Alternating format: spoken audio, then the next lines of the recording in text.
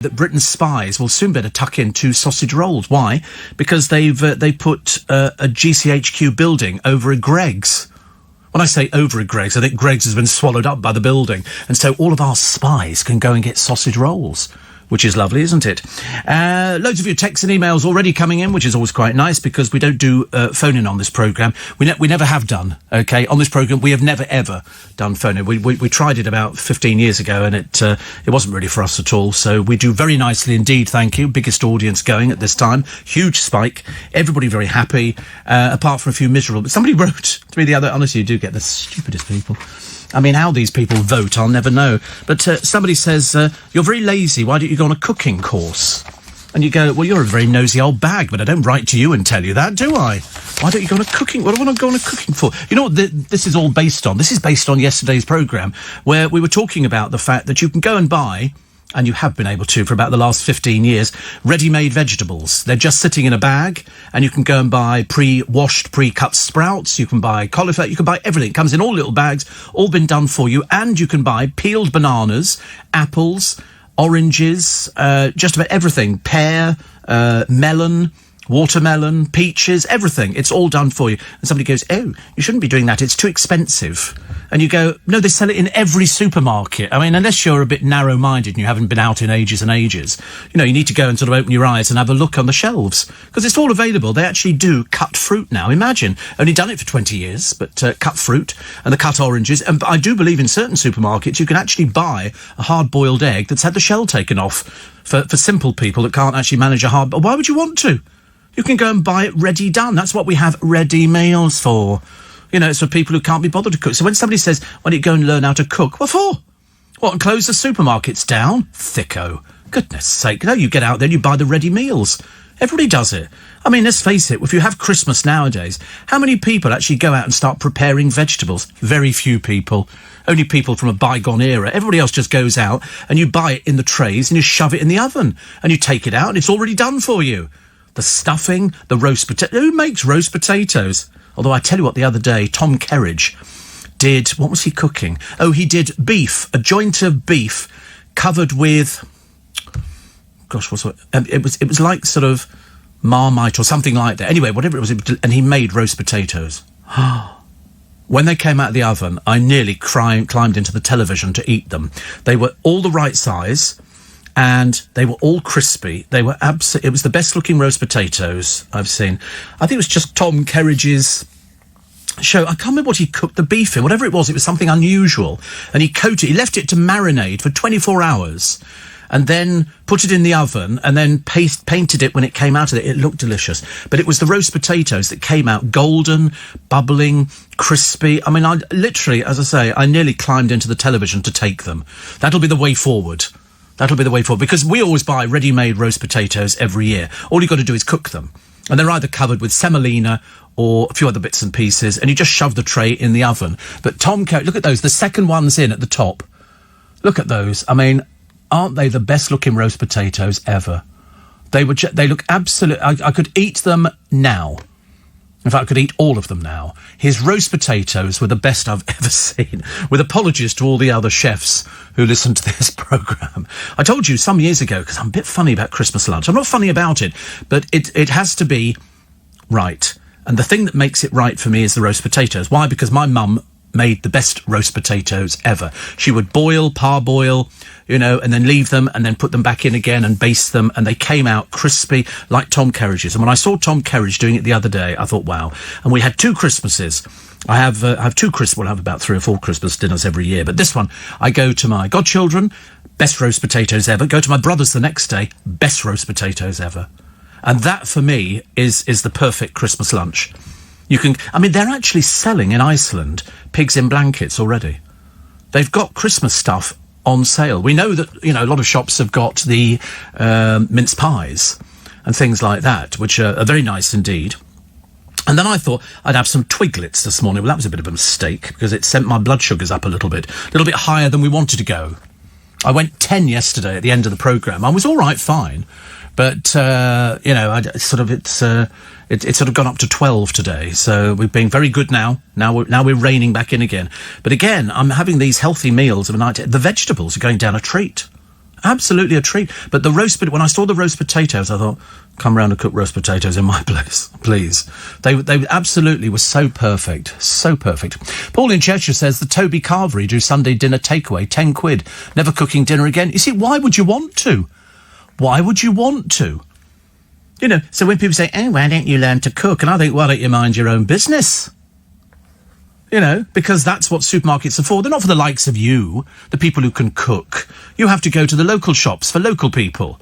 You know, I'm going to the supermarket where it's all done for you. You don't even need to bother about the turkey. You don't need to take the giblets out. You buy Turkey Crown. It comes in its own basting tray. You stick it in the oven and you've got turkey. It's much nicer. Much nicer. You know, years ago we'd go out and the big thing to have at Christmas was a butterball turkey. And it used to have, they inserted under the skin pats of butter. So when it cooked, it went all crisp. It was delicious. But now we have Turkey Crown. In fact, we've had Turkey Crown for a number of years. And it's absolutely delicious. Absolutely delicious. And you look at it and you go, oh, butterball, brand of turkey. I don't know, a brand. So there you go. Headquarters is in North Carolina. I think they made our own version over here. But it was Tom Kerridge's roast potatoes that had me reaching for this. I nearly reached for the Prosecco bottle. I thought, no, be strong, be a good boy. But no, it was. They just looked so nice, and I began to think. Actually, do you know? I think Christmas could be good this year. Shane says, I'm just about to have lunch. You're giving me ideas of what to have. You see, I think you can have turkey any time of the year you want. It's just that when you have the trimmings with it. That's when it becomes Christmas lunch. That's when it differentiates itself from the normal Sunday lunch that you would have. Somebody says, I thought of you last night. Oh, thank you, Bev. As I made baked apples with sultanas and cinnamon, ate them hot with vanilla ice cream. See, that is a cheap pudding to do. Baked apples. You literally take an apple, cooking apples, and you hollow out the middle. You can buy a machine for doing it. It's very easy, although sort of people who cook will probably sort of, they sort of probably grow apples on trees that have got holes in the middle anyway. And then what you do is you sort of, you fill it with sultanas and fruit, dried fruit and stuff like that, stick them back in the oven, and then when you take, I don't know how long they have to stay in there for, probably a little while, but I mean, while you're eating, and then you take them out and then you pour either double cream over the top or custard or ice cream, and baked apple is delicious. You must have had stewed apple at some point in your life. It's like that. Absolutely delicious. So it's a good thing to have, and also it's cheap. You know, somebody wrote the other day and said, oh, it's all right for you because you've got loads of money. I thought, I don't know where you got that idea from. Obviously a bit simple and stupid. Yes, not as much as the BBC, which we'll be telling you about a little bit later. Must be the only organisation, the BBC, where your pay is actually sort of written down on a piece of paper. You can see what everybody earns. All the celebrities. I mean, Zoe Balls had an extra £1 million added to her salary and managed to get rid of half the audience, which is good, isn't it? I mean, everybody over £150,000 is public. God, they don't do it in commercial radio. Can you imagine? Can you imagine? God, dear me, honestly. I'd have people writing in their droves. I had no idea that radio paid. Somebody years ago, they wrote to me, they said, I know what radio presenters earn.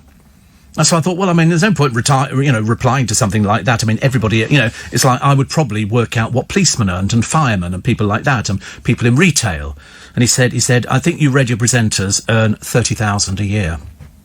And I thought, okay, if that's what you want to think, fine. Why you'd be worried about what somebody else earns, I've got no idea. The only reason we're interested in the BBC is because you're paying for it. You're paying for it. They're not paying for it. That's what you're paying for. And if you seriously think some of these reporters are on $170,000 a year. Do you realise that the newsreader on Zoe Ball's breakfast show is on, what do we say? £260,000. What a waste of money. Let's hope the DG's in there and starts whittling. This is just a ridiculous waste of money. I mean, just for reading on Zoe Ball's programme, $260,000. I mean, I wouldn't mind, but the programme's hemorrhaging audience like there's no tomorrow. They've got to sort these things out. What it should be based on how successful you are. And a newsreader, I mean, you can get anybody in to read the news. It's not difficult. The cat sat on the mat. It's not difficult. It's like the ones on the television, the auto-cuties. I mean, if Charlie State realised that some of the people he works with are earning more money than him, he'd be up in arms. Oh, sorry, I never said that. never said that. But it's interesting, isn't it, when you actually sort of look down at what people earn. I mean, it's Gary Lineker, and they're very, very keen to tell you that he's not halved his salary, but he's knocked his salary back by 400,000 quid. You thought, yeah, he's still on about 1.6 million a year. 1.3 now, so a bit of a hardship there for Gary Lineker, who also makes a small fortune advertising crisps, and works for BT. To be honest with you, he's a bit creepy. He's a little bit creepy, but there you go. Also, somebody says, I don't recognise the bloke in the window reflection. He's got a space hopper tucked under his shirt. I agree with you, actually, but it's funny, isn't it? Why do we all do that? We all look at ourselves in a mirror as we pass it. Obviously, because you're sort of going... Because when you look at yourself in the bathroom mirror, and I've taken all the lights out in the bathroom, I just have candles, because you look so much better by candlelight. I feel I'm in a Dickensian movie, which is very nice. But we all look at ourselves and we all know our failings. You know if your nose is too big, your hair's receding, if your stomach's sticking out or whatever. I mean, I was doing a FaceTime with a friend of mine yesterday who was saying, he said, have you got clothes on? And I went, no, why? I'd forgotten I was holding the phone down. And, you do that, don't you, when you're doing FaceTime. I love FaceTime. FaceTime is the best invention I've ever had. You can talk to all sorts of people. Sometimes I'll just dial a random number just to see if they've got FaceTime. Hello, how are you? Sit there with nothing on. Steve, says Paul, I couldn't believe how yummy Young's Chip Shop battered haddock was for my tea yesterday. It's delicious, isn't it? Haddock is so much better. It's a tasty fish. Company, it's Steve Allen's Early Breakfast on LBC. I see the ex-lottery winner, Mikey Carroll. Ghastly piece of work. Do you remember? Oh, what a revolting person. He won the lottery, won about 9 million. He was a bin man. Then he lost it all because the wife took most of it. And then he appeared in all sorts of... and then he lost everything. And now he deals in bitcoins. And he's not become a millionaire, but he was showing them on the television how you sort of make money on bitcoins. I've always seen bitcoins as a bit like pyramid selling, and I never liked that either. It's a case of it's only good for the people in at the beginning. All the other people don't seem to do so well about it. Steve, now hungry for a summer pudding. Great, made with cheap white bread. Every bit of bread's cheap. What do you mean cheap white? There's no such thing as cheap white bread. And frozen berries. Oh. Yeah, that's where you just get a bowl, you butter the bread both sides, you cut the crusts off, and you stick it round the edge of the bowl, and then in the bottom of it, then you put some fruit in, then you put a layer of it. It's a very simple thing to make. Then you stick it in the fridge, don't you, until it's all soaked up the juices or something. I've never liked it. Very common as far as I was concerned. So we just used to have sort of ice cream. But then you'd have to take it out the fridge. And unlike nowadays, where you can get soft ice cream, which means you don't have to wait for the stuff to melt. Lovely picture of David Beckham on the internet. It doesn't make the papers, thank God, of Dave wearing a pair of glasses. He's obviously being paid to promote glasses, so expect the plug coming in any time now. Steve, you can't get frozen roasted that are good. King Edward potatoes, peeled, boiled, the roasted in lard. Perfect. No, you can get loads of stuff that's frozen now, which is better. In fact, they've actually said, did you not read the report the other day, which we mentioned on the programme? That said that frozen vegetables are better than fresh. I don't know. I think it goes back to the old peas. They used to pick them, it's something to do with when the pod went like that. And so it meant that they were sort of picked at the peak, and then they actually sort of put it all sort of in there. And it does very well. Captain Birdseye was obviously the one who pioneered frozen peas. Clarence Birdseye, that's what his name was. And now you get frozen everything now. I buy all sorts of things frozen. But you've got to eat it straight away. I simply love your show, says Carolyn. Of course you do. You're in Kent. You love everything that's away from Kent. And somebody says, you seem to like smothering all of your food with double cream. Very unhealthy. How stupid are you, Barney? What do you mean what's unhealthy about double cream? You think there's something unhealthy about it? Where'd you get that from, love? Nicknamed after a cartoon on the television. Here he is, Barney Rubble, the thick one out of the two. And somebody says, somebody else saying how delicious fish is. But it's got to be haddock. Haddock is so much better. So much better. Also, I'm about to drive back from Newcastle to Manchester, and I've got you for company, says Sam. Don't make a big deal about it, I don't like sharing the car any more than you do. I've got no idea what you get. I bet you break the speed limit. Do you know what they're going to do? They're going to actually reduce the speed limit on the motorway from 70 to 60. It's bad enough as it is. 70 miles an hour. But it's stupid. I'm always in the middle of the lane, as you know. I love sitting in that middle lane. Did you see? Oh, YouTube, you probably haven't seen it. In America, they have these people. We have some in London, but they're a bit simple. And they've got cars where they've obviously cut a hole in the exhaust, so it goes... And they drive around town. They haven't got any girlfriends because they've spent too much money on their ghastly cars. And they drive around town with them. In America, this woman stops this guy. He's driving around a housing estate with his car going...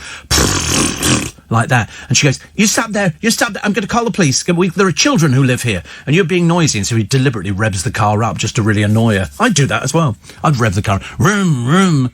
Yeah, I should cut the hole in my exhaust. I really should, actually. I think that'd be quite good. Somebody says... what was the other one? I've just missed it, actually. Somebody sent in a poem. We have the poem for today, actually. Sometimes I bear them in mind for future programmes, which is good. Also, with your comments about how easy it is to read the news on radio, you've just got yourself booted off Zora Suleiman's Christmas card list, says Phil. Oh, darling, I'm so high up the list, there's nobody above me on the Christmas card list from Zora Suleiman. You ask her, she'll tell you. Will Steve be getting a Christmas card from you? Yes. It's as simple as that. You know, you can't stop progress. A BBC spent 87 million on the EastEnders set. That's a fiver of every single home in the UK, whether you watch the rubbish or not. Well, there are other programmes getting bigger audiences. Much bigger audiences. Will you be watching your favourite tonight, says Matthew? ITV beat Towie? No.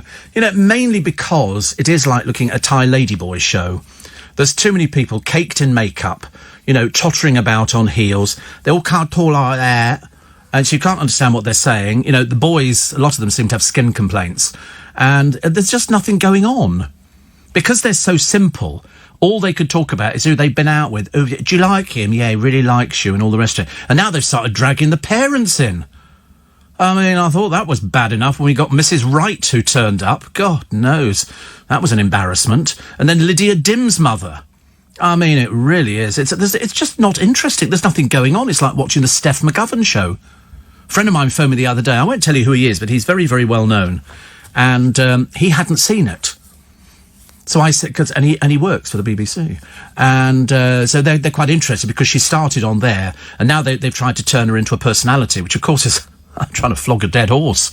Seriously. So the very first Steph show, the opener, bearing in mind they've had months to get this ready, and the best that they could up with is stick her on the front of a cheap old boat going down a canal in Leeds, with some people who obviously work on the crew standing by the side saying, "Go girl, go," with a handmade sign up. It was the most pitiful thing I've ever seen. Go lass, go. And then you've got her on the front of this boat. I was praying for her to fall in. And then you've got other people going and waving. And I'm thinking, and that's the best you could do. That is the best you could do. And then the programme started, and it was downhill from there on in. So, you know, being that I'm a kind, benevolent sort of presenter, I thought, well, let's see how we do on day 2. Bearing in mind, all of this is rehearsed. You don't just walk into a studio. The reason it's rehearsed is because the cameras have got to know where she's going to be at any one time. I know. I've done it. And so you have a rehearsal. The rehearsal can take a long time to do.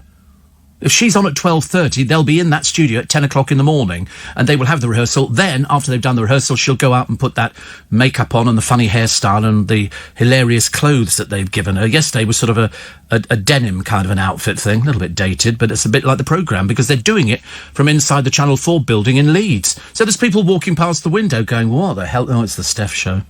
The Steph packed lunch show, or something, whatever it's called.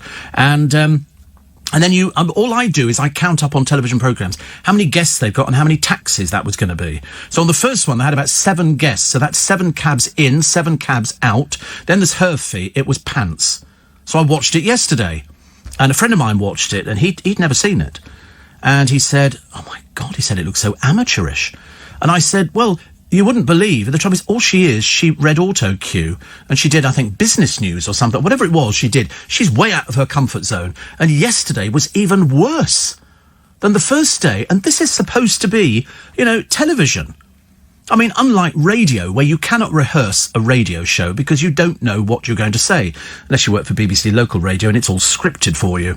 But in commercial radio, we don't have scripts. You know, the BBC, as you know, are not allowed an opinion. So if ever you hear a phone-in on the BBC, they'll always go, and next it's Mavis. So-and-so Mavis will have a say, and then they go, thank you, Mavis, and then they move on to the next one. They're not allowed to have an opinion, because the BBC must not be seen to be being biased. Have you seen some of the dross they're turning out? So anyway, I'm now going on day 3 of the Steph McGovern embarrassment, and it's not looking any better. So they rehearsed the whole show. They must do, because you've got people sitting on stools. It was awful. I mean, she is so out of her comfort zone. You cannot do a personality programme on the television if you don't start with a personality. And she doesn't start with... So we had to suffer with Vogue Williams holding a baby on set. I mean, it's become... I mean, you know, if you're going to do an old lady type programme, do an old lady type programme. If you don't know who your audience is, which they don't, I mean, apparently it's not performing as they thought it was going to. You know why? She doesn't have the likeability factor. And the one thing you... Watch Philip Schofield. I've said it a million times. Watch Philip Schofield and Holly. You know, or Philip Schofield with Fern, any of the people that they worked with. I mean, 90% of the people who do This Morning have got that likeability factor. They've got that warmth that comes over. Steph's got nothing. No warmth, no nothing. All she's doing is she's attempting to do an interview, which is lame to start with. The guests, I mean, they need to get rid of their researchers, because the guest list is pitiful. Pitiful. It really is not good enough. I mean, if that thing lasts too much longer, I'd be very, very surprised. Very, very surprised. It's really very difficult. Steve, lemon sole or whiting fish dropped into large bits, chopped, put into a pot with half a pint of milk and some butter, simmered for 10 minutes. Beautiful, says Maureen in Glasgow. That's a meal out for the Glaswegians nowadays. Something simmering in milk. Steve, I saw it for the first time yesterday, and I thought Steph looked like Mrs. Doubtfire. Virginia Doubtfire. Yes. I mean, it's the programme is just awful. Who its target audience is, I don't know.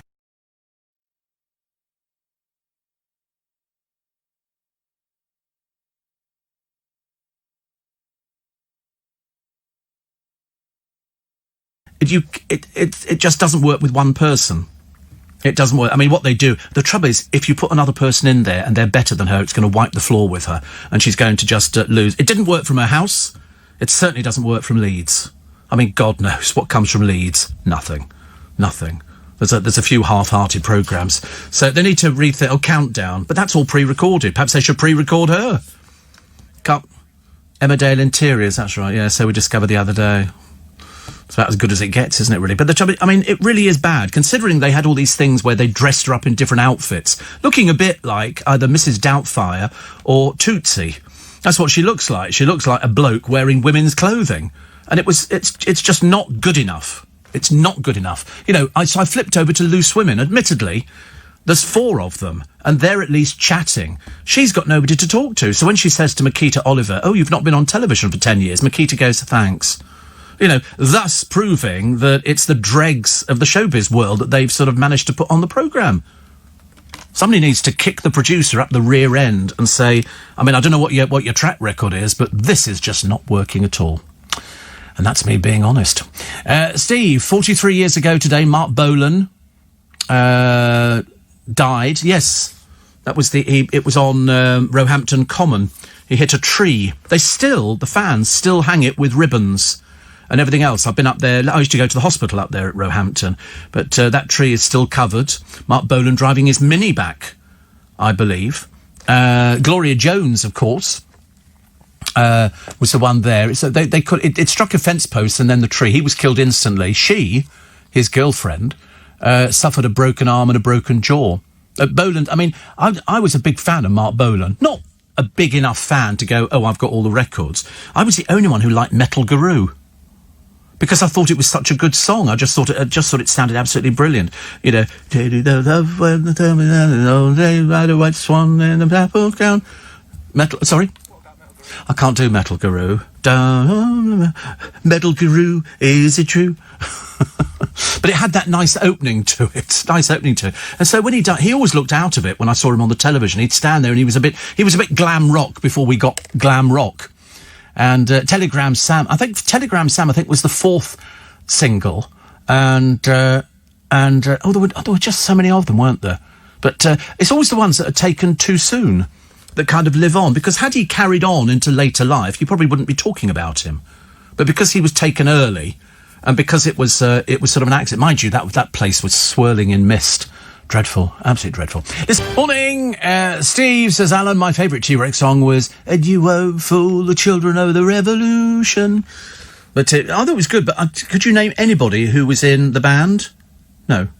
Not a clue who was in the band. We just know it was Mark Bolan at the front because he had all that hair and he was very fey.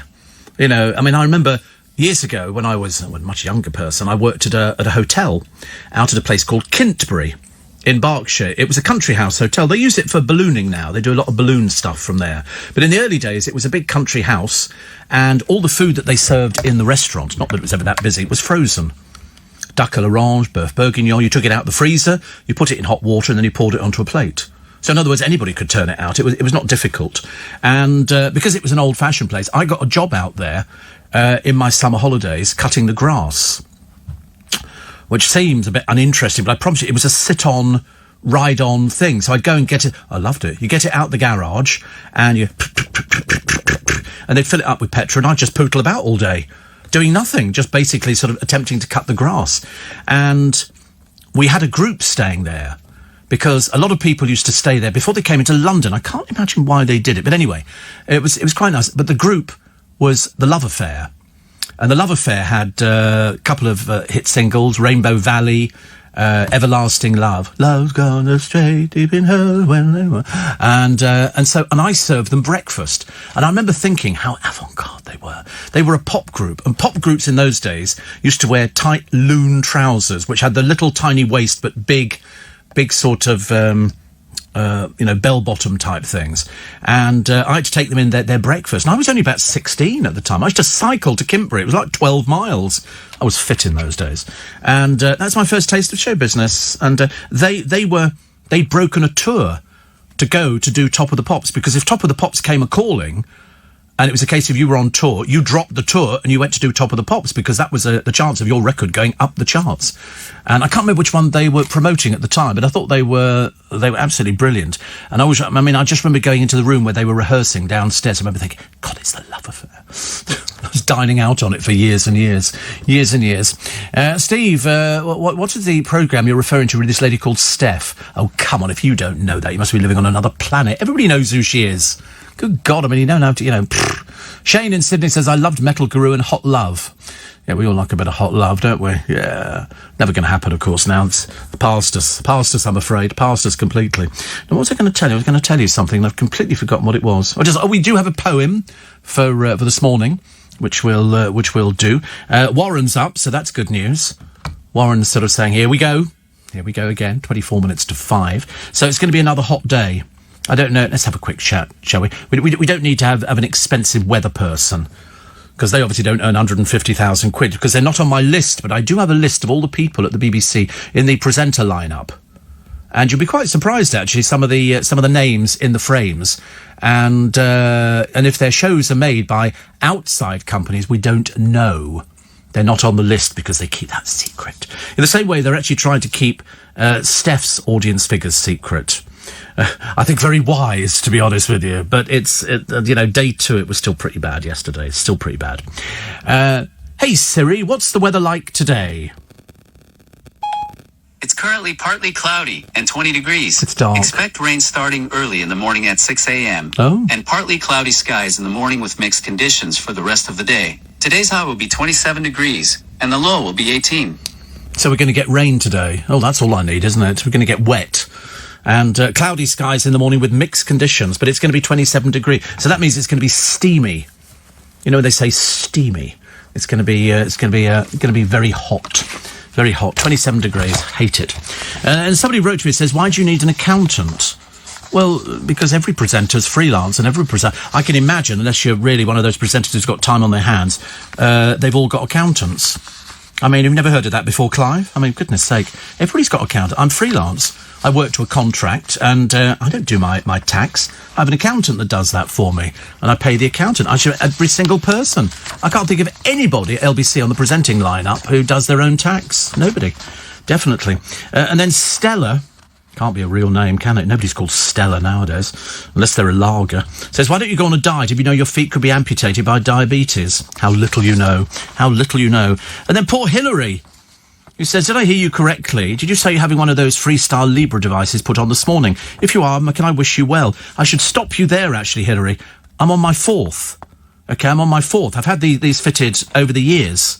I know exactly how to do them. I've got it was fitted yesterday. It's only because I've never done it. I've always let the diabetes people do it for me because I find it a bit difficult, under your arm. But I've also got a strap on it, which strangely enough, Michelle, who did it for me yesterday, or showed me what to do,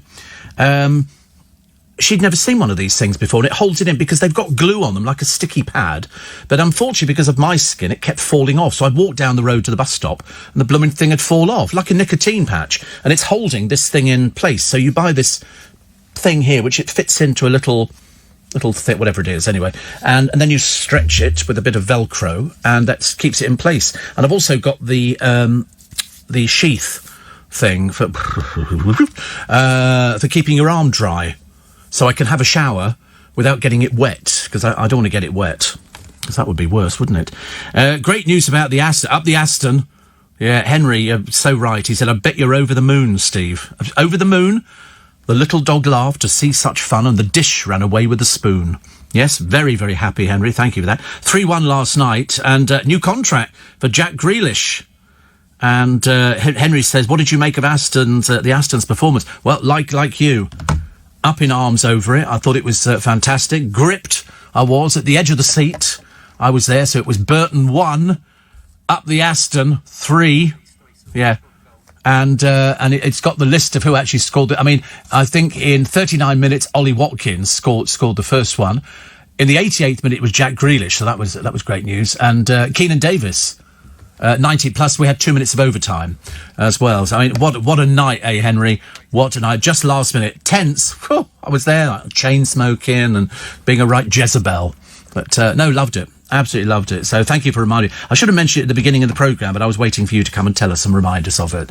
But it was a great time. It really was. Yeah, I'm a Jezebel. I love that. My first time in show business, says Roger, was the Pet Shop Boys. Oh, I'd keep that quiet. He said at the Brixton Academy, sometime in the 80s, as a runner. As a runner? God dear. We used to have runners on all of our shows. Definitely. And another one here says, I wish you had your own show. I'm thinking this is my own show. I don't know what you've heard, but as far as that, yes, bad news for Steve Allen. He says, you're handsome, charismatic, everybody loves you, still wearing my groovy bag with pride. Hello, Cliff. It's going to be Cliff Richard, isn't it? Definitely. So, the groovy bag. You wait till we get to Christmas. Whew, whew. James says, can you stop setting off my Siri? Hey, Siri, play Driving Home for Christmas. Na, na, na, na. There you go. Look. Sorry, I couldn't find that in your music. It's got a mind of its own, my telephone. It seems to answer me. I don't have Driving Home for Christmas on my music. Do you know, to be honest with you, I couldn't find the music the other day, and I found it. The other day. I don't think I've got any T-Rex on here. Hey, Siri, play T-Rex. Here we go. I couldn't find T-Rex in your music. Oh, it's hopeless, isn't it? What have I got? Wait a minute. Hey, Siri, play something Christmassy. Here's your Christmas music. Oh, loads of it, seriously.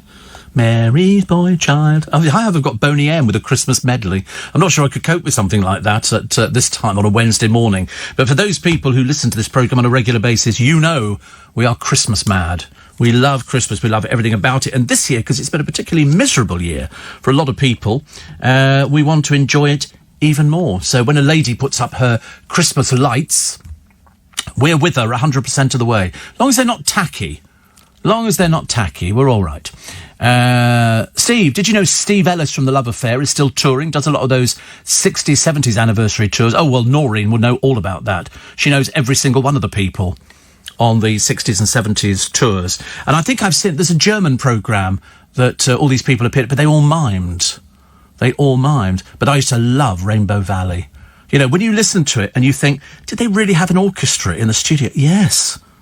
Seriously, they were absolutely fantastic. You listen to the orchestrations on A Day Without Love, Rainbow Valley, what was the other song I heard the other day? I heard a lovely version of that song that goes, hello, darkness, my old friend, I've come to talk with you again, because the feeling's softly creeping. And I think it's called The Sound of Silence. It is, isn't it? There was a fantastic version done by some bloke who did it on an American show, and he was deeply unattractive. I think he was bald, but he sang... I mean, I always point people out. You know, there's no point letting people think they're attractive if they're not. You have to tap them on the shoulder and tell them. You know, even if I'm going down an escalator, excuse me, you shouldn't be out. You know, you have to do that for them. But this bloke, and I wish I could remember his name, but he's bald, and he had it's like a little mini orchestra with him, and he did The Sound of Silence. And it was the most haunting version I've ever heard. Absolutely haunting.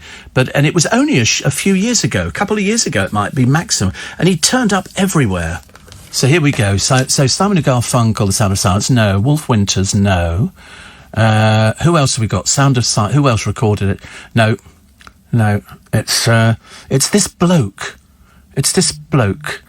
Somebody will know the answer. Wait a minute.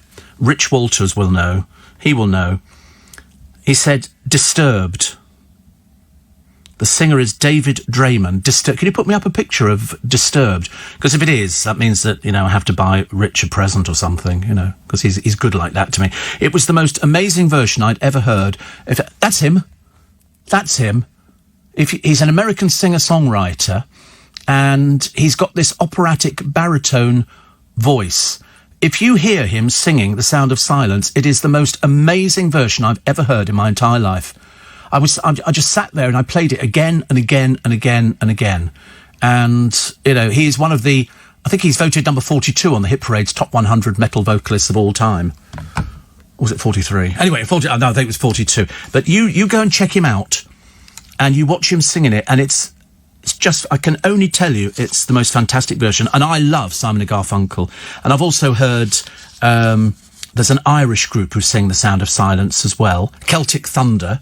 They're brilliant too. But this guy from Disturbed is the best version I've ever heard. You'll be rushing out to buy a computer, if you don't have a computer, to check it out on YouTube. His voice is just fantastic. I don't generally go on about things much, but that was the best one. Thank you, Rich.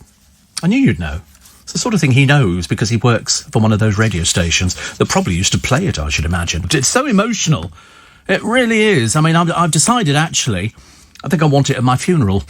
You know, people start sort of, you know, when you're sort of youngish, you start thinking, what sort of music would I have at my funeral? And I think that would be very appropriate, actually. It's quite nice. Or I can't think of anything. I'll probably think of something else by the time we get to the end of the programme. It was on Conan, thank you. And really good. Nice to have your company if you just joined us. 12 minutes to 5 is the time. So I did mention Hillary, didn't I? And about the Freestyle Libre. Yeah, I'm on my 4th. I've been using them for ages. The only thing I can't do is fit the thing myself, but I think now I should be able to fit it under my arm. I should manage it. Steve, I used to work with Hank Marvin's cousin in the 60s. I went to see the Shadows' final tour and the one with Cliff. All were as good as they ever were, said Mo. I mean, Cliff delivers, and the Shads, exactly the same as on the records. They sound no different. How this is possible, I have no idea. The Shads, and we've interviewed Hank on a couple of occasions. In fact, one member of the Shads lives in Richmond. I pass his house sort of most days. But Cliff sounds exactly the same.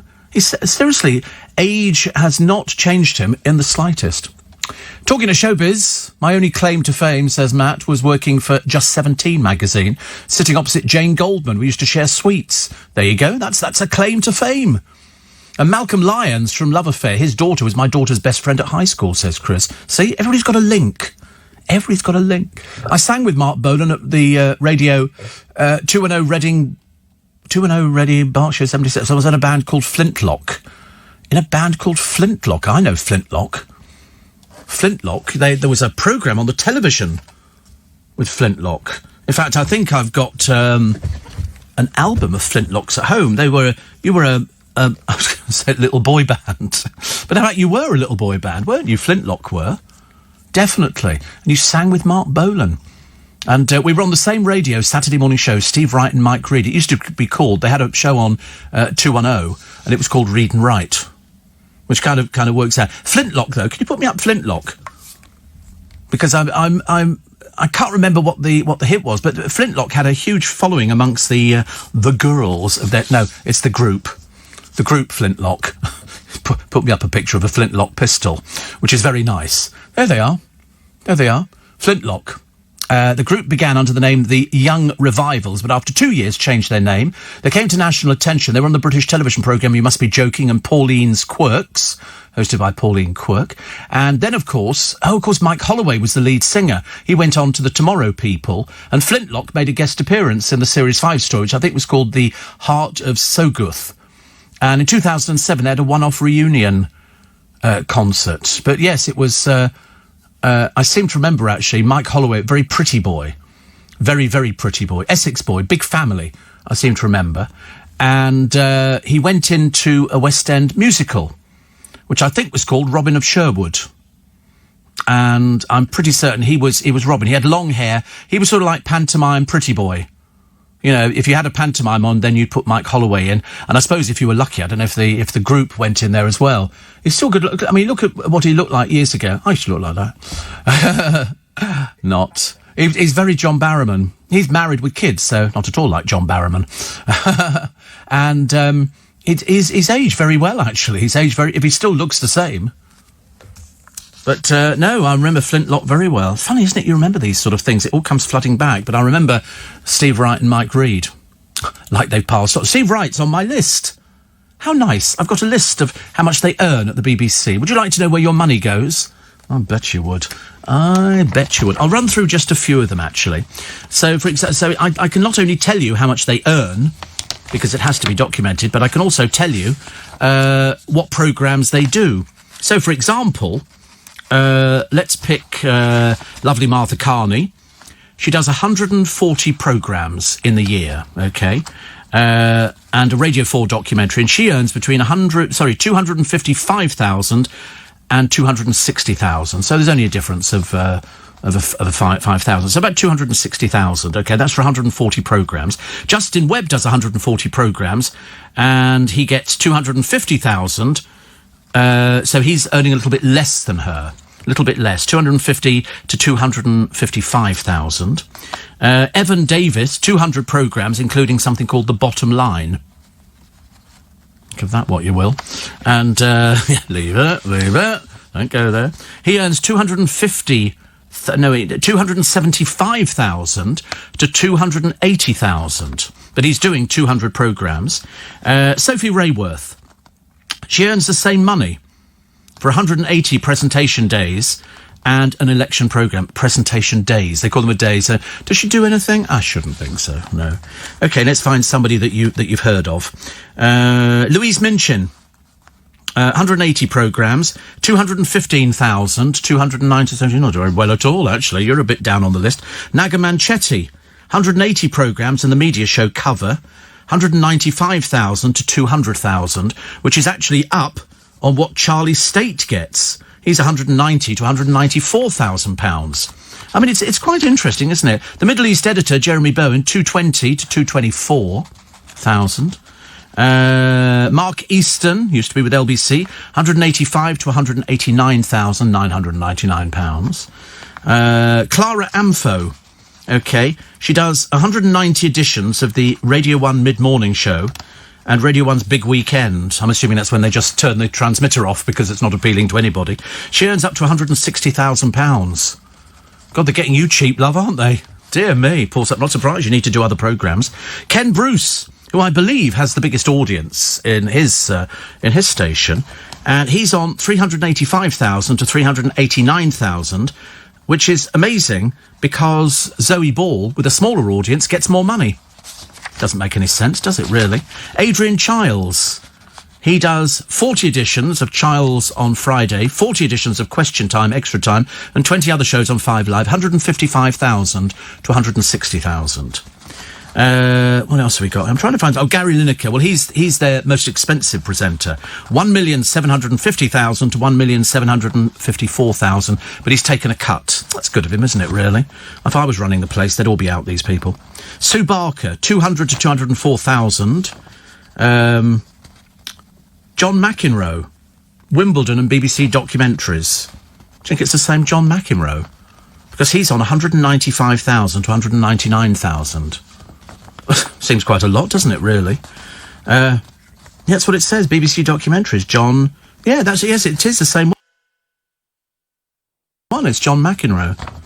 Who'd have known? And yet, Claire Balding, Sports Personality of the Year, Wimbledon, cycling and equestrian in the boat race, 155 to 160,000. Oh, she's worth a lot more than that. A lot more.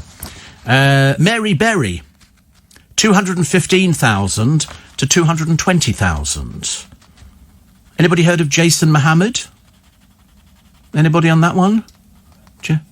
He is Welsh, you're quite right. He does the BBC Radio Wales, hello. And, today we got a game of rugby. And very good indeed. Well, he actually does final score, other football in the boat race. There's no end of them doing the boat race. He gets 285 to 290,000. Graham Norton, 725,000 to 730,000 pounds. This is a year, by the way, as opposed to a week. And he does, it's a range of programmes. Weekly show on Radio 2, British Academy Television Awards and British Academy Film Awards. Claudia Winkleman, 365,000 to 369,000, which is not a great deal. It's interesting, isn't it? When you look at what they're earning, I mean, I think that the new DG could sort of change all of this. Andrew Marr, up to £365,000. Emily Maitlis, 370 to 374. So there's a lot of money floating about at the BBC. You might be quite horrified by those amounts of money, but that's what they earn. That's what people earn nowadays. But it's not their fault. You know, if I'm, say, the product, and my boss says, we need to negotiate a new contract, and I say, well, this is my agent, because it's your agent that negotiates these things.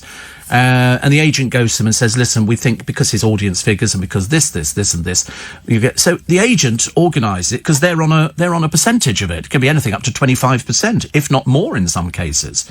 And they're the ones who negotiate your salary. So it's nothing to do with the artist. It's not Gary Lineker's fault that they offer him that much money. They obviously think he's worth that much money. That's what they've negotiated.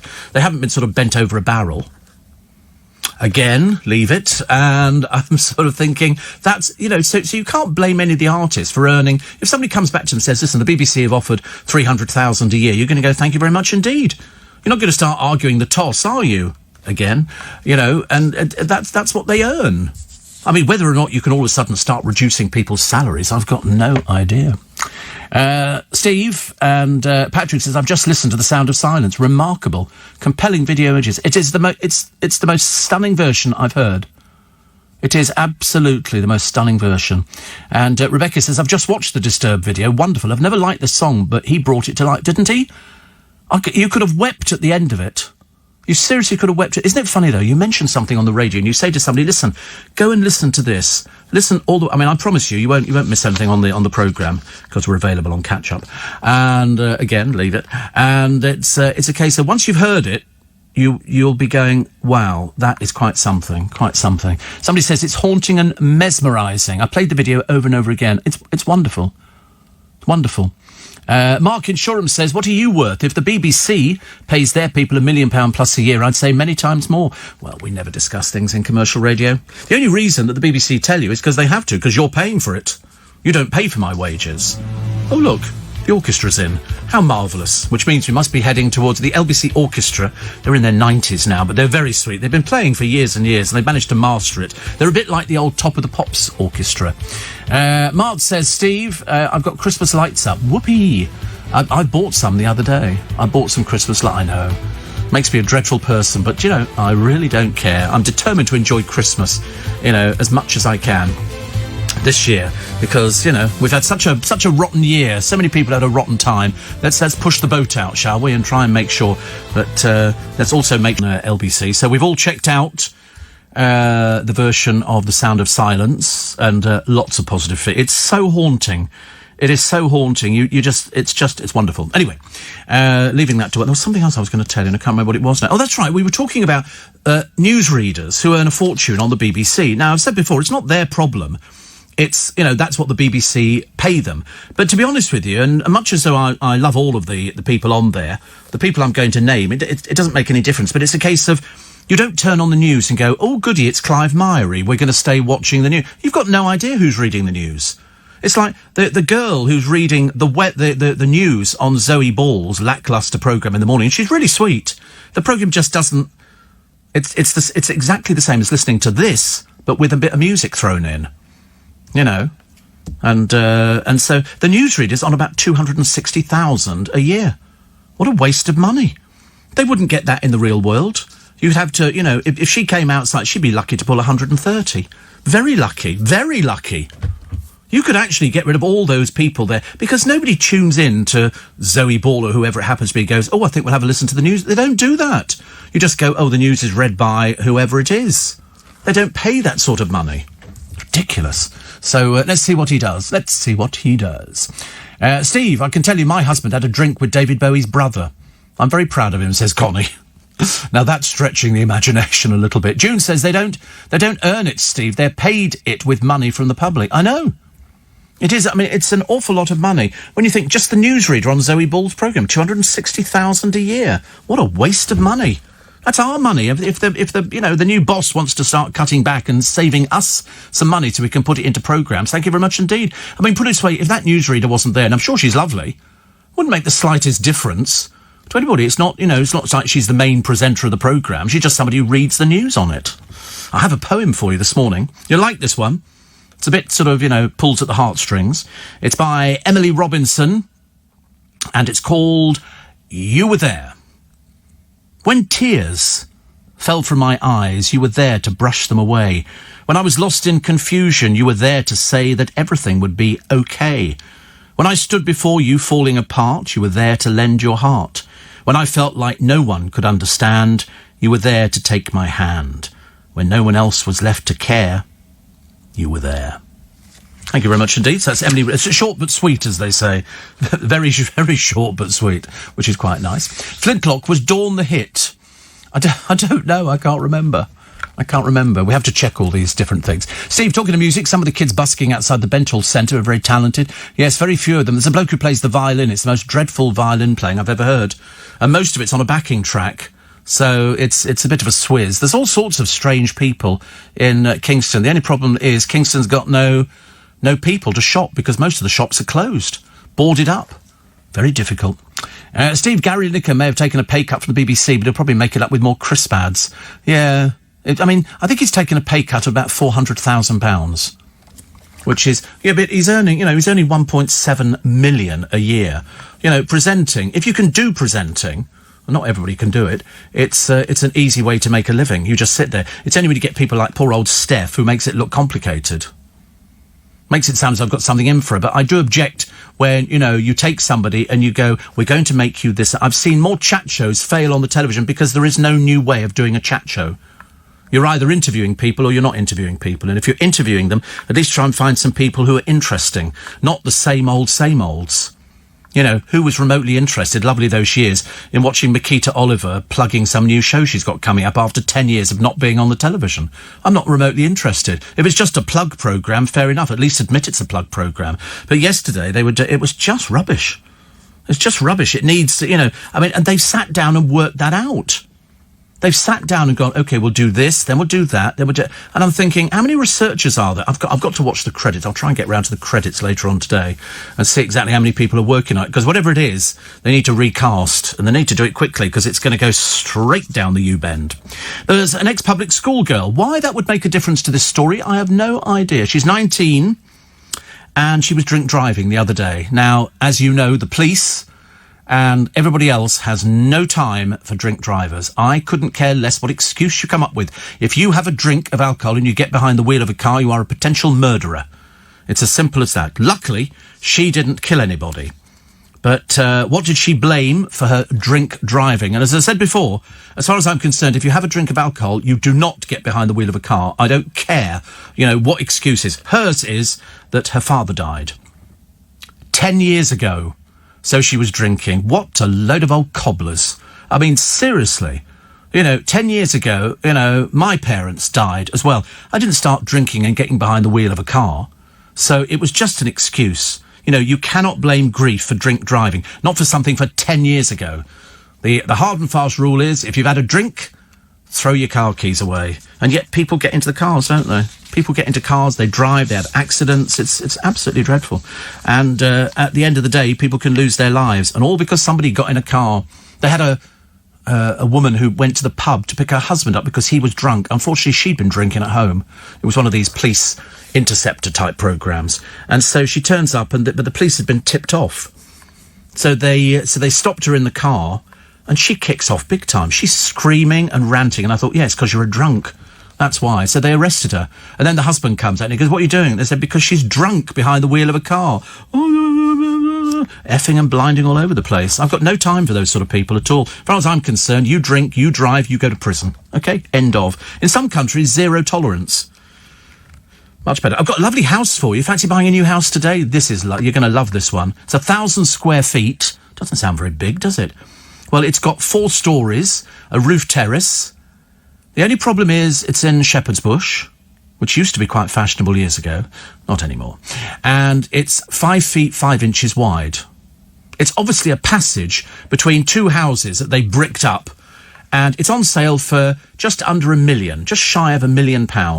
You people living up the top end of the country, you must think we're mad down here in London, and I would be inclined to agree with you. So 5 feet 5 inches wide, £1 million in Shepherd's Bush. I mean, it is like, because you can see the houses either side of it. And so you can see it obviously used to be a little passageway through between... I mean, it's just... I've never seen anything so stupid in my entire life. Apparently, it's a former hat shop.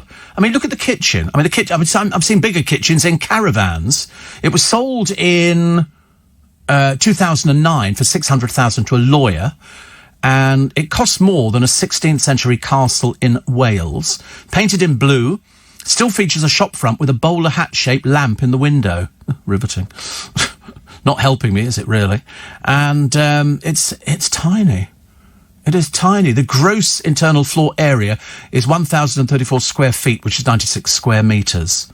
It's so 5'5". So in other words, the dining area and the garden room is 24'11" by 9'11" at its widest point. The rest of it is 5'5". I mean, looking at it, does it go? Yeah, it's got a little rooftop. Oh, look, there's enough room for a very small table and some potted plants. I mean, yes, the inside is not done badly, but that's an extension at the back, isn't it? Imagine if you didn't have the extension at the back, you'd have no. But that looks as though it's sort of okay.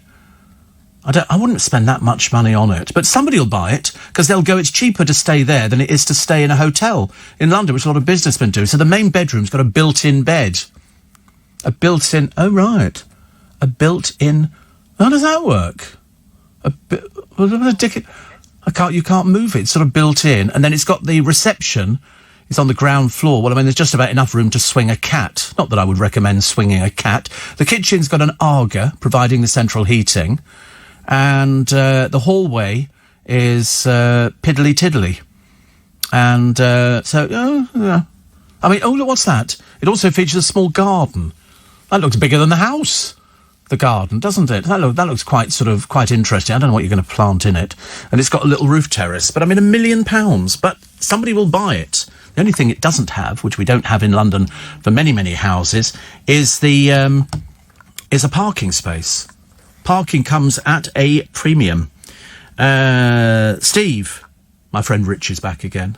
He must be home by now. It can't take him this long to get home. He says, before coronavirus, I saw them live at O2. 20,000 people standing captivated by the performance of the song. Amazing. He said, you'd hate the rest of the band's back catalogue, but it's funny thinking your audience may hear some of it. It is, isn't it? But isn't it funny that you say something, Rich, and you go, listen, because if I was listening to the radio and somebody said, listen, go and hear this piece of music, just put it in on YouTube, youtube.co.uk, and put in this bloke on Conan, and you will sit there transfixed by it, because he's so unusual. He's got such an unusual voice, and it's such a hauntingly beautiful song. But you're right. My audience will be going, we've heard some of their other songs, Steve. They're not as good as this one.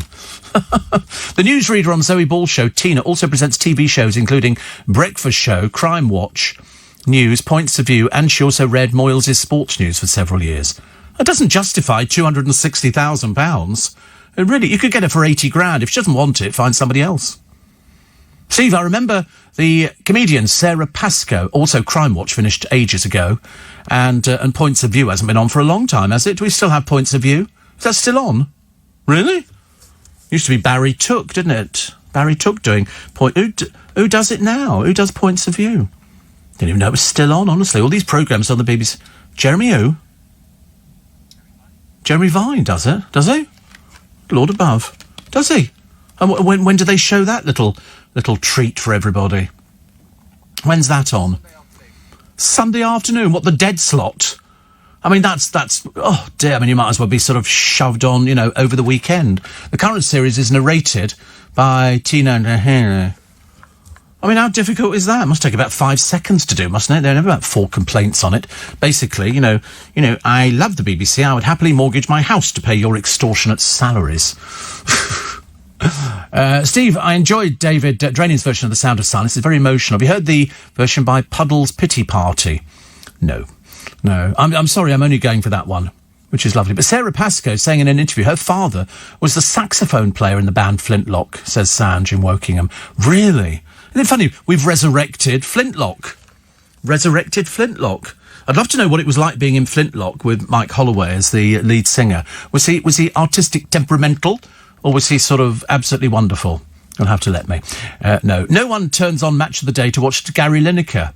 Yeah, I mean, I don't think... I mean, do people watch Gary Lineker? They go, oh, I've got to watch that because it's got Gary Lineker presenting it. The answer is no. You're watching for the programme. You're watching for the results or the interviews with the people there. I don't think you're doing anything else, are you? Steve, you could recast the Steph Show. Ask Zoe Ball's newsreader to do it.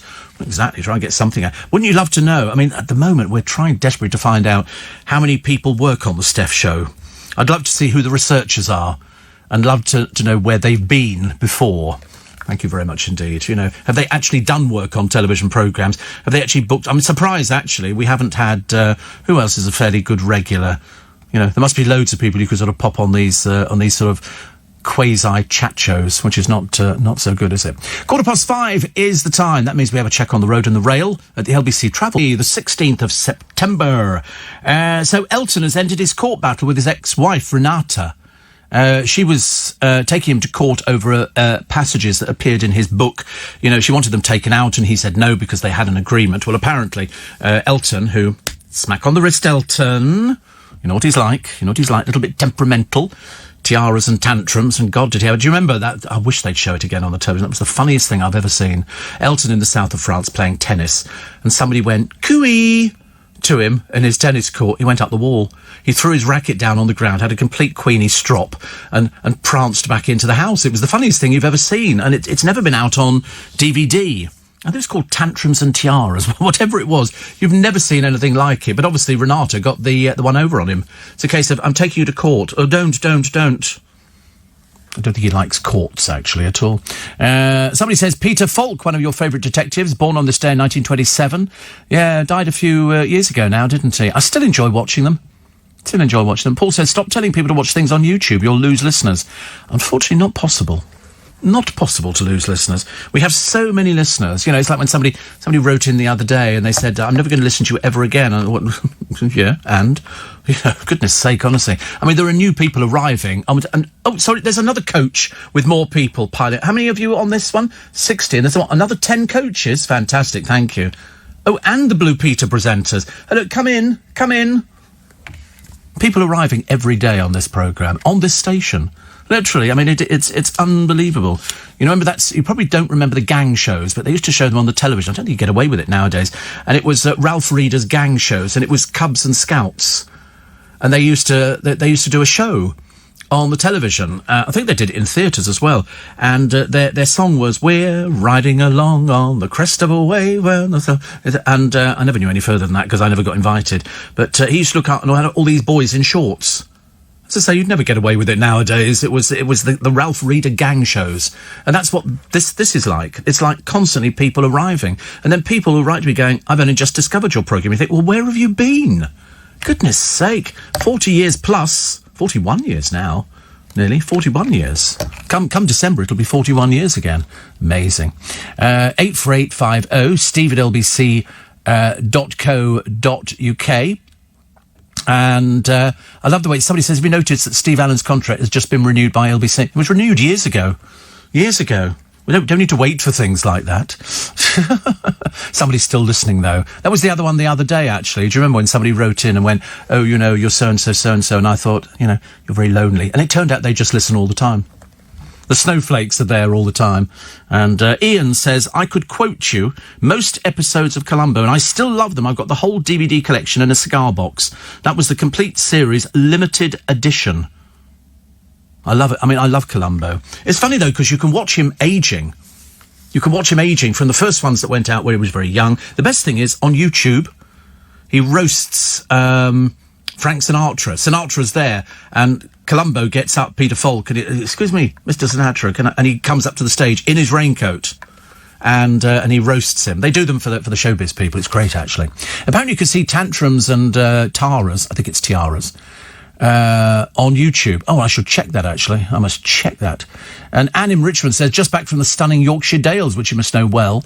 I don't know them well, but I know them, better than most people. It's another world up there, and York is fantastic. My first visit, and certainly not my last. I love York. Used to go out with somebody in York. Wonderful. Steve, loved the poem. Your energy is infectious. Yes, Paul Simon said he preferred the Disturbed versions of The Sound of Silence. It really is brilliant. It really is brilliant. So for all those people going, what is that? The Sound of Silence, Disturbed, Conan. Conan's the show in America. And so that you can sort of check it out. Steve, I remember Flintlock because my sister-in-law loved them. Imagine her excitement when they bought 2 houses in Green Lane, Dagenham, and turned them into one house. It was just a few yards from where she lived. The house is now a doctor's surgery, says Steve. Good Lord, honestly, we learn things on a minute-by-minute basis. That's the good thing about LBC's audience. It doesn't matter where you are, whatever time it is, you can put out a question about something, and somebody will know the answer. Somebody will get, and before you know where you are, you've got another 30 or 40 people, which is brilliant. Thank you very much indeed. Chris says, what was Columbo's first name? Oh, we knew this the other day. Do you remember we spent ages actually saying, what was Columbo's first name? And people throw it in. It must have cropped up, I think, on one of those shows on the telly where they were using it as a quiz question just to find out exactly how much people knew about Columbo. And so people were then sort of saying, what was his real name? And back comes the answer. I've forgotten. I've completely... Just completely... Frank Columbo. Frank Columbo. Steve, look up Down with the Sickness by Disturbed. That's what their regular songs sound like. I think, actually, Ian, I'll live without that. But thank you anyway. Thank you anyway. So, Frank was his name. And then Alan says, I'm addicted to watching Columbo. He always gets his man or woman. We need a Columbo in this country to catch the growing number of bad guys. Yeah, I mean, I loved it when he'd say, OK. And he walks out the door, then he turns around and goes, I don't know, another... And and again, you think, he's so clever. He's so clever. What a great character. But that's all he's famous for. He's not famous for anything else, but that's, that's good enough as far as I'm concerned. Just one more thing. When you're a wife, and he finds things, it's just really good. It's like watching, is it Heartbeat on the tape? I know that seems really awful, but I promise you it's a cracking programme. It really is. Everybody's really nice. I want to go and live in this village. I think it's fantastic with Mr. Scripps and everybody else, and the local garage, which doubles up as the funeral parlour and the undertaker. Brilliant. They're very good. They're very, very, very good. Very good. Also, may I suggest that you watch the Disturbed version of Sound of Silence on YouTube with the 9/11 tribute. Might bring you to tears. Oh, listen, when I first heard it, I was reduced to tears. Steve, you'll never lose me, says Shane. I'm locked into the spike. It's true, actually. It is true. Most people are locked into the spike. David says, when lockdown part 2 inevitably happens, will you do your show from your Prosecco-filled house? No, I don't have a Prosecco-filled house. Have you not heard the programme or something, Dave? Where have you been, Dave? You're still under matron's care, are you? Are you on tablets or something? We don't do Prosecco at the moment. We're having a period of abstinence, because abstinence makes the heart grow fonder. So that's why. We're being very good, actually. And it's also not a Prosecco-filled house. It would be a boot-filled house. Boot-filled house. which is lovely. More of your texts and emails coming up in a moment, and we will be going through the papers, as indeed we do. I love the story of a Labrador. He's eaten his own lead. I mean, who ever would have believed that a Labrador could do that? Flintlock was signed to Pinnacle Records, and Pinnacle Records used to be in Harlesden. I'm pretty certain. I might be wrong, but I'm pretty certain. Have you ever seen Rest in Peace, Mrs. Columbo? Says Ian. It's one of the few episodes which has a completely different format. Starts with Mrs. Columbo's funeral. We used to love talking about Mrs. Columbo, and she never featured until they actually did quite a few Columbos, but they were called Mrs. Columbo. There was certainly more than one. Frank Columbo, and what was Morse's first name? Come on. Endeavour was absolutely right. Yeah, he's got his own show. What? Morse? It's called Endeavour. He's dead. Oh, Young Morse. Oh, they did Young Big Bang Theory, didn't they? They've got a Young Sheldon or whatever it is. I quite like the Big Bang Theory. It's quite nice. He's very irritating. Very irritating. But that's okay. I don't mind irritating. Goodness sake. It's how people get audiences nowadays, isn't it? Steve, if you love York, you'll love Whitby. Oh, I absolutely probably will. I like places like that. Steve, remember Take Heart, Crackerjack, Quantum Leap, and the programme Soap with Benson. Oh, I loved Soap. I thought Soap was fantastic. It was really very, very good indeed. Very good. So I think we sort of brought you up to date. If, incidentally, you don't hear your text that you've written in, it means that you don't feature on the system anymore. I'm so sorry I have to explain that to you. But if something's been written that has got a few key words in, like 400, then all of a sudden it just knocks you completely. Steve, I've been an addict listener for the past 15 years, and I mostly work abroad, and I've listened to you in Bahrain, Dubai, India and Kosovo. Good grief. Turkey, South Africa, Ethiopia, and a place called Djibouti. I don't even know where that is, but it sounds lovely. He says you bring a little bit of being at home, says Hassan. Well, I'm not surprised. I mean, the amount of places you've been to, gosh, you've travelled more than we have round here, which is very good. Columbo's car was so old and battered he needed to go upmarket and trade it for a car like yours, says Alan. Oh, he couldn't have had anything like that. But that was the good thing about the car. It literally was falling apart, wasn't it? He'd sort of pull into things and people would look at it and he'd go, I know, my wife says this. And he used to go and have a bowl of chili in some of these places. I thought he was brilliant. He was brilliant. He had absolutely everything right. And you knew at the end of it, he was going to get his man or woman, don't like to be sexist over this. So the papers are all concentrating on how much poor old Gary Lineker earns and how much Zoe Ball earns for a programme with an ever-decreasing audience. But they did do that before. The audience decreases and they go, oh no, we're not bothered about it. It's on course. And they eventually had to get rid of the person presenting it. And so then they had the person who had the biggest audience, I think, Chris, just before Zoe. Then she took it over. And of course, it doesn't work the same. It's not the same. You can't make somebody be a particular presenter. You can only sort of let them do their own thing. And if it doesn't work and it doesn't gel with the audience, then it's not going to go anywhere. It doesn't matter how much you change it. It doesn't matter how many things you throw at it. You could throw a ton of money at something and it still isn't going to work because people have got to like the person presenting it. And that's why in the case of Paul Steff, there's only her. And, just having a northern accent is not enough for getting an audience. You've got to have more. It's got to be the complete package. You can have people with northern accents, but they're expressing more. She's never done a programme like this before, as is patently obvious. It needs to, I don't know what they can do to change it. Change the presenter, I suppose, or failing that, sort of just scrap it and try and reinvent it. But you'd have thought for the show 1 and 2, it would be as near perfect as you could get. But unfortunately, we seem to be going down a slippery slope. Spoiler alert, in Rest in Peace, Mrs. Columbo. Mrs. Columbo isn't actually dead, says Ian. He says, you think you've seen pictures of her in the family home, but at the very end, it turns out that he's posed for... Oh, that's right, it's Mrs. Columbo's sister. And Columbo has posed for pictures with his sister-in-law. At the end, he calls Mrs. Columbo and explains he didn't use their home or Mrs. Columbo for the pictures because she's got a cold. She said, oh, this is not my wife. Because the people there thought they'd actually sort of got him. And he'd go, no, because this is not my wife's house and my house, and I don't... It was brilliant. It was a double bluff. I love a double bluff. Which reminds me, James O'Brien's with you at 10. It's amazing, actually, isn't it? You read stories in the newspapers, and of course they're all making a big deal about the fact it was Harry's birthday the other day. And the telling thing was, they were all saying, oh, happy birthday. And but nobody really cares. He's in America. He can stay there. Doesn't make any difference to us. He's not part of the royal family. He's not a part of the armed forces. He can't wear his uniform anymore. He's been stripped of all of those sort of things. So, he's obviously motivated by money and being a celebrity, which is great. So as far as I'm concerned, he's fair game for for us, but in fact his brother, wished him a happy birthday and put up a picture of him and Harry and William's wife. There was no mention of Meghan whatsoever. Well, it was them doing a race. I mean, if ever anything was telling, that would be it. Colin in Morecambe says all media people are paid too much for what they do. Probably you too. But if that's what companies are prepared to pay, so absolutely. It's got nothing to do with the actual person. It's got nothing to do with the actual person. It's to do with what a company is prepared to offer you.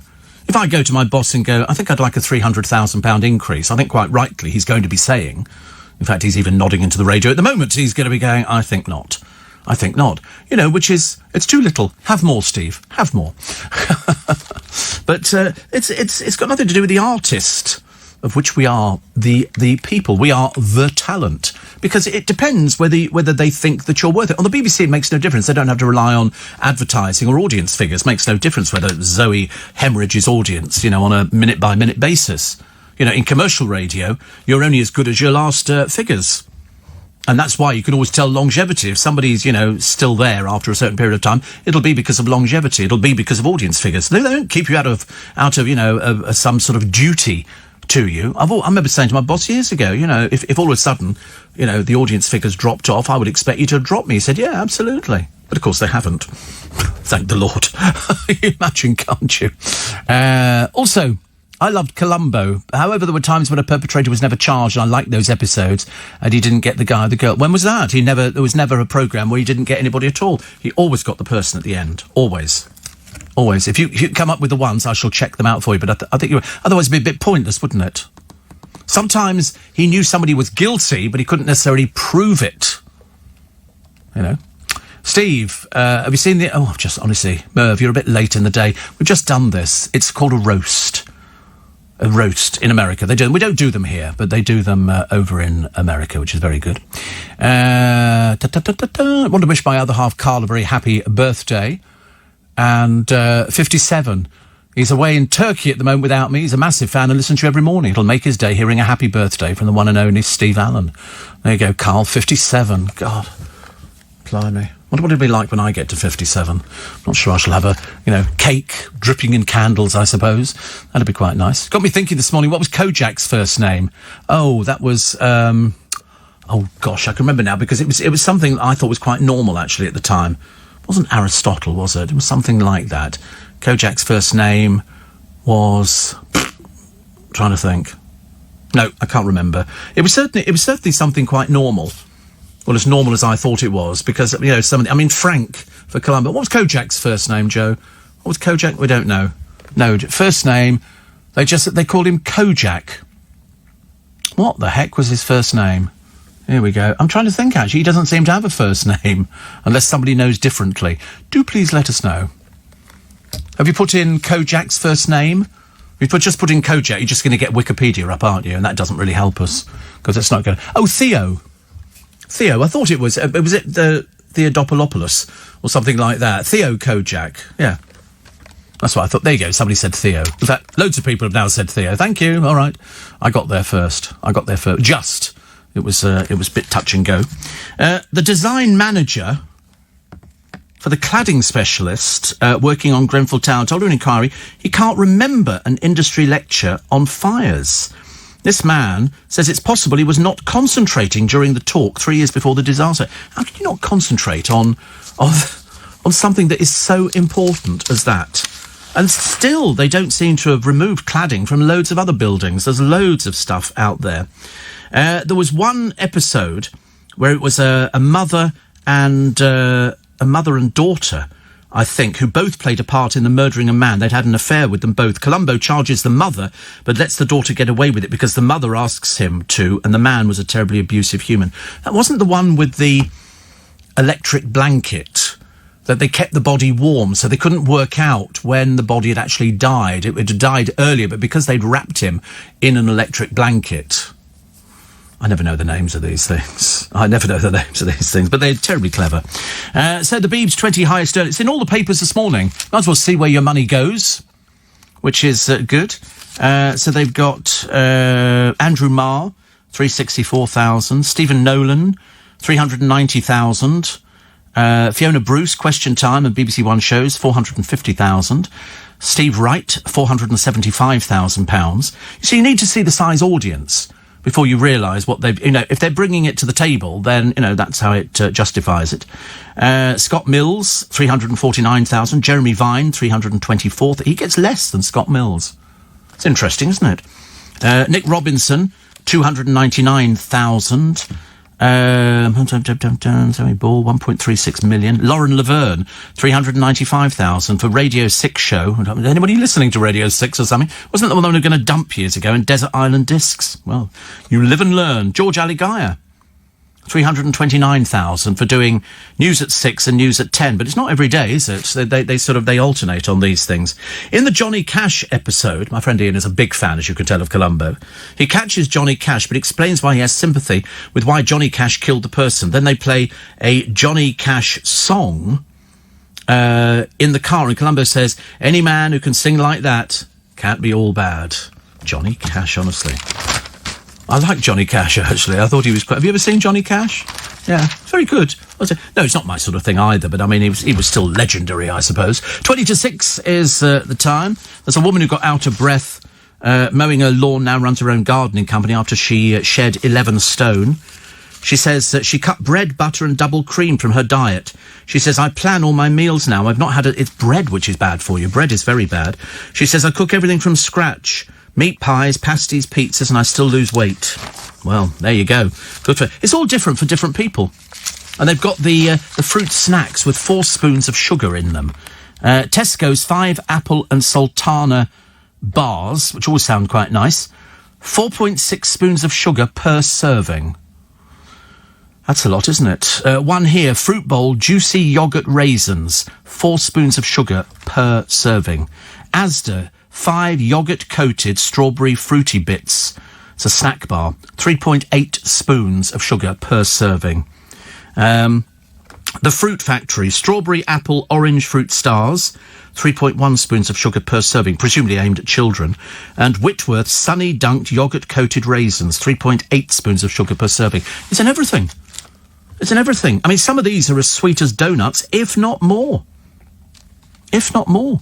High sugar fruit, because if it's got a load of fruit in it, you've got fructose. And that's not particularly good for anybody, is it, really? It's a bit of a shame. What have we got here? It's a nice picture of it's Cat of the Week. Honestly, they get so desperate. That's in somebody's, one of the columnists. The Cat of the Week. I quite like the idea. Also, authorities have said a snake is not a valid face covering after a man wore one on a bus. A fellow passenger said she thought the man was wearing a funky mask when she spotted it slithering over the handrails. Transport for Greater Manchester said passengers can make their masks. A spokesman said, we don't believe it extends to the use of snake skin, especially when it's still attached to the snake. He's got it wrapped round his neck. I know. I thought the same as well. And celebs could be banned from posting airbrushed images. Oh, I'll tell you, if you'd seen them. I've seen a few in this building. People from the Love Island. Oh, my God. Unrecognisable. I mean, seriously. By the time they've been over-made up and airbrushed, they're completely different people. Completely different. Love Island star Laura Anderson. Who?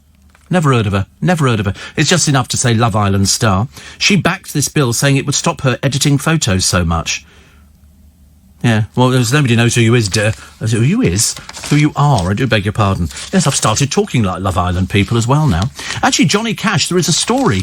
His family have given the go-ahead for an album of orchestral versions. You know, they did the same with Elvis Presley. Elvis Presley, they brought out, I think, a couple of orchestral albums. Very good they were, too. So it's him singing, but just with an added orchestra. And they're going to be doing it for Johnny Cash. 12 records... tracks, mixing his vocals with the Royal Philharmonic arrangement, have been recorded at Abbey Road. And that'll be quite nice. So they've got the Man in Black ring. I stepped into a burning ring of fire, went round, round, round, and the flames went higher. That was quite good. Also, I Walk the Line, Flesh and Blood. Producer Nick Patrick said it's been an amazing experience. We thank the family for entrusting us with it. It's just a money-making venture, dear. Don't get too carried away. As indeed you shouldn't. 2 coffees a day fights liver disease. So that's good, isn't it? Do I have 2 coffees a day? I did this morning. I had 2 coffees. Sometimes I don't. Sometimes I just have 1 cup of coffee a day, which I think is quite enough. Coronation Street's Jack Shepherd, all smile, showing off his second hair transplant. And obviously some discount. So what they've done, they've taken it from the back and then implanted it at the front. Seems a bit of a pointless thing to do, but it makes him feel better about it. Why not? Why not? Also, Real Lives, the most inspiring stories, and it's a woman here who cares for dogs, and she says, this dog here, a homeless dog, led me to change my life. I love it.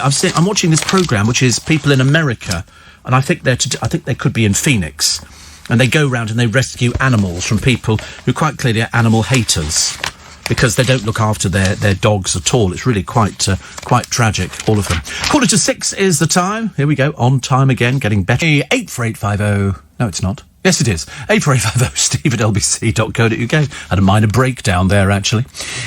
Steve, Telly Savalas' brother George was in Kojak. He played the detective Stavros. Yes. And did you know the estate of Johnny Cash turned down a request from an advertising agency to use his song Ring of Fire? Yes, we know that joke. It's a very old joke, and it's not true, of course. It's an apocryphal story. I remember seeing William Shatner in Columbo. Actually, there were loads of well-known people who appeared in Columbo. Loads of people. All sorts of friends of his and things like that, which was always quite nice. I can't quite work out why Wills and the Duchess go to a bagel bakery, you know, for basically what is the biggest plug for a bakery I've ever seen in my entire life. I mean, if they've actually said Wills and Kate eat here, you know, couldn't have been a bigger plug for them. And so they've got loads of pictures of them. It's obviously all posed and staged, because apparently they're sort of trying to make out they just turned out ad hoc. Well, they didn't. They quite clearly didn't, because here they all are. And the British Bake Off, and they said they actually made bagels. Or bagels, depending. You know, you can take either or either. They'd earlier met job seekers at London Bridge, and then they sort of went down to this place. And somebody says they had a good go at it. But I mean, I don't quite understand what they were there for. Very interesting, isn't it? They visited 3 sites to hear about how the community is dealing with the pandemic.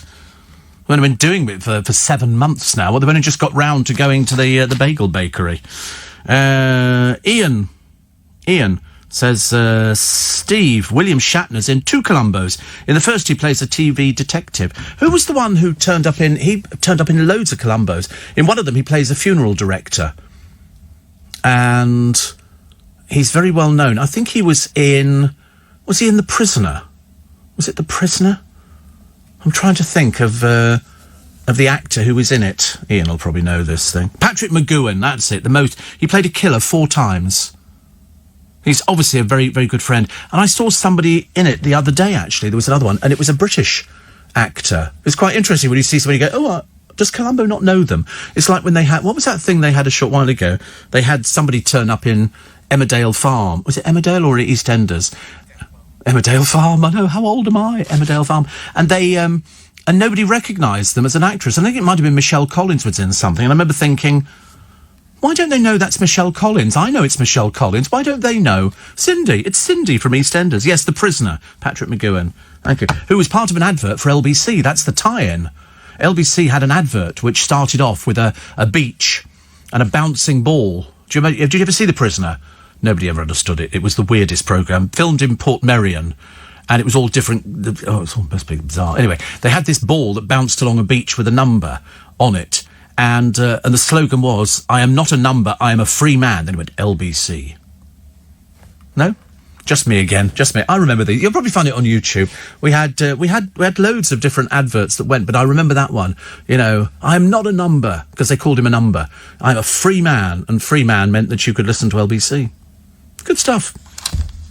No? Do you remember Nick Ferrari coming out of a tube tunnel in a canoe? You see, you remember that one. Don't remember a bouncing ball on the beach. Elton John and his wife. Can we heal the love tonight? Yes, they can, apparently. Somebody will be paying for it. She's obviously going, listen, if we go into court, I'm telling you now. Not so good. Not so good. Jane Moore's column today, talking about rule breaking. She says, I've never been a rule breaker, but for the rule of 6, I'm going to make an exception, or at the very least stretch the interpretation. For October half-term, we booked a UK break at Centre Parks for us, the 2 adult daughters and their live-in boyfriends, and our youngest with a schoolmate she's in class with every day. But that's 8 in total. So what now? Cancel? Dump the boyfriends? Nope. Despite having a 4-bed lodge, I've now booked a room in a nearby pub for the oldest and her boyfriend to stay in at night, whilst we all continue to enjoy the activities. She says, go figure. I love it. I love the way that Jane has to book that, as opposed to the old man. I thought the old man would do it. Because in The Prisoner, they said, we want information. We want information. It was the weirdest programme I've ever watched. I never understood any of it. The best Columbo episode, says Ian, because he knows these things, is Leonard Nimoy, who plays a psychosurgeon, which is good. And who's that from? This is from Dan G. He says, extra couple of glasses to celebrate, Hope. Thank you. This is for the... that was for something else. Sorry, Dan. I'm reading all these things here and I'm getting completely confused about where they're all coming in from, because I forget there's so many people who've actually got my telephone number. And then they send me things, but sometimes I haven't put their name on it, so I have to scroll back to find out who it is. It gets very stressful. Today I'm going to be stressed out because I've got to go to hospital again. And having been to Teddington Hospital yesterday, they've got a completely different system. In a matter of months, they've turned it around, where you can't go in the front door. You've got to check with the receptionist who talks to you through a window, and then they send you around the side of the building, then they take your temperature, then they ask you questions. They were really good. Go into the waiting room to have this Libra fitted, and there's only 4 chairs in there now, all spaced out, whereas before there were chairs all over the place. So, can't wait to see the hospital for today. Steve, Barry Gibb from the Bee Gees bought Johnny Cash's house in Nashville. Yeah, it burnt down. I remember that it burnt down. An iconic house like that. Steve, you're great. Thank you. Actually, somebody made a bad joke about the migrants crossing the channel. They do know that it's only 6, don't they, in a boat? Because at the moment it's like sort of 10 or 12. Somebody's done it. There's all these jokes that are coming out about the 6. The 6. Robert Gulp seemed to be in Columbo every other week as the villain, says Paul. Ray Milland was in Columbo twice, says Shane. I liked one where it was a magician.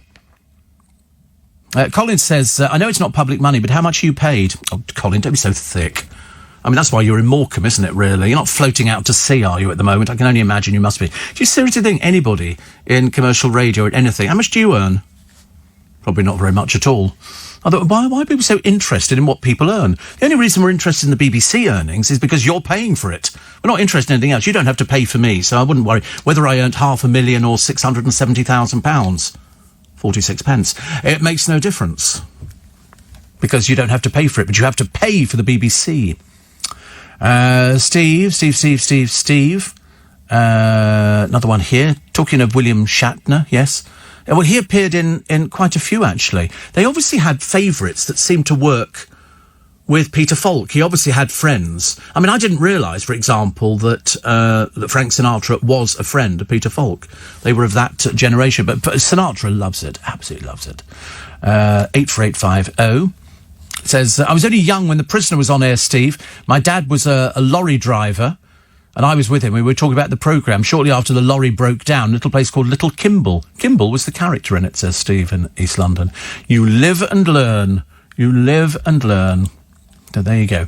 More of your texts. Steve, all the best with the hospital. Oh, no, mine will be fairly straightforward.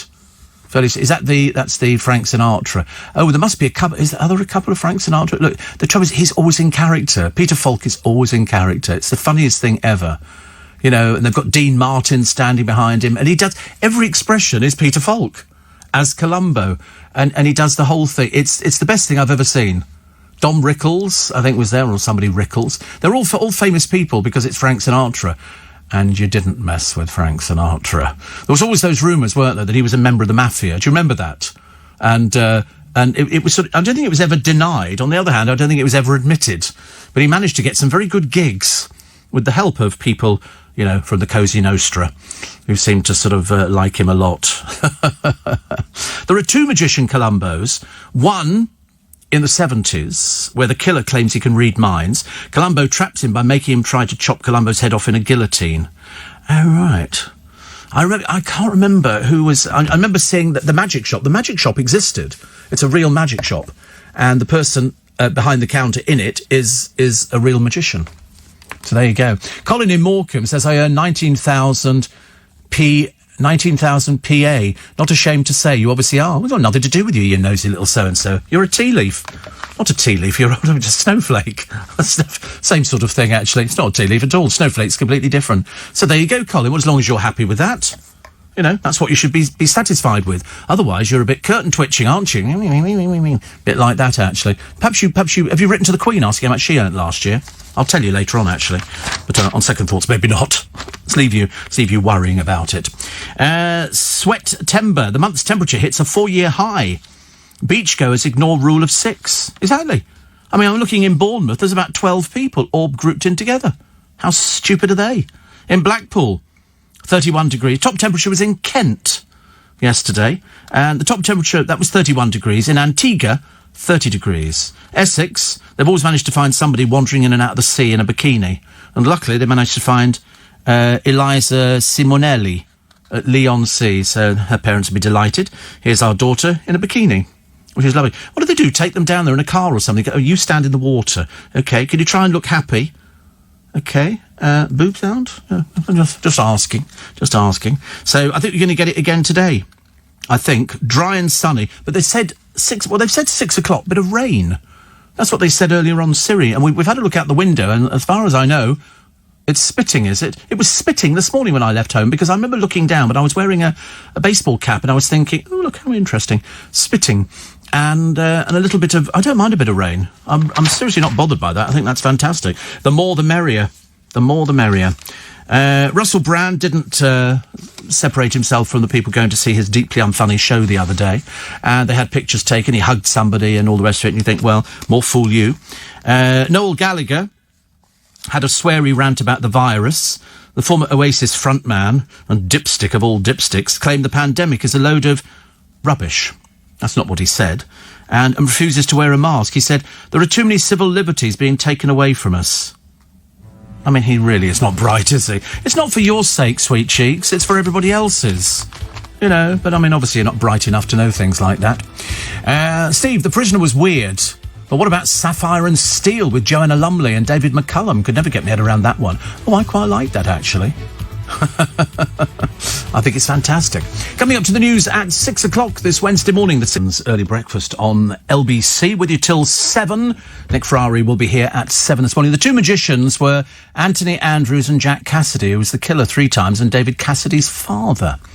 Oh, right, interesting. Somebody says, whatever you're paid, it's not enough. Oh, no, it's always enough. It's always... Otherwise, you know, you wouldn't still be doing something, would you? If you didn't like it. I do remember seeing Columbo on a cruise ship. He was on a cruise ship, and it was something to do with gloves. They use gloves quite a lot in the programme. Alan said, I want to visit Port Merion. Well, go and visit it. You can visit it, where The Prisoner was filmed. It's apparently a really quaint place. It's most bizarre. But it's a tourist attraction. It's a tourist attraction, and people like going there. You know, a lot of people talk about Sapphire and Steel. I mean, to be honest with you, if I'm brutally honest, I didn't quite understand it. But we like Joanna Lumley. I couldn't care less what Joanna... And David McCullum, who, of course, was Ilya Kuryakin in The Man from U.N.C.L.E. I bought the box set of Man from U.N.C.L.E. a few years ago. There's... I'm looking at pictures of Port Merion in North Wales. It's just like going to... Years ago, we would call them, botanical gardens. It's like botanical gardens, but with houses and things like that built into it. And it was the setting for the programme The Prisoner. I think they just used it. And, of course, it put it on the map. Talking of The Prisoner, Steve, when I worked for Express Dairy, if my boss wanted to see me, he'd call out, round 27, my office now, I'd reply, I'm not a number, I'm a free man. He'd always say, not on my dairy, you're not. HR would have had a meltdown, says Kevin the Milkman, with that kind of management now. It's funny, actually, I only heard about HR some years ago, when you suddenly realised what it was. And it was human resources, and I was never too sure, actually. But it was there for sort of, for everybody's benefit. You only get it, I think. Martin says 7 dwarfs reduced to 6. One's not happy. Yes, I mean, I don't know how they're going to do that. We don't need to worry about it, because we're not going to be working out of pantomime season this year, which is a shame. Do you remember Danger Man, says Alan? I do remember Danger Man, but I cannot remember what it was about. I just remember Danger Man. All the best with the hospital. I'm going to Hammersmith for fusion and also dialysis. I'm going to be starting very soon. Oh, wow. You're having your blood cleansed. Danger Man was Destination Danger, blah, blah, blah. It was financed by Lou Grades, ITC Entertainment. Oh, how interesting. I didn't know that Lou Grades was ITC. I've got everything that ever came out on ITC. years ago, 40 years ago, they sent me this crate, arrived at LBC, and it was every single video that they had, every single programme on ITC, everything, including ones about the war, but there was also Supercar and, all the Jerry Watson things for the Super Marionation, which was brilliant. Roger says that poor guy in Morecambe will now be working out the figure. I know, it's so funny, isn't it? I earn 19,000, not ashamed to say you obviously are. Oh no, I'm certainly not ashamed, believe you me. Just don't want to embarrass you. I think The Prisoner was number 6. Now that I really wouldn't even know the answer to that one at all. I really wouldn't. I saw Mick Miller on a cruise ship once, Steve, says Donny. Mick Miller. Didn't he turn up as well? Didn't they do a show about Vegas where they took over loads of people, including Cannon Ball, Bobby Crush, Sue Pollard, Mick Miller was there as well, and they went to do a show in a theatre. Unfortunately, of course, they just had that terrible shooting over there, and it kind of put the kibosh on it. But it only goes to prove that we've got a lot of troopers in show business out there, and still working. But unfortunately, at the moment, it's dire. That's what they were saying yesterday. All those people, I mean, I feel sorry for all the people who were in shows, in successful West End shows, and now they've got no income. They've got nothing at all at the moment, and we're still waiting to find out what's going to be happening. I mean, it really is. It's absolutely terrible.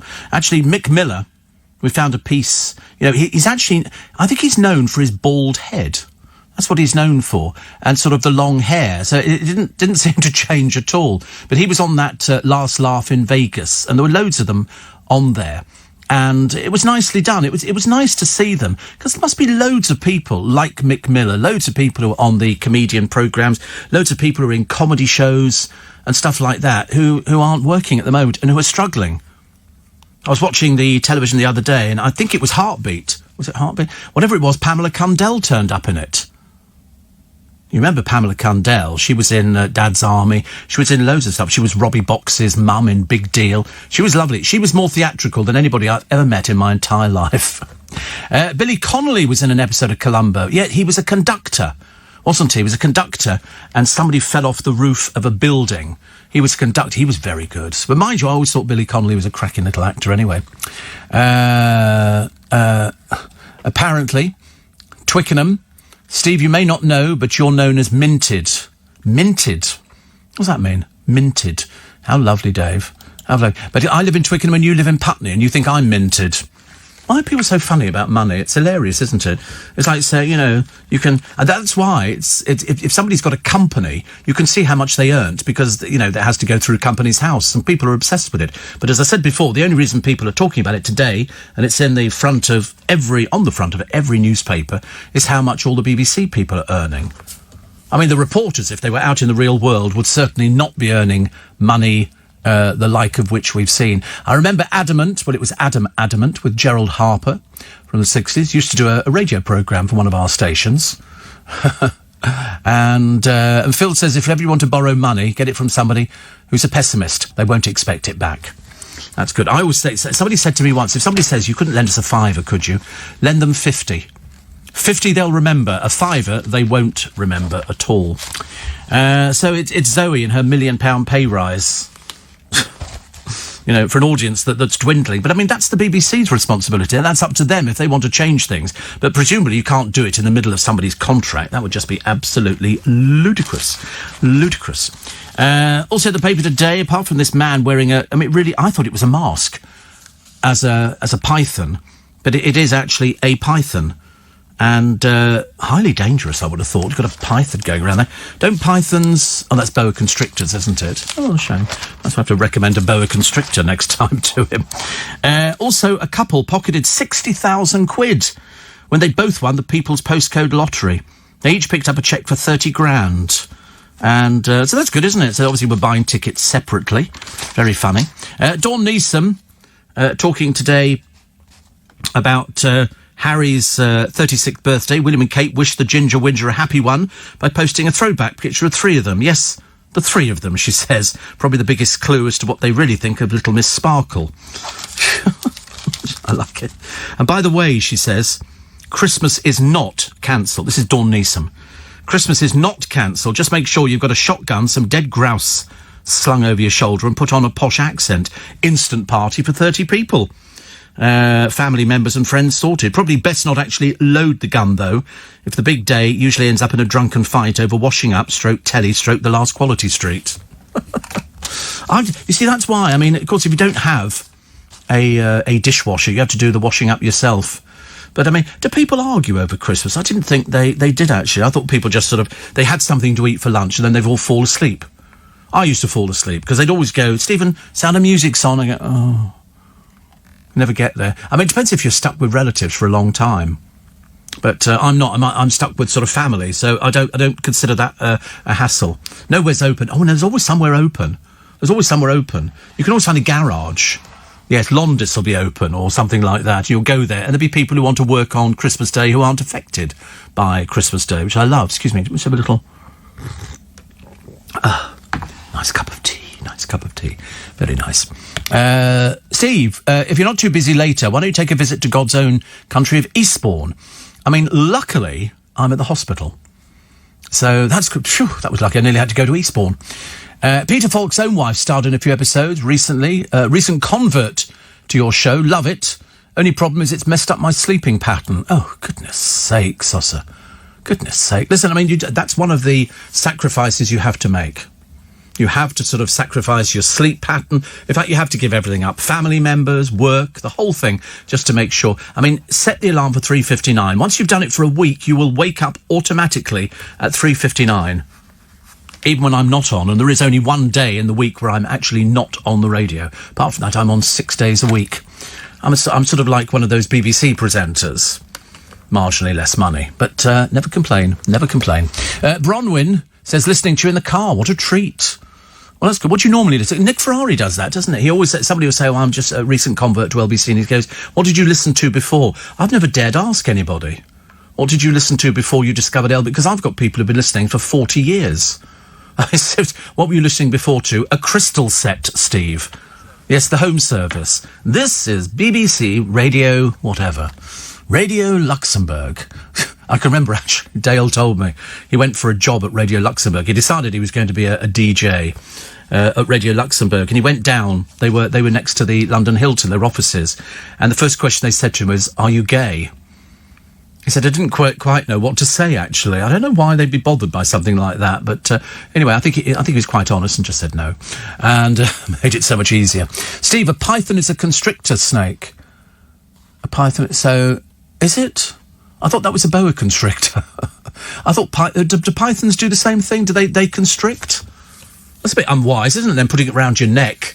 This bloke sitting on... I wouldn't want to get on a bus if somebody's got something like that, but I'm still seeing stupid people getting on the bus with no mask and then putting it on, having infected everybody as they walk down the bus. Idiots. Absolute idiots.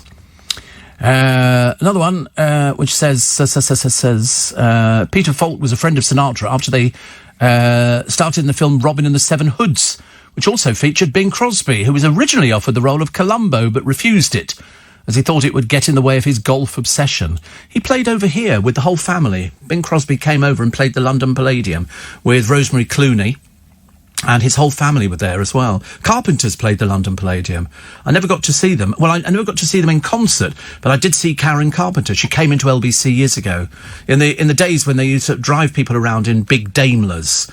They would sort of stretch black cars, and trying to get them into Gough Square was hilarious. And she came in, and she was wearing all black. She was painfully thin because she was anorexic. She had anorexia. And the publicist just said, don't mention the weight loss. I mean, she was painfully thin. Seriously. I mean, sometimes you actually see people. There was somebody on the television the other day. It was, what was the programme? It was a quiz show, Family Fortunes. And they had somebody from This Morning who was a bit of a hefty hideaway girl. And then they picked somebody from Emmerdale who was pencil thin. I mean, I looked at her, I thought, where's the rest of your body? She was so slim. Must have made the woman from This Morning look absolutely mad. I found out about pythons, whether or not they constrict. I thought they just bit. Don't they? No, they can't do because they're sort of very big. Apparently it is a constrictor. They don't chase after their prey. They grab it with its teeth and then quickly wrap coils of its body around the prey and squeeze. It doesn't actually crush the prey and break its bones, though. Because what happens is, I seem to remember with these constrictors, so what happens is, it starts clicking onto your arm when you sort of, or around your chest, whatever it is, with an animal. If it then breathes in, the snake constricts. So in other words, it gets to that stage where it can't breathe, because it can't breathe out again. Horrible death, isn't it? But some of these constrictors are so big, they can swallow antelope, including the horns. You'd think they'd get a little saw out, wouldn't you, and sort of cut them off, but apparently not. I'm not a big fan of snakes. I can get, although I watched a silly programme there that, it was Towie with ridiculous Gemma Collins playing a 5-year-old, and but looking more like a 90-year-old. And they went to a zoo where they had snakes, and she started screaming. I mean, it's rather small wonder she can't find anybody to go out with. Steve, Karen Carpenter, what a voice. Yeah, I mean, an amazing voice. And still their records sell in millions. It's the feast of St. Cornelius and St. Crispin today, Steve. Are you and the lads celebrating? I don't think the boys will be celebrating. I think they're both atheist. I don't think they're remotely interested in things like that. They were doing a thing on churches the other day. And I remember thinking, there's a certain smell associated with churches. Musty. And that's it. There you go. Look at these snakes. I mean, it is absolutely unbelievable. There's one here swallowing a crocodile. An alligator, sorry.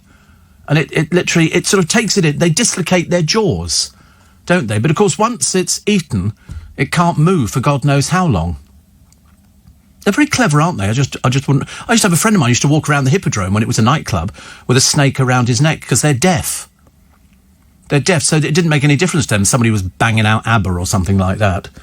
But there you go, 10 seconds, a snake eating a whole deer. And it's the juices inside. Oh, too ghastly for breakfast. Too ghastly. Terrible.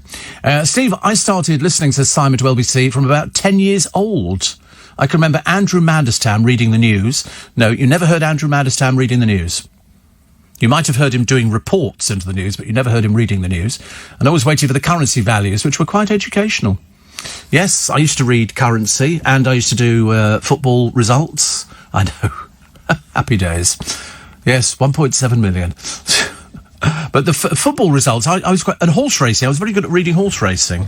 But I was a very fast reader, as you can well imagine. They could get 4.5 minutes worth of news into 3 minutes, which used to please the news desk no end. Here we got a 10-minute massage, apparently can cure depression. This is from Germany, at the University of Konstanz.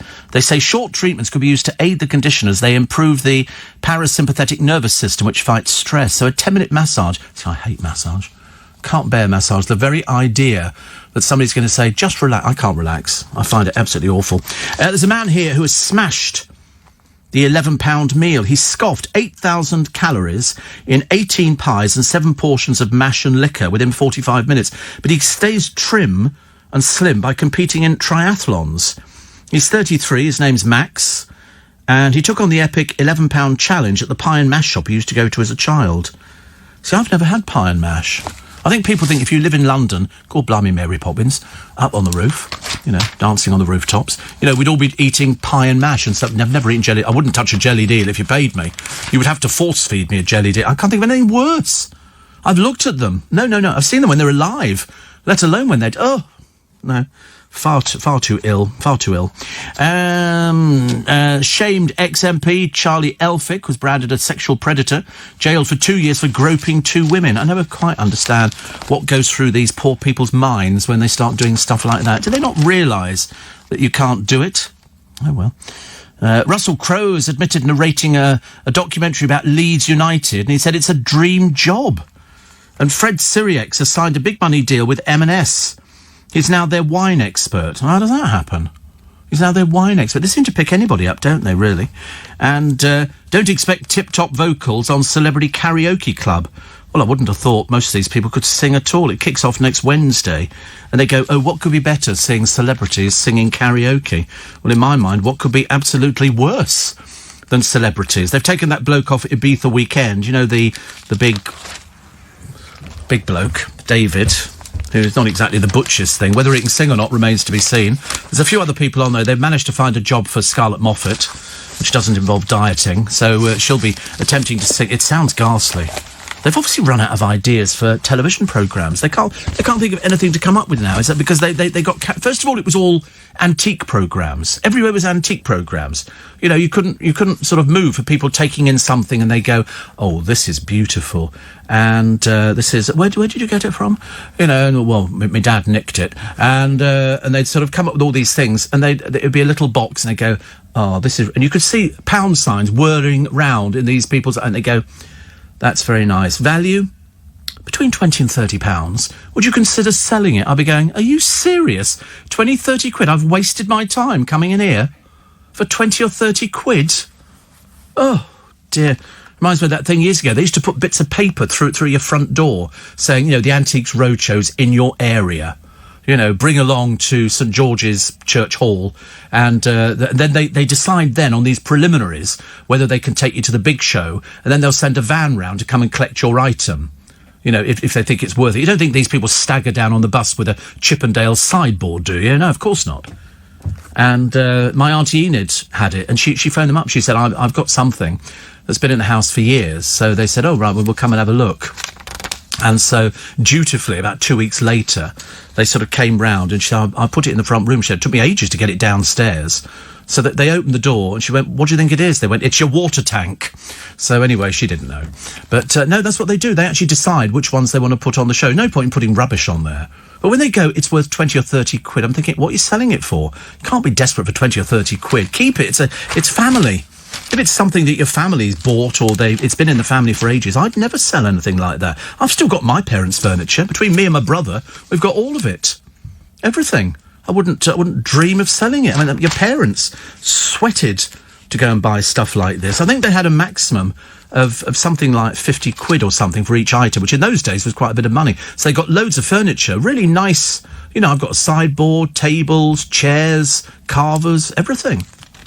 Canteen of cutlery from Mappin and Webb. Everything. I'd never get rid of it. Never get rid of it. It'll die with me, as they say. Jackie says, I've never had pie and mash. I thought that would have been right up your street. Well, we don't have much of that round our way. We don't have a lot of pie and mash. I know what... Or it's the East End mostly, isn't it? They just never appeared to... I mean, I know what it is. It's parsley sauce over mashed potato and a meat pie, which sounds delicious because I love a meat pie, but I just don't want to travel all that way to go and get it, and then you've got to bring it all the way back home again. But I know people have done that. Steve, I hear Madonna's going to make a film about her life. She is. I can think of nobody better suited than Lady Gaga. Blonde, Italian, can dance and sing, and likes to wear outrageous costumes. Yes, I think what she's Paula. She's decided to produce it herself so that she can explain about her humble upbringings and how well she's done at the moment. Dave says they've got a big problem with pythons in the Everglades, where people release them and they turn up in people's swimming pools. Oh, dear me. What did your father do for a living? He used to run the Special Forces Club. Only briefly, but he had a company that made printed circuits for computers, and we had a stonemasons, and we had a block of flats in Reading. that was about it. Actually, he was in the forces. That was his life. But he ran the Special Forces Club, which is just behind Harrods. There you go. Have you? Oh, sorry, I can't read that one. I never know who it is actually. Pie, mash, and liquor, says Carol. We call the food of the gods. Make my own now. The liquor is a type of parsley sauce. See, I quite like parsley sauce, but I just don't fancy eating it. I just returned from South America, Steve. A friend of mine went on a trek at night, and the guide took them to a field, shone a torch into it, and lots of eyes looked back. It was an anaconda. Well, must have been quite a few anacondas, I would have thought. More Londoners move into the suburbs, so mail order pie and mash companies have set up pie, mash, and liquor delivered anywhere. Oh. Do you think... I'm not even sure if I think mash travels. Could you not sort of do your own mash? I mean, you can buy pies, can't you? I mean, I do like a good steak and kidney pie with sort of that pastry, not short crust pastry, the puff pastry, which I quite like, actually. They're very nice. Or anything from Ginsters. I'd be quite happy with anything like... Even at this precise time in the morning, I could eat something like that. Who wants sausages? And they were all moaning yesterday, weren't they? All moaning about... Gordon Ramsay and his £19 breakfast. I was thinking, well, check out London hotels. You know, you might better get it in Wetherspoons for $2.99, but I promise you, if you're eating in a top London hotel, you're paying minimum 22, 23, 24 quid. 27, I think, at the hotel outside our front door. 35 at the Ritz. Exactly, that's what you're paying for. You're paying for the surroundings. If you want to eat in a Wetherspoons, it's not the same surroundings, is it? Still to come, Anne Widdecombe, who's talking about Emily, who's got her knickers in a knot.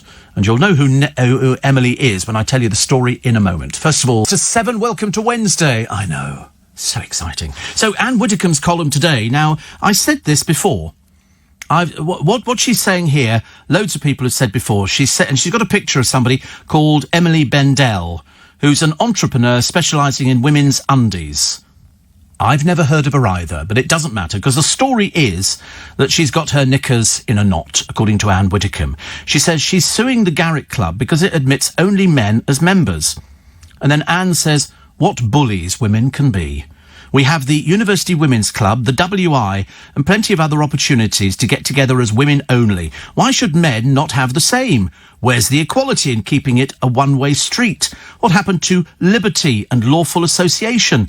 This is a private club, not a public enterprise. I belong to several clubs, the Oxford and Cambridge Club, the Carlton Club, where I was the first woman full member until I was ejected for joining the Brexit Party, and now the RAF Club. So it's perfectly possible for a woman to join London clubs. She says, anyway, I like the Garrick Club.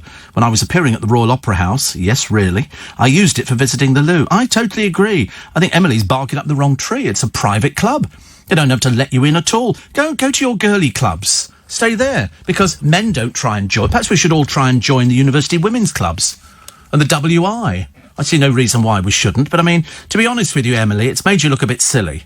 You don't need to join it. You can go there as a guest. If, of course, you know anybody who's a member. You don't need to go to it. It will serve no useful purpose to you. And it's private. If they don't want you in, they have that, you know, it's like people serving people. You know, we had people the other day on the YouTube. And they were in shops, and this woman, you know, I've told you, this woman says, are you going to serve me? And the man goes, no, you're not wearing a mask. She says, you have to serve me. He said, no, I don't. It's my shop. It's private property. I'm not serving you. Get out. And then she calls him a rude name. And you think, but that's how it's supposed to be. If they want the Garrick Club to be private, that's fine. If they want to admit women, they can admit women. But they don't. And that's what makes it unique. But there's loads of other places you can go as a girly. Shouldn't be too difficult. Go join the WI. Then you can make jam, which I think is an absolute boon. Steve, liquor. Oh, no. It's made with the liquor left over from boiling eels. Shan't be having that. Says John in Smithfield. Thank you very much indeed. And, Steve, I'm with you about jellied eels. I wouldn't eat them if you paid me Zoe Ball's wages. I've nothing. Listen, nothing. Diana lives in Herne Bay, but in Surrey, born and bred, and there's a pie and mash shop in Whitstable. Actually, that's where I would expect one to be, Whitstable. But I still wouldn't eat it. Not if the liquor is made from boiling eels. I mean, that sounds just disgusting. I've seen eels. You couldn't tempt me at all, I'm afraid. Thank goodness. Also, pie and mash, superb. Grew up in Castles in Camden Town, but under no illusion, it's a savoury mincemeat pie, not steak and kidney. They also do fruit pies and custard to follow. Oh, woo. My gran had live eel delivered on a Friday and left swimming in the butler sink until we prepared them for tea. Oh, Linda, it sounds awful. Seriously, I mean, oh, no. Wiggly, wiggly, wiggly. No, thank you very much indeed. It's like, I've told you before, roll mop. Have you seen that? Roll mop. Oh, look at roll mop. That'll enough to put you off everything for life. Roll mop. You see them in fish and chip shops. They've got them in a jar on the counter. Oh, what do you want to eat? Something like that? It looks like half a snake. It's pickled herring fillets rolled into a cylindrical shape, often around a savoury filling. Yuck, yuck, yuck. Apologies to anybody listening who sells the blooming things. I couldn't touch it. Linda says, a big memory for us. Jelly deal, superb. Funny they never did hot drinks, though.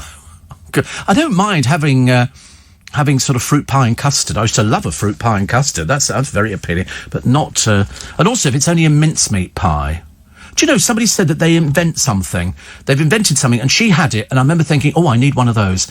And you know when you fry mincemeat in a pan, you need to break it up, don't you, with a spoon or a fork or something. She said she had a gadget that she pushed down on it and it broke up the mincemeat, because otherwise it cooks it all as like a beef patty kind of thing. And I remember thinking, I want one of these. And I was thinking, and it's almost like a thing for mashing potato. It's like that, but I think it's for doing mincemeat. Although you're quite right, you could probably use the thing for mashing a potato, but I don't want it to go like that. And I thought, what a brilliant idea. Because I have this dreadful problem I'll put the mincemeat in and then it all, jams itself in together.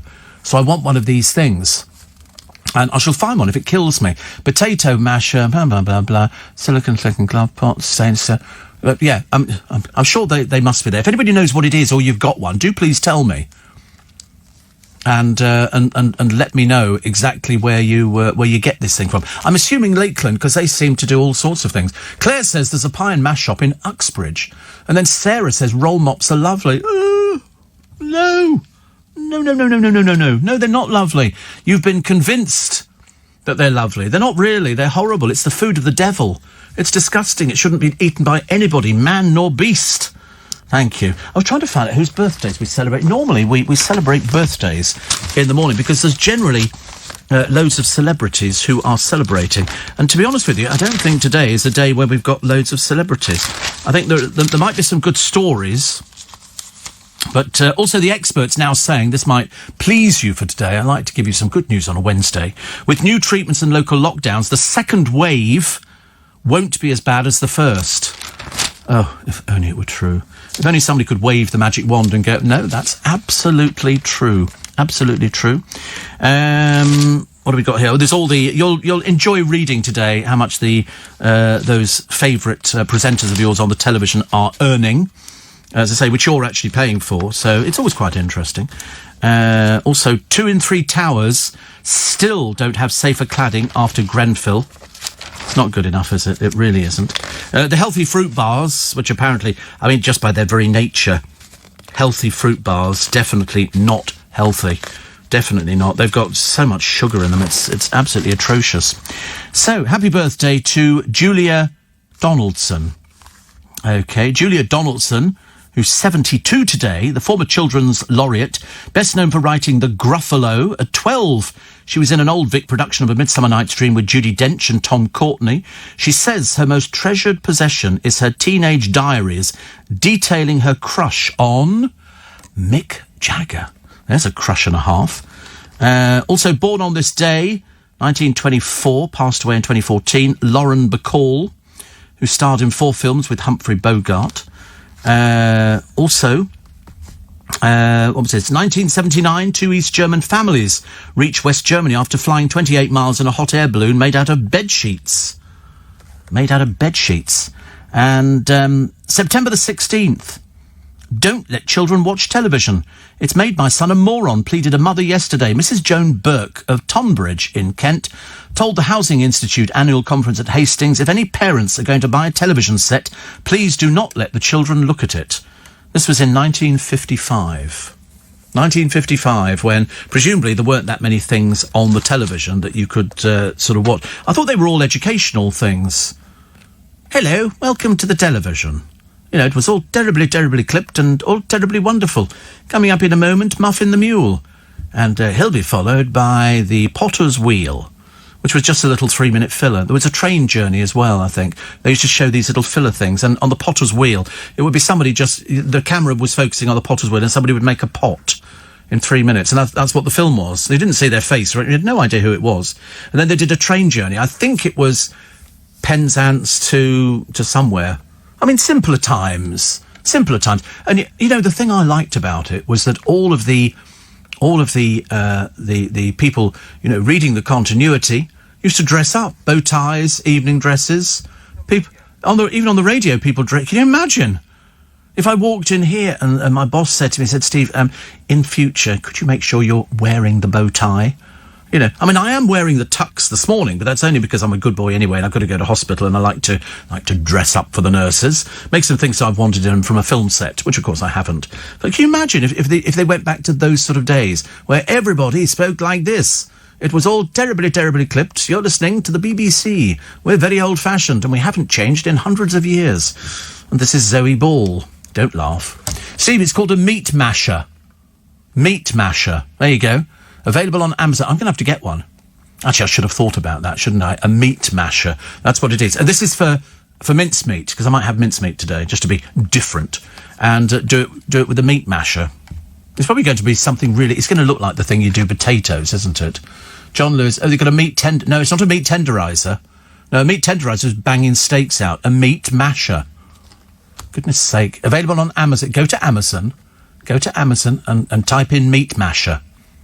Honestly, it's like teaching a child. It really is. So let's have a look. Professional heat-resistant nylon meat potato masher. Oh, don't like the look of that. No. And also, these aren't coming from this country. Ships to the United Kingdom. I'm sorry. That'll be made abroad. It'll take forever to get here. Have a look. Any further down? Any meat mashers? You see, I will... Oh, there's another one here. Hamburger meat chopper. £20! There's a pulled pork thing. Oh, what's that? Potato masher with Oh, blimey. There's not a lot going on. Yeah, we'll find one during the news. At the moment, it's driving me mad, actually. There you go. £18.83, says Karen. Other models available. Bless you. Thank you. I think it was either Iceland or Tesco have started to sell mince pie cornettos. Mince pie cornettos? But, no. And Sharon says, I bought one. It's a mince masher from a company called Pampered Chef. I'm definitely going to get one. Definitely going to get one if I can find one of the blooming things. Not today, but I'll probably try and find over the weekend. Oh, I'll tell you in a moment about my flu jab. Being nice to have your company. Bill Wyman's done quite well. Bill Wyman, the Rolling Stones might have sung about not getting satisfaction, but in fact, Bill Wyman has just sold a load of items, I think. The most expensive toilet topper, a seat, £900. Okay. Also, this dates all this stuff from the Rolling Stones 1975 American tour. Okay, they've got here a Stones audition amplifier.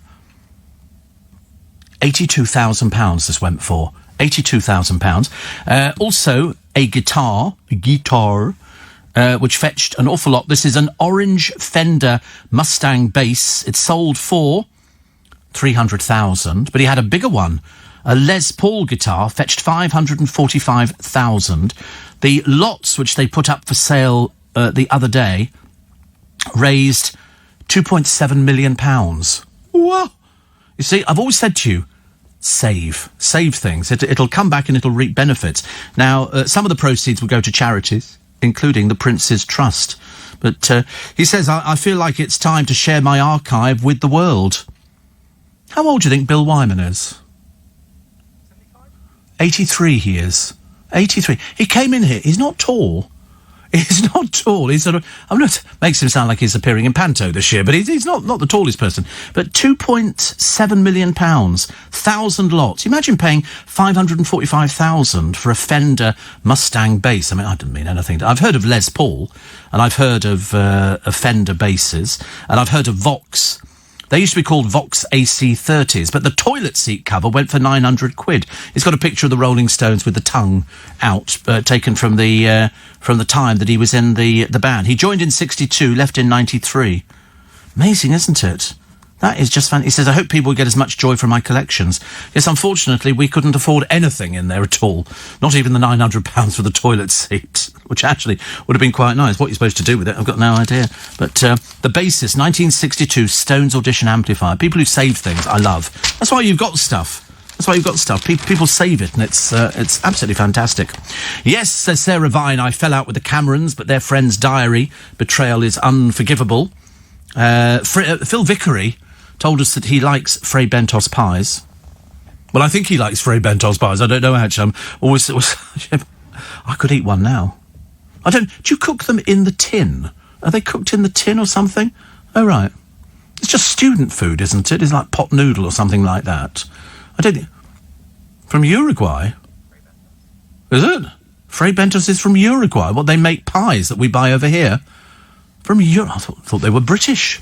Mind you, I think everything's British. And I'm assuming if we sell it in this country, that it's ours. We found the meat mincer thing. £18.83 seems a lot for a piece of plastic. That's on Amazon. It's under the kitchen tools. So Fray Bentos, there you go. Fray Bentos is the capital city of Rio Negro in Uruguay. It's port on the... Oh, right. But they don't make the tin... They don't make the pies, do they? I think there is a place called Fray Bentos. It is. It's a capital city. Frage Bentos. Spanish pronunciation. So, but the Fray Bentos food brand associated with meat products, it's been sold in the United Kingdom, other European countries, Australia, and it's derived, the name, from the port of Fray Bentos in Uruguay. The brand is now owned by Baxter's, who manufacture the product range in Scotland. Additionally, the Campbell Soup Company sell Fray Bentos branded steak and kidney pies in Australia. So there you go. So the name they've actually taken from the Uruguayan place called Fray Bentos. It's nice. We have Fray Bentos. Doesn't quite sound the same, does it? Because I thought they couldn't make it over there and then send it over here. I mean, nobody eats steak and kidney pies like the Brits. You know, I mean, you can imagine going to Uruguay. Would you like to try some Fray Bentos pies? I don't think so. I don't know why they become Mexican all of a sudden, but I mean, but I remember having them as some years ago. Quite nice, actually. Very quite nice. Oh, dear. Anyway, I remember my grandmother, Stephen, we all do, well, not your grandmother, making our own mincemeat. It was this big, heavy, seriously piece of metal. If I remember right, it took forever to clean. I remember it too. You would screw it onto your counter, and then you push the meat into the top, and you turn the handle, and out would come mincemeat. In fact, they had them in all of the butchers. My Uncle Bill had a butcher's shop at Gants Hill. Very nice. Very nice. Steve, the mince masher. We're all now finding the mince mashers. Thank you very much indeed. And another one here.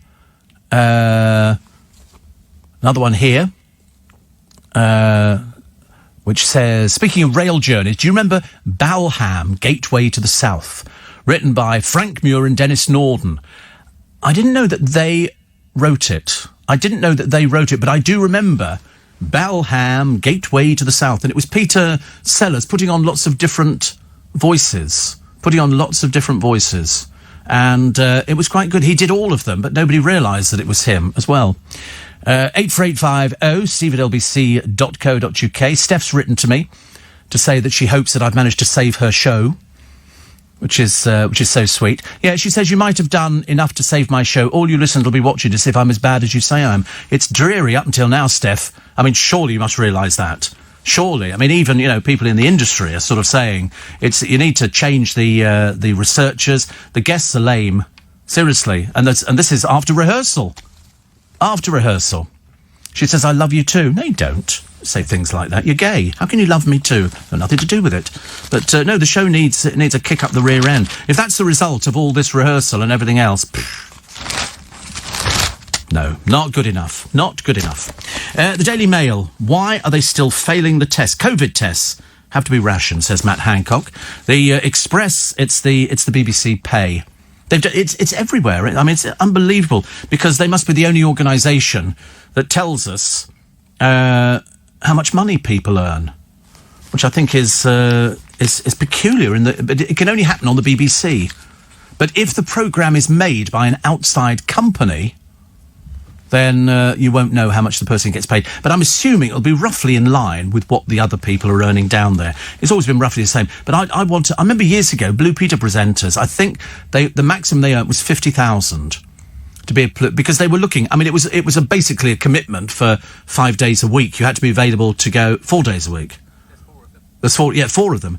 And so 200,000 in wages would be about right. But also you've got to be available to go abroad. You've got to go out filming during the week when you're feeling a bit rough and you don't sort of want to go out and do anything. You've got to do it because that's it. And technically it would have been the launch. For your career in children's television. Which actually, I don't know why we have children's television anymore. I mean, the only people who it appeals to would be little people. I mean, the 3 and 4 year olds, in which case you might as well have... what's the most Peppa Pig? Well, that doesn't appeal to anybody over the age of 5, does it really? I don't think so. Daily Star, summer's back, so, and the pay. Front of the Sun, Zoe's £1 million pay rise. Also, Kate goes undercover. They're making bagels. The Daily Mirror, Gary Lineker's pay cut makes Zoe Ball's top earner, because he's taken a £400,000 pay cut. So there we go. The virtual chaos hits 340 schools, and a baby boy aged just 12 days old has been killed in a savage attack by a dog at home. The sooner they stop these dogs, the better. But as I've said before, no such thing as a bad dog. bad owners. Bad owners. You see them, people walking down the street with dogs that are straining on their leads. They haven't even been to puppy classes because they think they know best, which of course they don't. Steve says, Alistair in Edinburgh, when you tried your Spanish accent, I pictured Margarita Pracetan. Me too. I have dreadful memories of Margarita Pracetan. She chased me around a film set once. I love you, Steve Allen, I love you. No, you don't. No, you don't. Front of the Telegraph, Zoe Ball. Just landed £1 million pay rise and shed goodness knows how many listeners. Kate delivers the dough. And what else we got? The vegetarian diet needed to save life on Earth. So, because my friend went out shopping in a vegetarian shop the other day. She said she goes there to get little bits and pieces. She said, it's really good. Really good. Doesn't it? I mean, I'm having vegetables. Apparently, Fray Bentos means lean meat. Oh, right. Patricia says, the BBC tell us the wages because the licence payers pay. I've been telling you that since 4 o'clock this morning. Where have you been? So good turning up late to the proceedings. Thank you very much indeed. Goodness sake. The Guardian, COVID testing crisis could take weeks to resolve. And on the Eye, testing crisis rationing puts parents and teachers at the back of the queue. Today on my free little bit extra podcast, J-Lo and Jay-Z, both on holiday with their photographers. Russell Brand and Noel Gallagher show how stupid they are by ignoring the guidelines. David Beckham's pictured wearing glasses, hoping it'll change things, but no, it still looks the same. Somebody wrote to me a short while ago, some completely doolally snowflake, saying, oh, you're only jealous of the BBC because they turned you down. I've never applied to the BBC. Why would I want to? I've been here for 41 years. What do you want to go work for the BBC for? Look at them. There was some poor person who turned up on, what is that girl's name? Stuff, I think. She's doing a sort of a lunchtime programme. Again, as pitiful yesterday as it was the last 2 days, it's got worse and worse and worse. And now they must have a cast of about 13. Every time I turn on, there's some other woman holding a baby there. I don't know who their audience is, but I don't think they've worked it out. And then one of the people on there, they sort of have a panel, but obviously they're sort of socially distancing and sitting on stools. It's way too busy. It's way too busy. And it's just not of any interest to anybody. It's like a horrible mishmash of everything on television with one presenter who can barely hold it together. You know, if you're going to do that, have like the Loose Women. They do that and they do it better. Much, much better. You know, and they can do women's issues. If Stuff wants to do it, well then, you know, they have to change the format. And also, they need to get, I mean, some of the guests, I mean, we've scraped the barrel, for God's sake. I can't understand why they've started asking people, unless it's people she fancies on the show. I can't think of any other reason why they're there. They don't seem to contribute anything. They have this peculiar thing about, 1 o'clock, you're going to have a comedian on who's going to do a little roundup of the news. It's awful. It really is. Honestly, it's like being picked, representing this country for Eurovision. You might as well say goodbye to your career immediately. Because it just ain't working. I'm sorry. So you're going to be singing our song for Eurovision. Well, goodbye to you. Thank you very much indeed. You can remember that, you know, we're flying the flag. They disappeared, didn't they? ABBA did okay. Yeah, but they weren't singing for us. They were singing for Sweden. But let's face it, nothing to recommend Sweden apart from the fact for 6 months of the year it's dark. And that's the best thing you can say about it. My, at Waterloo, Napoleon did surrender. And, but we haven't done anything since then. I mean, luckily, all of our ones were the early ones with sort of Cliff and Sandy Shaw and Lulu. Engelbert, yes. Well, I liked Engelbert Humperdinck's song. I don't care what anybody else said about it. And I also like that. What did you do at school today? I thought that was another good one as well. But, of course, all the ones I like, nobody does. I also used to like the German entries. The German entries were very good, and then people say, of course you can't. And you go, what for? They go, the war. And you go, oh, for goodness sake. I mean, how long are we going to be doing that for? So I go to the hospital, and you have to get, they always say, this is, I was corridor G. And it's fairly straightforward. You go there, and they go, okay, name, they don't ask, their date of birth. Very embarrassing, honestly, because I'm 39 on the radio, but unfortunately in the hospital I'm 66. And you go up there, and they were really good. I mean, it was so fast in and out. It just took ages to get home because they've screwed up the buses in Kingston. They've now got them all coming in the wrong way. And you have to go, and I thought, oh, God, I'm going to have to walk. But actually I was okay, because my blood sugars are really good this morning. Very, very good. I've forgotten what I was now, actually. What did I say I was? What did I say I was a minute ago? 6.8. Wait a minute. 6.8. That's very good. Very good. But I've been extremely good this morning. And yet, last night, when I went to bed, it was dire. Because I'd stupidly waiting for the bus in Kingston. Because I have to get the 281 from... but lucky I don't have to pay for it. And free. Freedom Pass for elderly people. So I've nicked it off an elderly person. And so I get on the bus and you go there. And then I got off at the the Kingston bus terminal, or whatever they call it, and then there's a number of buses that go, but I can only go on the one that says Kingston Hospital. There are other ones that go there, but I haven't fathomed that bit out yet. So I went and I thought, while I'm waiting, it was quite warm by that time. I'm sort of getting out the ombre solaire, sitting at the bus stop thinking, well, I might as well sort of cover up my arms and everything else. And I had my little coat on because it kept all my bits and pieces in there. And I thought, I'll get a nice lolly. Can't be many calories in a nice lolly, can there? So I bought a Calippo, which is one of those things. It comes in a cardboard tube and you've got to heat it up so when you squeeze it, it shoots out the top. Because otherwise you're there, you can't get your tongue in, can you? I mean, how many times has that sort of proved, an absolute nightmare? So I bought this orange Calippo, £1.10, if you please. He looked a bit aghast when I said, could I have a receipt? I thought, tax deductible, food on the way to the hospital. And so I sort of ate this thing. You could see people around me looking, going, he's got a Calippo. And I was quite enjoying it, actually, because once I got the bloody thing out of the tube, it was then sort of, it's like biting ice, which is quite nice. No, I don't get brain freeze with that. The only thing I get brain freezes with is with that other stuff, which is lots of little pearls of ice. Slush puppy. Oh, slush puppy drives you mad as a fruitcake. So anyway, I'm having it, and I could see people look at me with envy. And I was tempted to say, would you like some? But I thought, no, don't share it. So I was sort of biting this off, and then you get to the end and you've sort of finished, but there's always some in the bottom. So I tipped it into my mouth, threw it away because I'm a good person. And then on the way to the hospital, I thought I'll test my blood. So 19. Well, shan't be doing that one again. So obviously it's a slow process of learning. It's learning for, things which are going to send your blood sugars mad and things which aren't. So if I have Chinese food, Indian food, anything with sauces in, it's going to send me round the bend. I won't have any of those Uncle Ben sauces because they're very high sugar content. So they do ones where you can do with pasta and stuff like, well, it's just not worth it for me. It's just not worth it because it affects me quite quickly. So I had, when I came back from the hospital, by the time I got back, it was nearly another century. And so I got back having sort of got off buses and having to walk to this bit and then walk to another bit.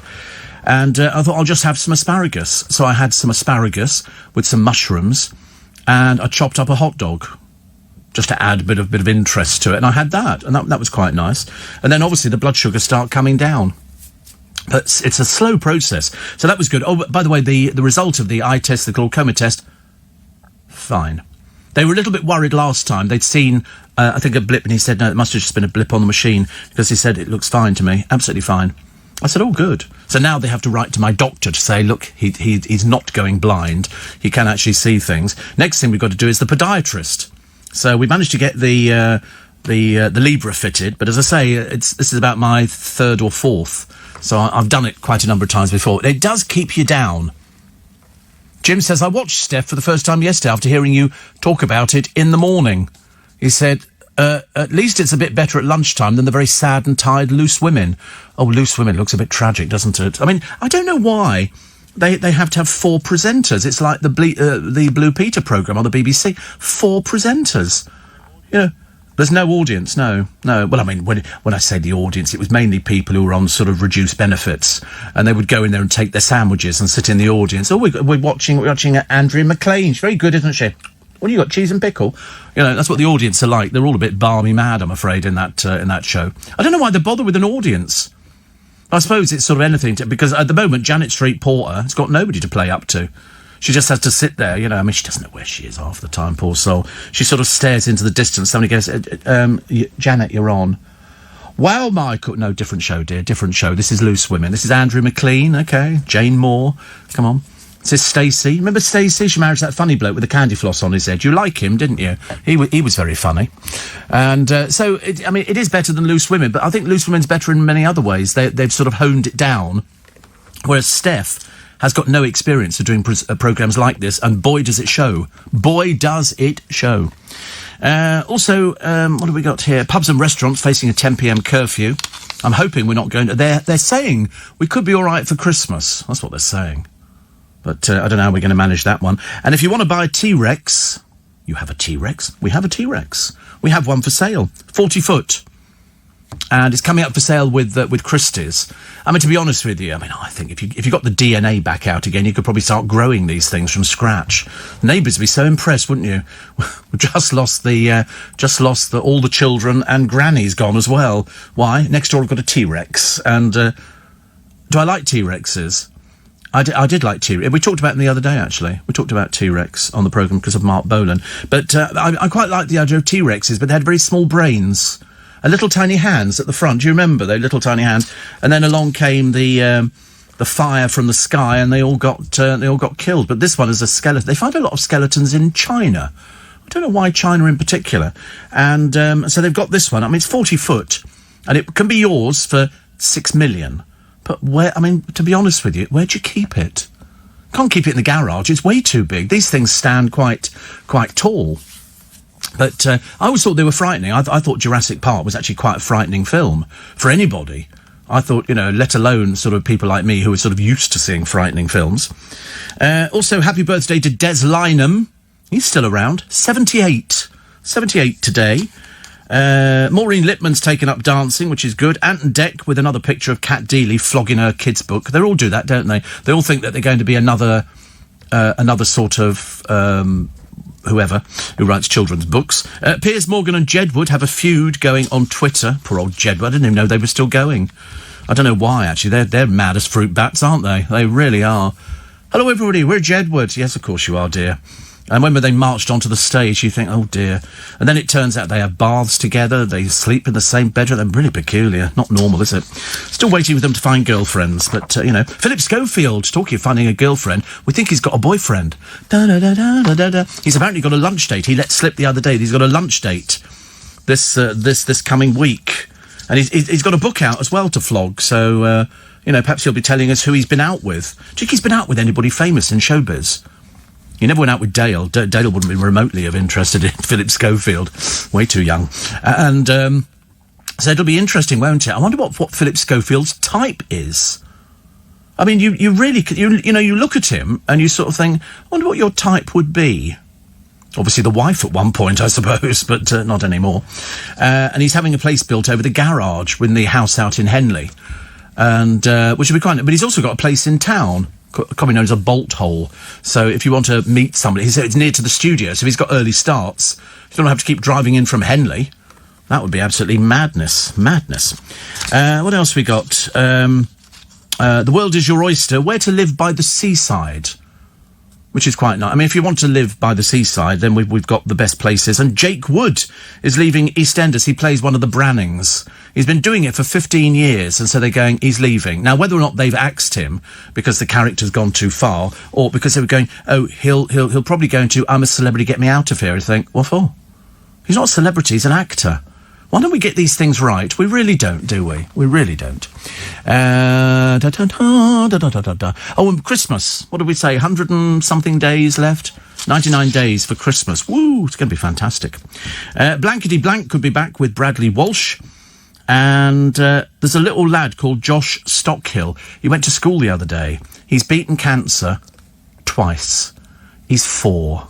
He's 4 years old. They've got a picture of him, bless his heart, holding his school bag, which is nearly as big as he is. However, not as big as the world's shortest bus driver. In this country, he works in Hampshire. He's 4 foot 5 inches tall. Honestly, do you know, this must be the only programme on the radio where you get jokes within about the first 3 minutes. I mean, sometimes you wait for an hour, don't you? And they're like buses, then 3 come along at the same time, but they kind of miss you. My friend Jordan says, very, very funny line about Philip Schofield. Wonder what his type is. Well, obviously, it used to be the wife. I wonder what changed his mind. Probably for the fact that he was gay all the time, I would think. But, it wasn't very good for children's television presenters to come out and go, oh, by the way, I'm gay. And you're sort of thinking, did that change anything? The answer is no, but I can't wait to see what his type is like. Having read the internet for God knows how long, it would be quite interesting to see. The producer's got his own theory of what his type is, but oh yes, I was not to be shared with you. You have to be in our inner circle to get that. I mean, one of these days we're going to actually transmit what goes out during the breaks. You know, when you're listening to sort of the news and the adverts and everything else, we're having a completely different conversation. But, yeah, I have a contract. Also, the mooring costs on a boat are quite expensive, Steve. I'm sorry, I do beg your pardon. Who cares? Why would I be remotely interested in what the mooring costs on a boat are? My friend has a boat on the Great Union Canal. God, it's getting more boring by the second, this one. And he pays 750 quid a month. Who cares? Well, I'm assuming it'll be sewage and lighting, won't it? Isn't that how it works? I thought that's what it was, actually. OK, here we go. The first number in your bingo today is... Yes. Then... OK, then... Yeah. Wait a minute, let's turn the phone off. Then... Yeah. We have to do this on my... It takes ages to do this every time. One of these days, I'm just going to go... The first number is 0. But they've never had it. We don't get zeros on there very often. We get them occasionally, but it's generally numbers. And you have to put the code in so that they can access all my private mail. You know, Voss writing to me, love you, Steve, to pieces, you know, things like that. But no, I can't wait to see. I mean, of course, the press are going to be going apoplectic to get the first picture of Pip Schofield with the squeeze. That's what they're going to be looking for. Of course, people want to know. You know, if you make such a big brouhaha about coming out as gay, the least you can do is produce a boyfriend. Don't tell me, I couldn't bear if he goes back in the closet again. That'd be just a nightmare, wouldn't it? But it'll be very interesting. Steve says, John in Nottingham, I love your type. Sorry, I love your show. He says, I'm type 1. And how can I get that Libra device on the NHS? Well, I mean, you have to get it recommended. You have to get it recommended. I mean, to be honest with you, if you're type 1, you know exactly, because you test your blood sugars on a daily basis. In fact, probably quite a number of times a day. It's very expensive for them to hand this out to everybody. I think the actual reader is about 135 quid, and the actual thing that goes under your arm is about 50 quid. So they can't start handing them out like dolly mixtures. You know, if you're type 1, then you should know, but you should have a word with your diabetic consultant. Steve, don't forget to update your iPhone and iPad to the latest. Oh, it's already done it. It's already done it. I'll tell you what I was a bit freaked out about this morning. I got a thing from the TV license people, and I thought, is it a fake? Because they then go, put your email in. I thought, well, you've just written to me on my email. Why would I need to? So I went on to the online and checked it, and it's due 157 quid.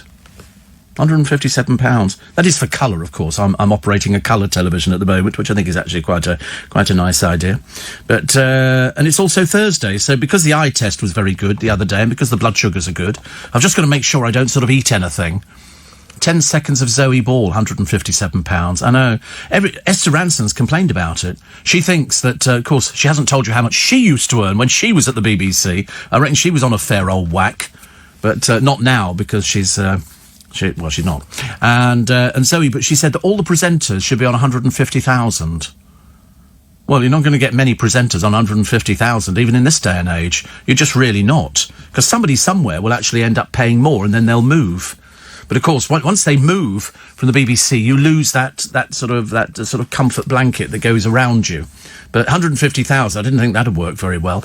But Zoe Ball, for losing an audience, gets nearly £1 million a year. Now, I've said before, and I'll say it again, that it's not up to them what money they get. It's up to their agents to negotiate. And if the agent goes to them, well, listen, she could get more on the commercial radio side. Actually, to be honest with you, she couldn't. But I mean, a lot of people probably could earn more. And then the BBC or whoever it is that negotiates, it'll all be done through different departments. It doesn't go up to the DG.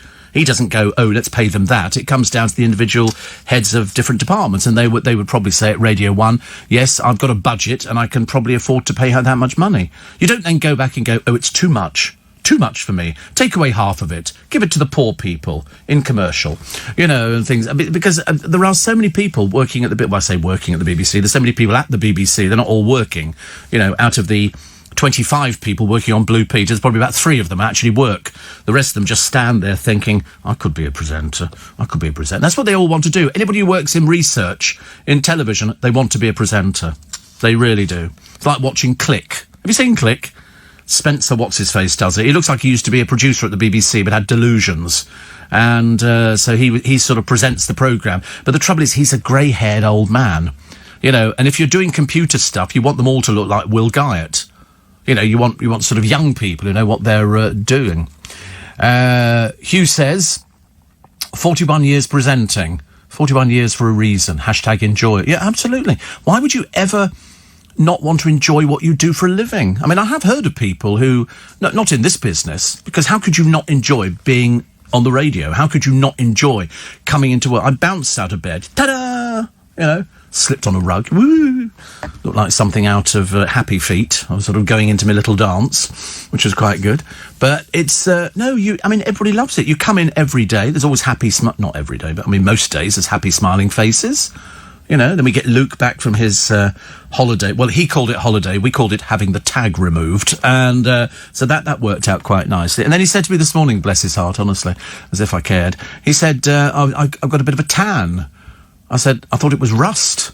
I have no idea. I mean, where did you go for this tan? Was it somewhere on the Norfolk beaches, honestly? We went to a Norfolk beach once, a bit windswept and empty, aren't they? There's lots of expanses of sand and nobody. I've got pictures of me, my mum, my brother, my Auntie Ivy, and my cousins, and we're on the beach in Norfolk with a windbreak, all huddled together because it was so blooming cold. Great tans. We came away with great tans. It's just, and today apparently it's going to be nice weather again, but at the moment it's a bit nippy out there. Jane says, I've got a week off work soon. I'm planning a trip to Slough. There's a very good place to go. Slough. Very good place. Very good. 848, how are your Harry Styles? I don't know what that is. That Cockney rhyming slang for something? Am I missing out on something? If it is, it's probably rude. No, my eyes are perfect. Perfect. Harry Styles. I don't know.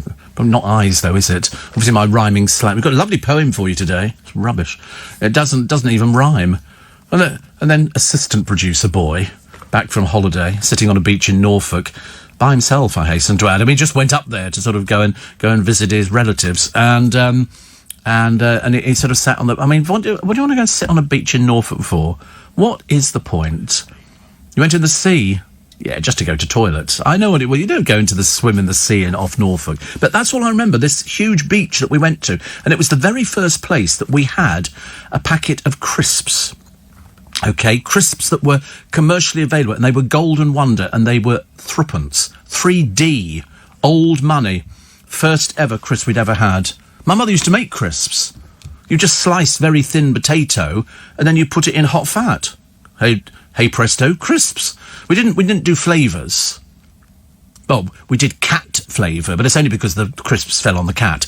And so we ended up, it was basically hair we were eating. But I mean, we were fine apart from that. And that was our first place we had packets of crisps, and they were Golden Wonder at 3D, which is the sort of the pre-decimal stuff. And I remember thinking, this is quite nice, actually. Food from the gods, it was. And we sat on the beach, but of course, as with all these things, you get sand everywhere. Everywhere. It just, you drop your sandwich there. Because, your mother would be making sandwiches to take to the beach because there was no way, they didn't have, well, on the Norfolk beach we were on, there was no sort of little shop that did fish and chips or ice cream or anything like that.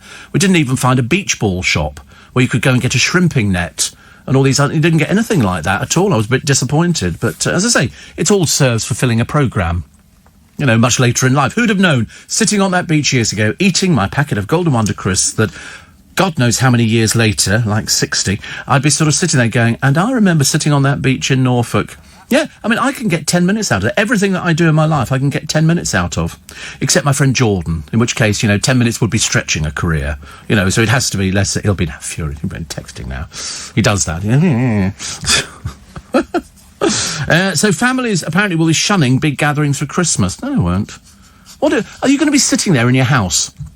And the police are going to come knocking on the door and going, excuse me, how many people are having Christmas? You're going to send people upstairs. That's what they're going to do. Also, duped Katie. She thinks she's going to be probed for a cannabis oil, which apparently she'd given to her puppy. Remember the puppy that she inadvertently didn't look after properly? Pricey. And she gave it cannabis oil. I mean, to be honest with you, you'd have to be a bit thick, wouldn't you? Gemma Collins believes she's related to an elephant. Yeah, of course you are, dear. I mean, honestly, you'll do anything to flog this tired old career, but it's going nowhere, love. Considering that you're always going, oh, I'm so busy and everything else. Obviously not. Obviously not. They don't put you on any shows on the television anymore, because you've been on them, and it turns out that even when they put you on Celebrity Juice, you're about as unfunny as somebody with a serious illness. I mean, you just weren't funny. You know, you can't add anything to it because you just sit there looking like a blob. It's like somebody's got a big piping bag and gone and piped you into a chair. And then you kind of sit there and you don't... she just looks a bit vacant, which is actually most of her experiences. But she believes she's related to an elephant because she says she never forgets anything. Of course you do, dear. You're constantly forgetting things. You remember the time you used to go out with a boyfriend? God, that was going back years, wasn't it? Good old Arge. And then she slaps her rump and goes, this is what you're missing. No, that's why he finished with you, dear. He knows what he's missing. He called you a hippopotamus. You know? So now she's lost the weight through to these injections. Very unwise.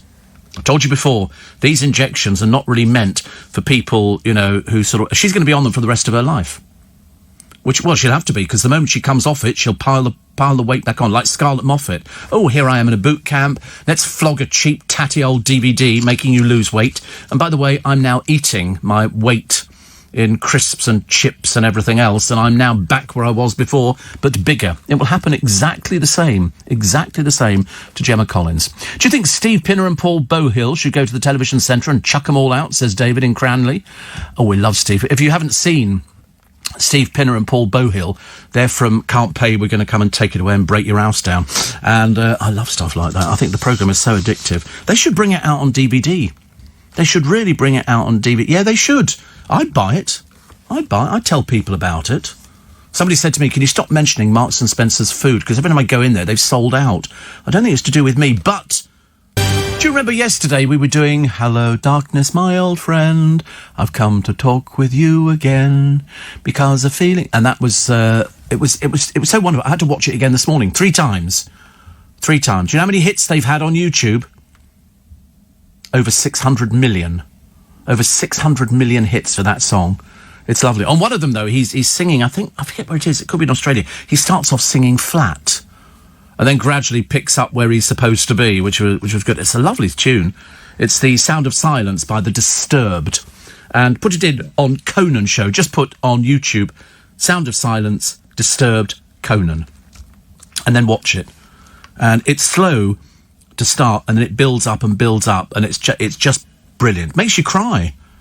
It's very, very personal. I don't know why. There's nothing about it that makes it personal to me, but I love watch it. And then I check the figures on it. Over 600 million people have viewed it so far. That's how good it is. Doesn't get any better, does it? Sales of motorhomes have gone through the roof. Motorhomes. Why would people want a motorhome? I've been in motorhomes. I mean, I've been in a Winnebago, which are the big American ones where you're sitting in what looks like an armchair to drive the thing, and it's got bedrooms and a kitchen and a bathroom practically, or a shower room. I mean, absolutely amazing. But, I mean, not really designed for our roads. I think it's designed for the roads over in America. People take them on holidays. You book them as if you were going to sort of book out a boat or something like that.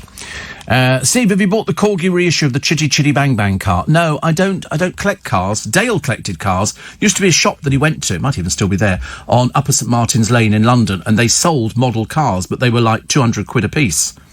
You know, I mean, what would you do with a Chitty Chitty Bang Bang car? You know, you just put it on a shelf, and that would be it. I'm sure it's a huge collector's market. There was one like that in Windsor called Olod. Oh.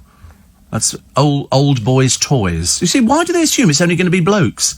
You know, when I was little, I had models of yesteryear, which they brought out, and they would all these old cars. You take it out of the box and you stick the car on the top of the box. If I'd kept them, they'd be worth good money now.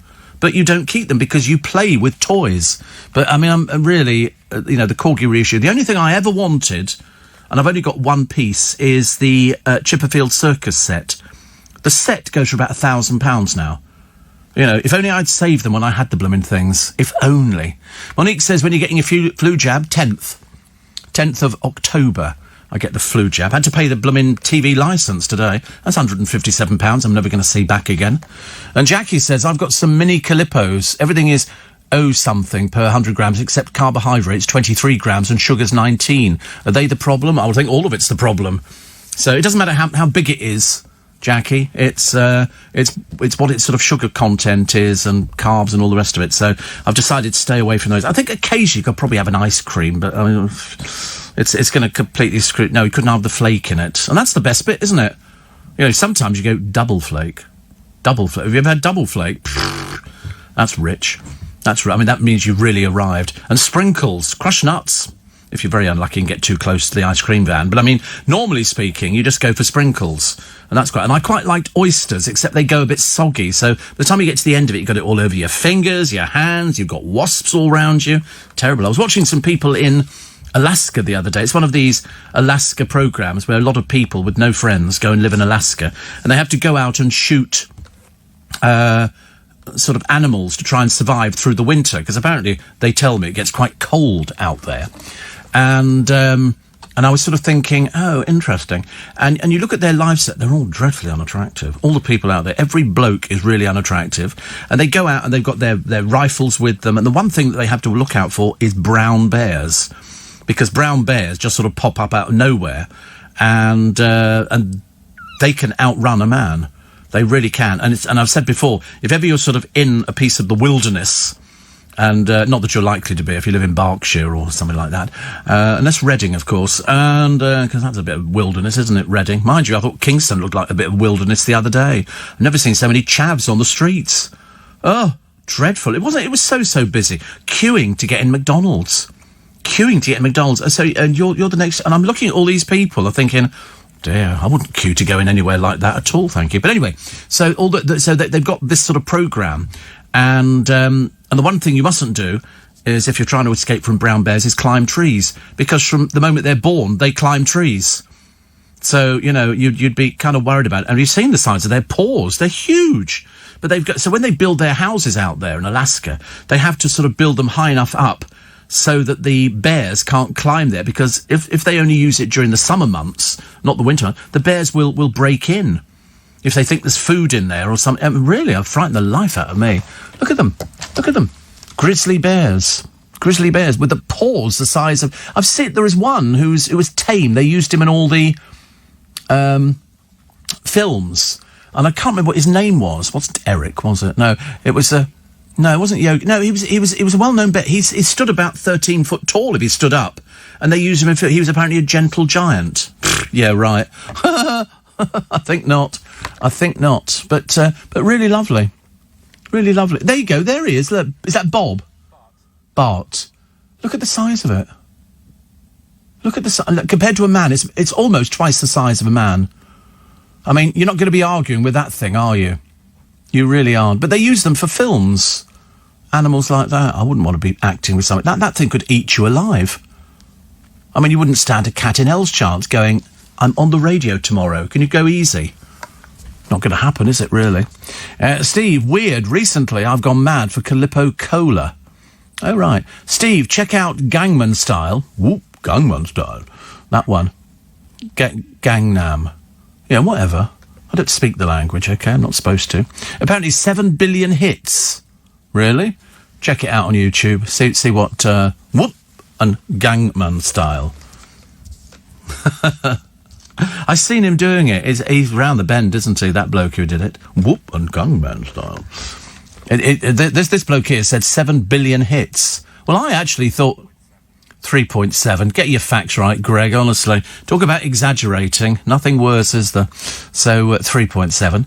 And somebody says, didn't catch you talking about Disturbed yesterday. The specific version on Conan's show is truly spine-tingling, and yes, I was close to tears first time, says Martin. Love this time of the day with your good self. Well, it's the best time. There we go. This is him doing the Gangnam Style. I mean, it looks very camp, doesn't it, the actual video? I've seen him doing it. I think he came and did it at one of our sister stations, Summertime Balls or something. So I just remember him doing it on the stage where you have to hold your hands like that. Do you do Gangnam Style? You do it, do you? Oh, right.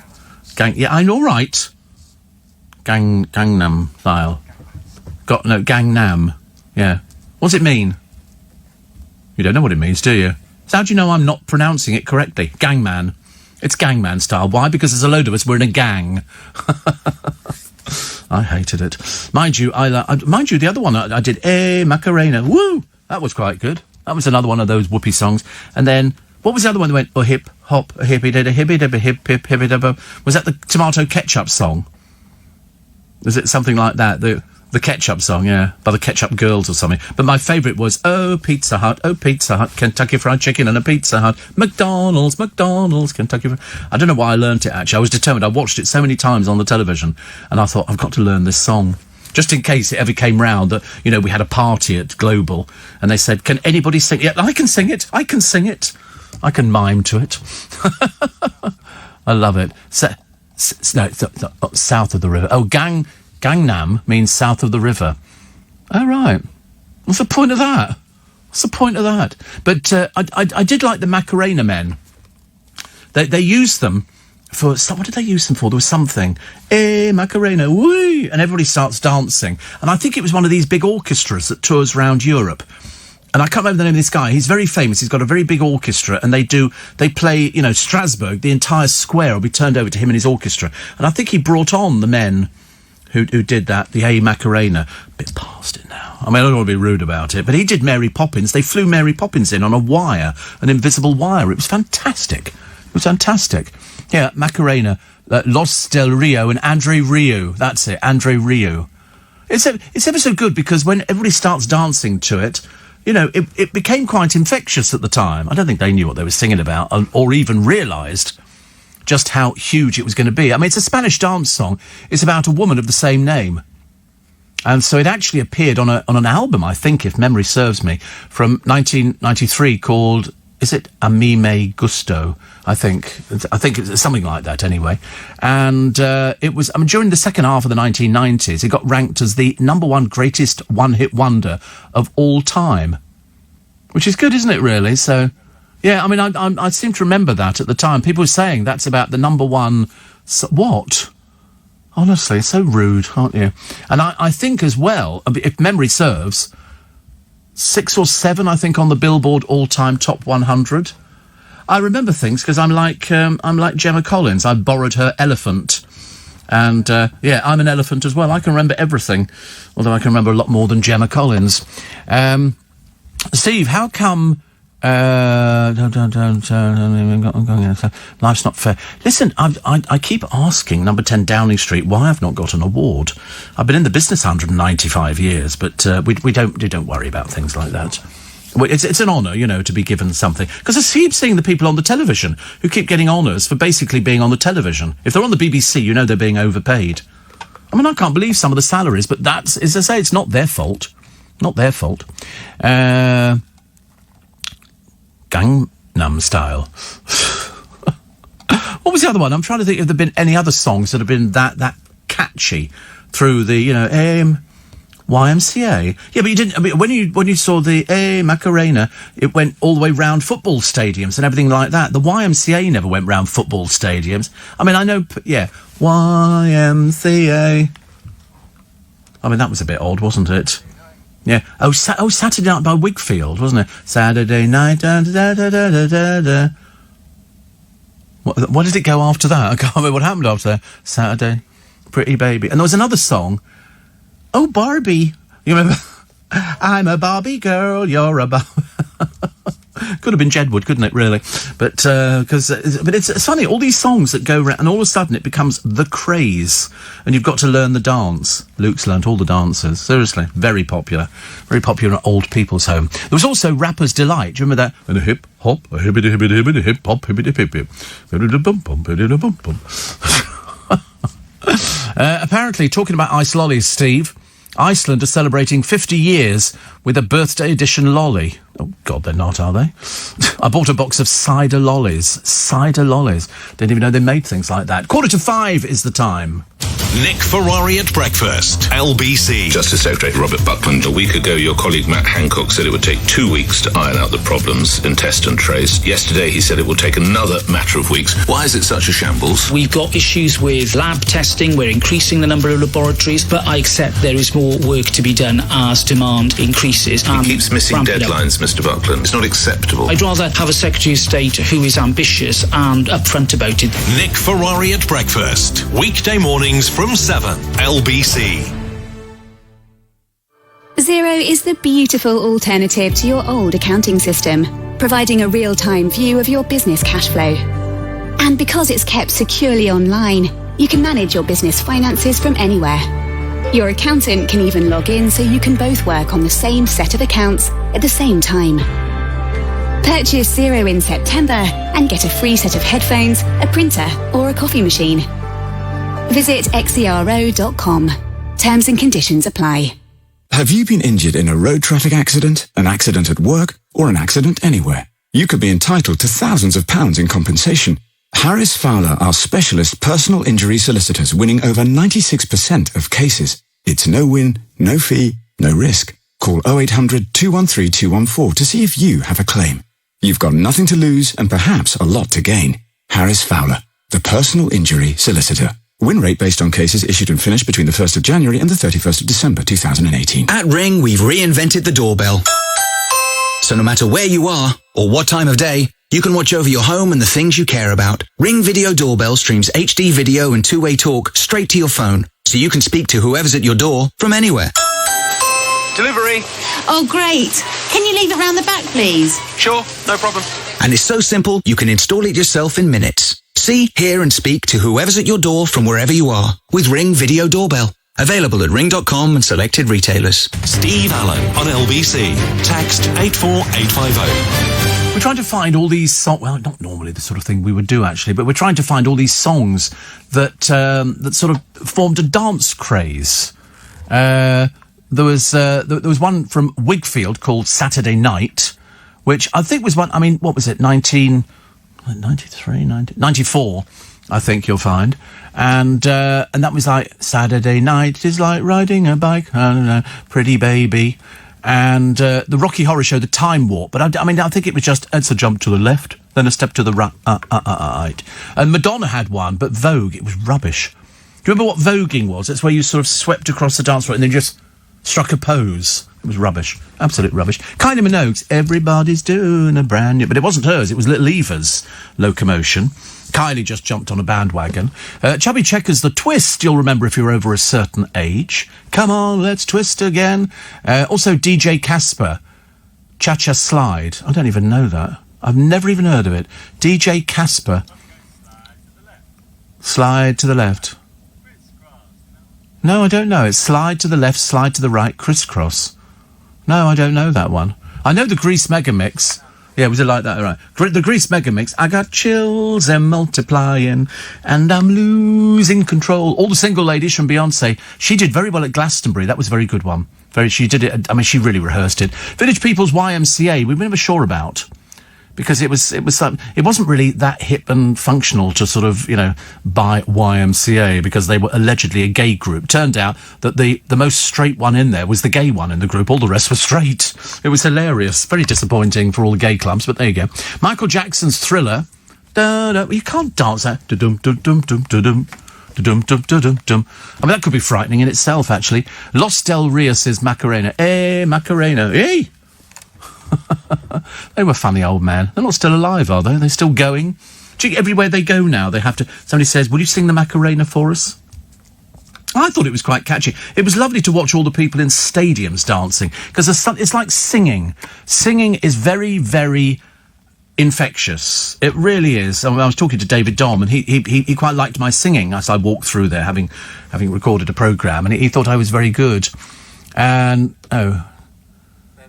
They're the lyrics. Unfortunately, we only have it in, not in my language. Is it Spanish?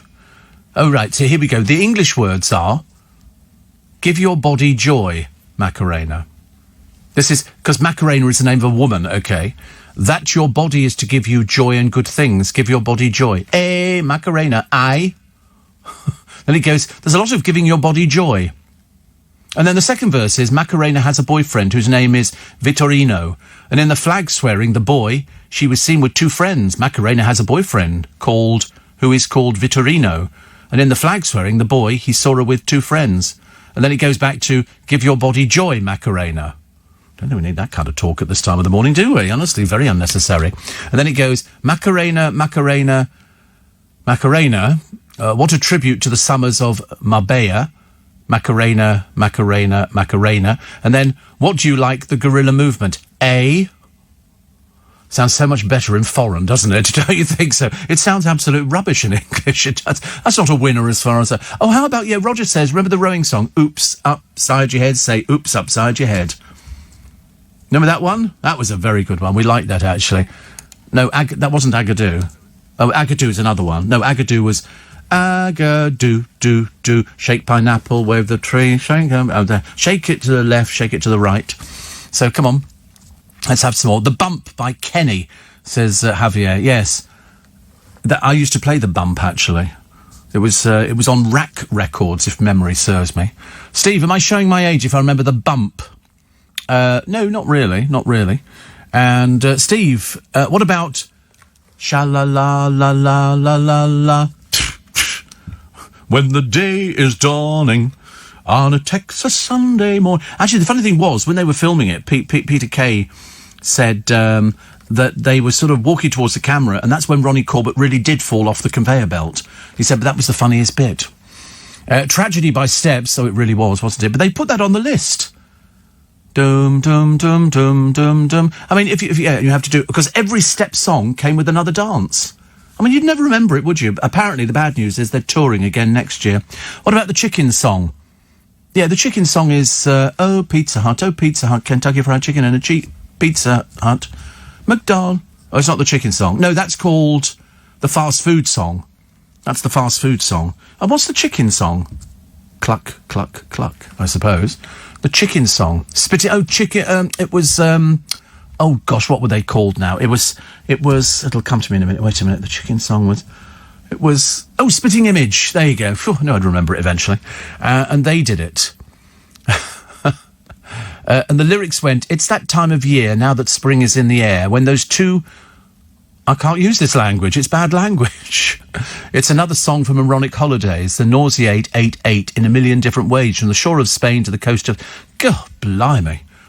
What a boring song. It probably sounds better when they did it. And then the chorus was sort of, paint your left knee green, then extract your wisdom teeth, form a string quartet, and pretend your name is Keith. Small wonder that didn't make it onto my list. How about Charleston the Black Bottom? That's the one that goes da da da da da da da da da da da da da da da dun dun dun dun dun. The Birdie song. Oh yeah, that was quite good. The Birdie song, very good. And Steve, how about Cliff Richard's Summer Holiday? Not really a dance song, is it? It didn't sort of inspire a dance. It really didn't. Although Cliff had so many hits, which were, classed as sort of dancing, but not in the same way that these other ones that we were talking about. Steve, I remember buying the YMCA record. It was the first out record that I bought when I was young, and I could never understand why. My dad was so upset. But I remember when they saw them on Top of the Pops, because it was Georgia Moroder who I think put the Village People together, and he had loads of things. He had Munich Machine, which was very popular. There was also, when you look back at the records, it was fantastic. Steve, I've just had a very funny 48-hour work schedule, so I'm going to settle down to a nice lamb Rogan Josh and a nice Polish beer. Feels like 5 p.m. to me. I'll get this down while I listen to you and then get some sleep, says Dion. Do you know, I can't eat lamb Rogan Josh anyway, because A, it's too lamb, and I'm allergic to lamb. Somebody says, can you wish my Auntie Beryl a happy 88th birthday? She listens to you every morning. Well, of course, Michelle and Jean. Of course, Auntie Beryl. And The Mash. I was working in the lab late one night when my eyes beheld an eerie sight. I said, we did the mash, we did... Or the other one was, come outside, it's a lovely moon out there. Do you remember that one? No?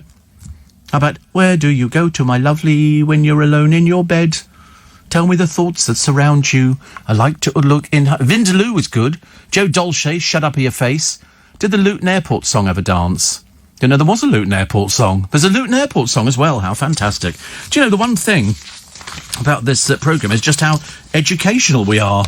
Because I'll tell you what I'm trying to do. I'm trying to get away from COVID, because I think people get themselves into a terrible tizzy about COVID, and we don't want to go into lockdown, but it looks highly likely that we could do.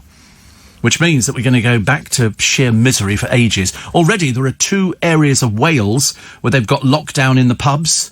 You're not allowed to go outside of the county unless it's for work or for education purposes. You know, it's Life is Life by Opus. That was very good. I like that. Yes, definitely. That was good. And Joe Dolce's Shut Up or Your Face was famous for keeping Vienna by Ultravox off the number 1 slot. Amazing, isn't it? Michael Jackson, Billie Jean, not really a dance, it was a dance thing, but it wasn't, the moonwalk, but I mean, nobody can do the moonwalk. I tried to do it, it just looked ridiculous. You've got to have special shoes, I think. The Ketchup Song we've done, and the Upside Down Your Head, we've already done that one. Said, oops, upside your head. Said, oops, upside your head. Yeah, upside from the 1970s. Everybody used to sit on the floor in lines. Listen, I'm old enough to remember, me and my friend Dave Maskell, we put on a disco in the Corn Exchange in Newbury, and we booked a DJ, and his name was Johnny Diamond. I always remember this because the Corn Exchange it probably held, I don't know, about 600-700 people. It had a stage at one end, and Dave and I worked together in a department store, and so we thought we would put on a disco, because in the department store we worked at, they had printing presses up on the top floor for them printing all the labels that went on in the shop windows. You'd arrange them all on there, put a piece of stuff on, pull the handle down, and it would print it on cardboard. So we had the access to the facility of that, and so we rented the hall, and I decided I would sell hot dogs, and we booked Johnny Diamond. Now, Johnny Diamond was a Radio 1 DJ at the time. How much did he cost us? 25 quid. £25. He turned up in like a truck, and out came all this. We've never seen anything like it. All this equipment came out there, and it was, when I look back on it, I think, God, we were way ahead of our time. Way ahead of our time. And everybody danced in lines. Nobody danced individually. It was all like line dancing. So if it was Tamala Motown, which it was at the time, it was a case of, Stoned Love by the Supremes. You'd walk forward, da-da-da-da-da-da-da-dun, and then you'd walk backwards, and you got the whole hall walking backwards and forwards. It was fantastic. It really was. Always fantastic. I love that. But 25 quid, I always remember thinking, I mean, to us it seemed like a lot of money, but when you look back on it, it was nothing. Nothing at all. How about Star Trekking Across the Universe? Klingon, there's Klingons on the starboard bow. Do you remember that one? Oh, right. You hated it. And also Timmy Mallet going, itsy witsy teeny weeny yellow polka dot bikini that she wore for the first time today. Sesame Street remix. Don't remember that one. And Cotton Eye Joe. Remember Cotton Eye Joe? Where you come from? Where'd you go? Hopefully a long way away. Barry reckons, Billy, don't be a hero. Billy, don't... no, it wasn't really a dance number. It was nice, but it wasn't a dance number. OK, listen, we're going to go through the papers in a moment. We think we might have found the new presenter of... to replace Sue Barker for a question of Scott, they've said. Her name is... She's a footballer. David Dom knows who she is, because when I was talking about it, he chipped in.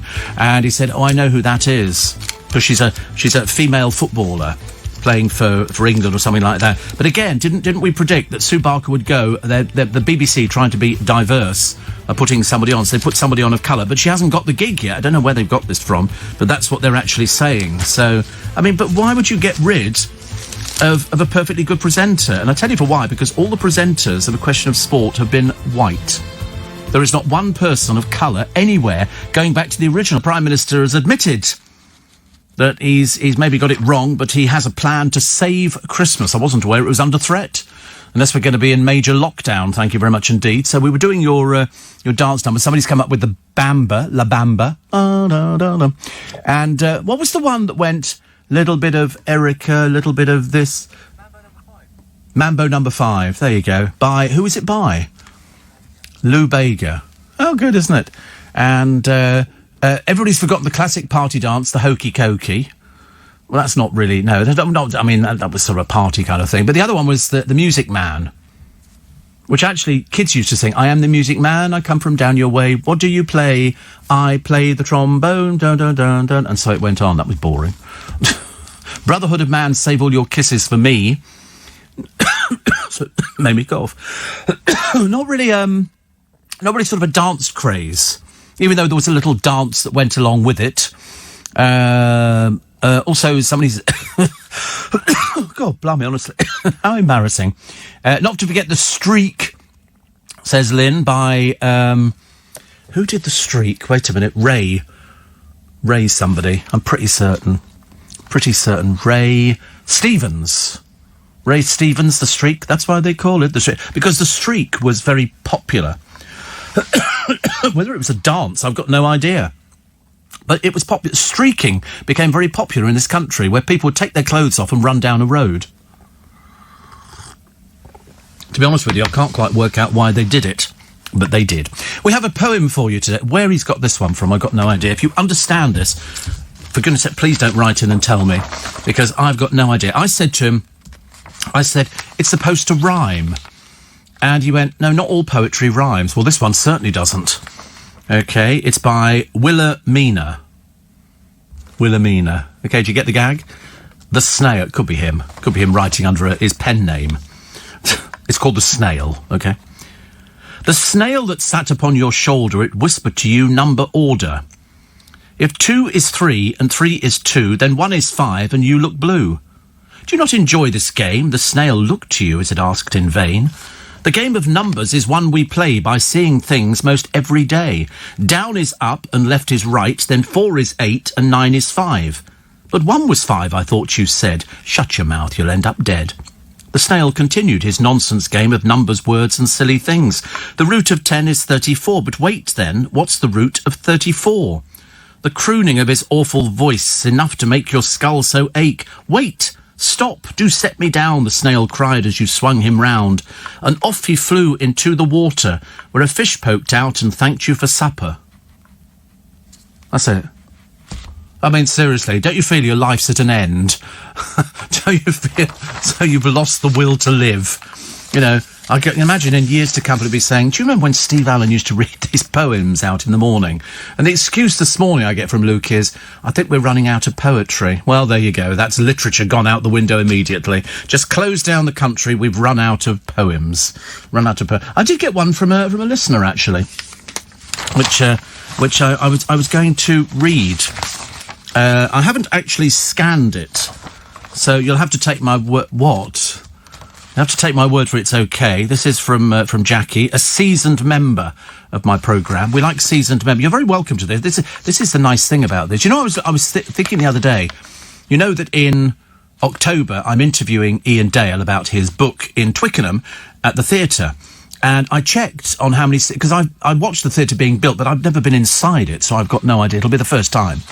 And even with social distancing, which of course we've sold out, there's going to be 160 of us.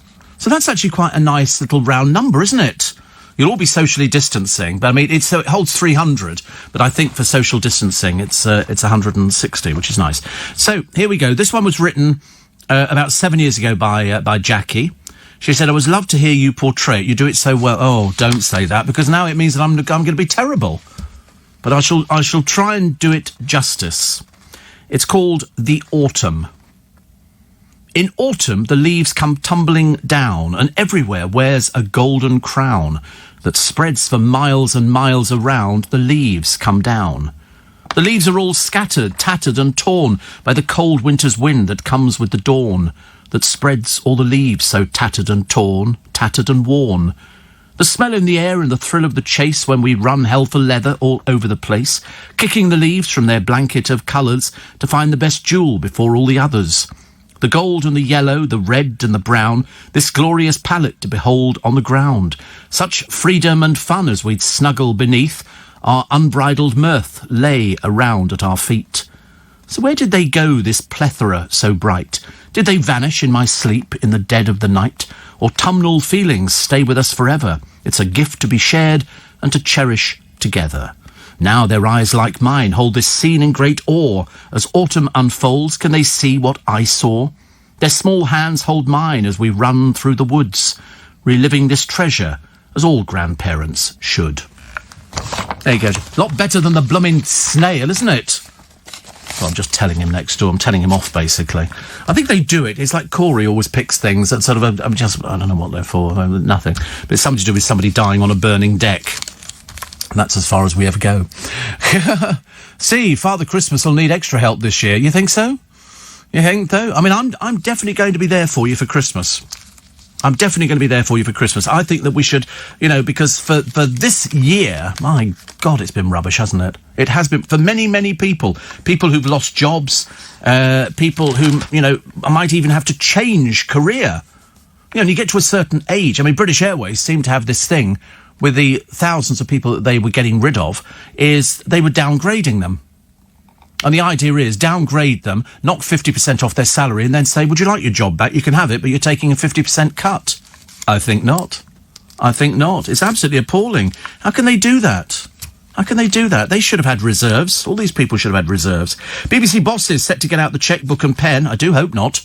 We've had quite enough of them getting out the chequebook and pen. This time to sign Bradley Walsh for doing a new version of Blankety Blank. And as I say, I don't have any doubt that Bradley can manage that. It'll be easy peasy for him. Easy peasy. The problem is, when you look at Blankety Blank, all the people on there were the celebrities of their day. We don't have any of those people anymore.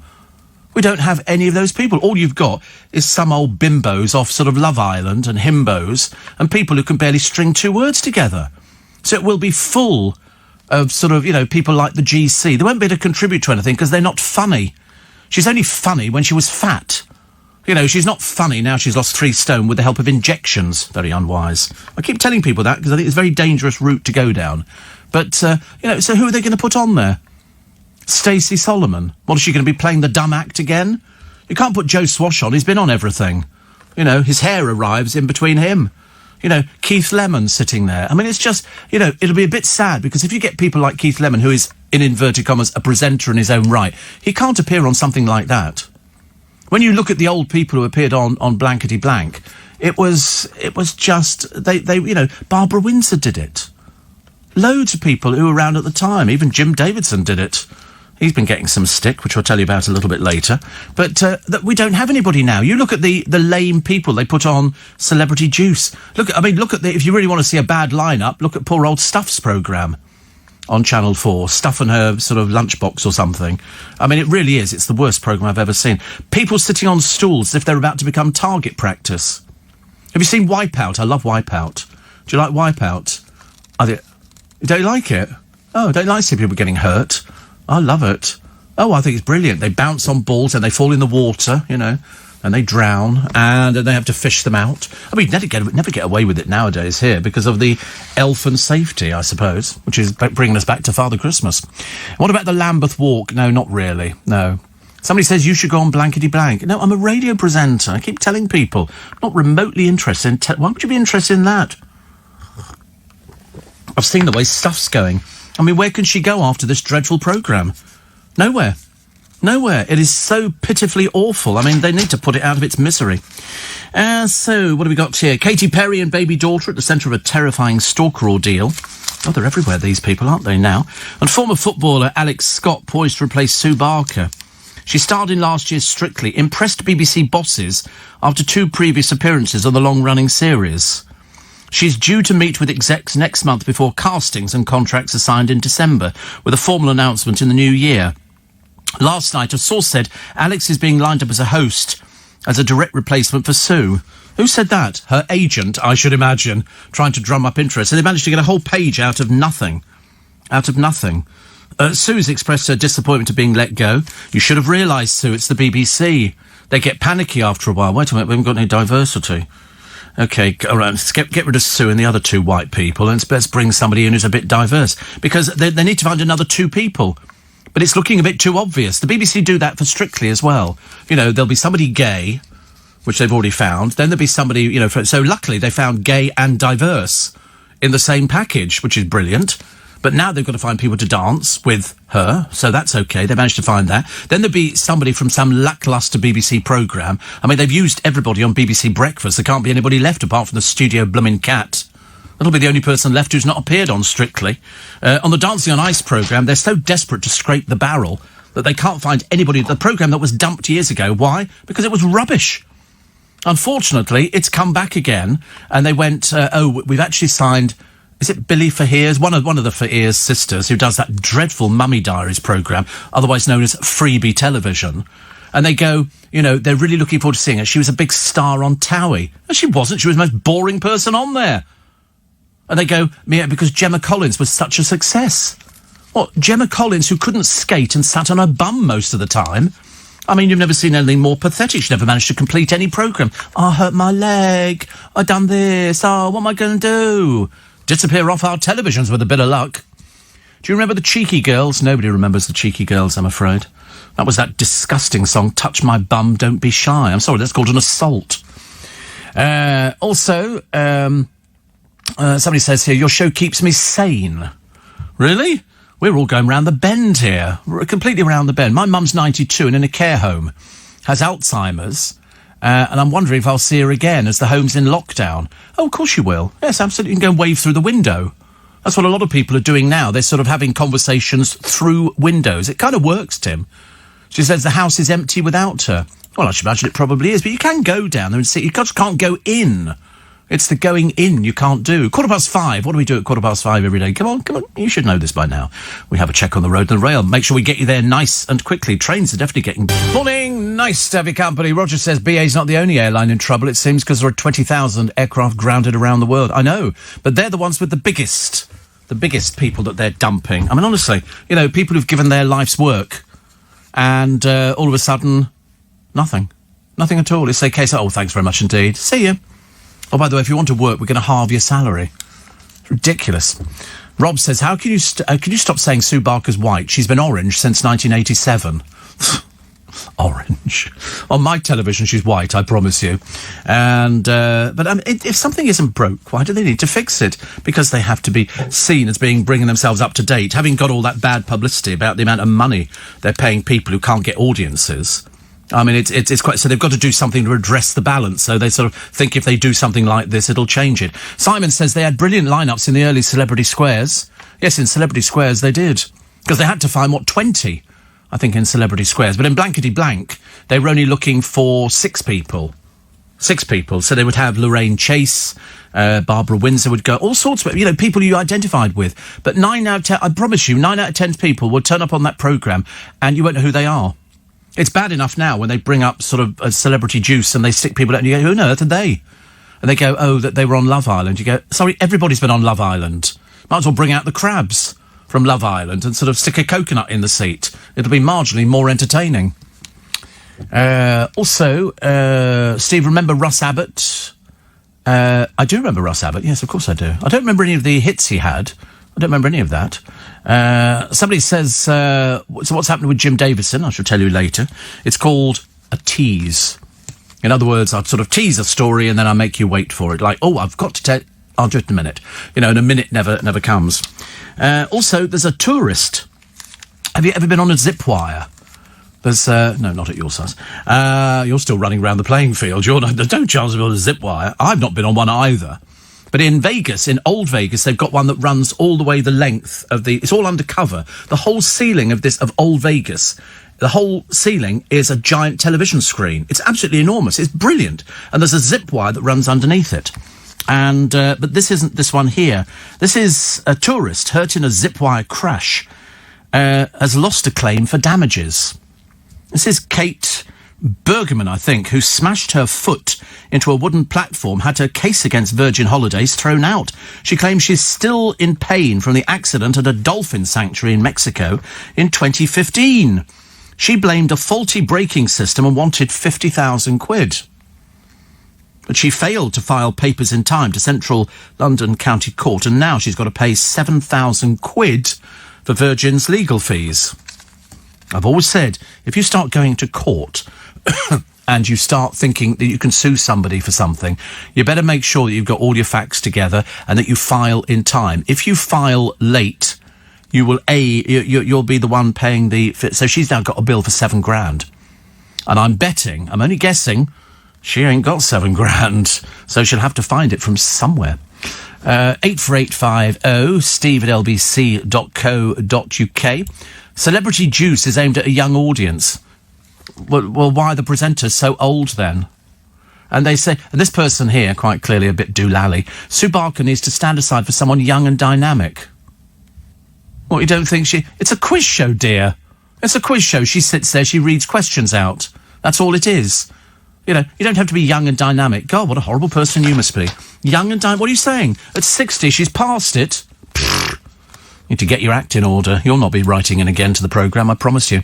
Russ Abbott sung Atmosphere. Did he? Don't remember that one at all. Very sad about Sue Barker, says Dean. Alex Scott's very nice and has the football credentials. Yeah, but, I mean, who's interested? What was the matter with Sue Barker? You know, is there anything that... Is she odd or something?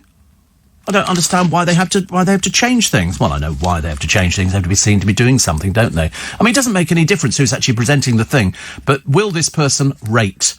At the moment, they get millions for Sue Barker's programme. Millions. It's as simple as that. And it comes down to audience numbers. You know, can you get the numbers? If you get them, you're on a winner. On a winner. Here's an interesting story. This is a Wetherspoons customer who used its app. You won't believe this. Even I couldn't believe it. I'll tell you that bloke's name is Louis Kinsella. Okay, Louis Kinsella is 20.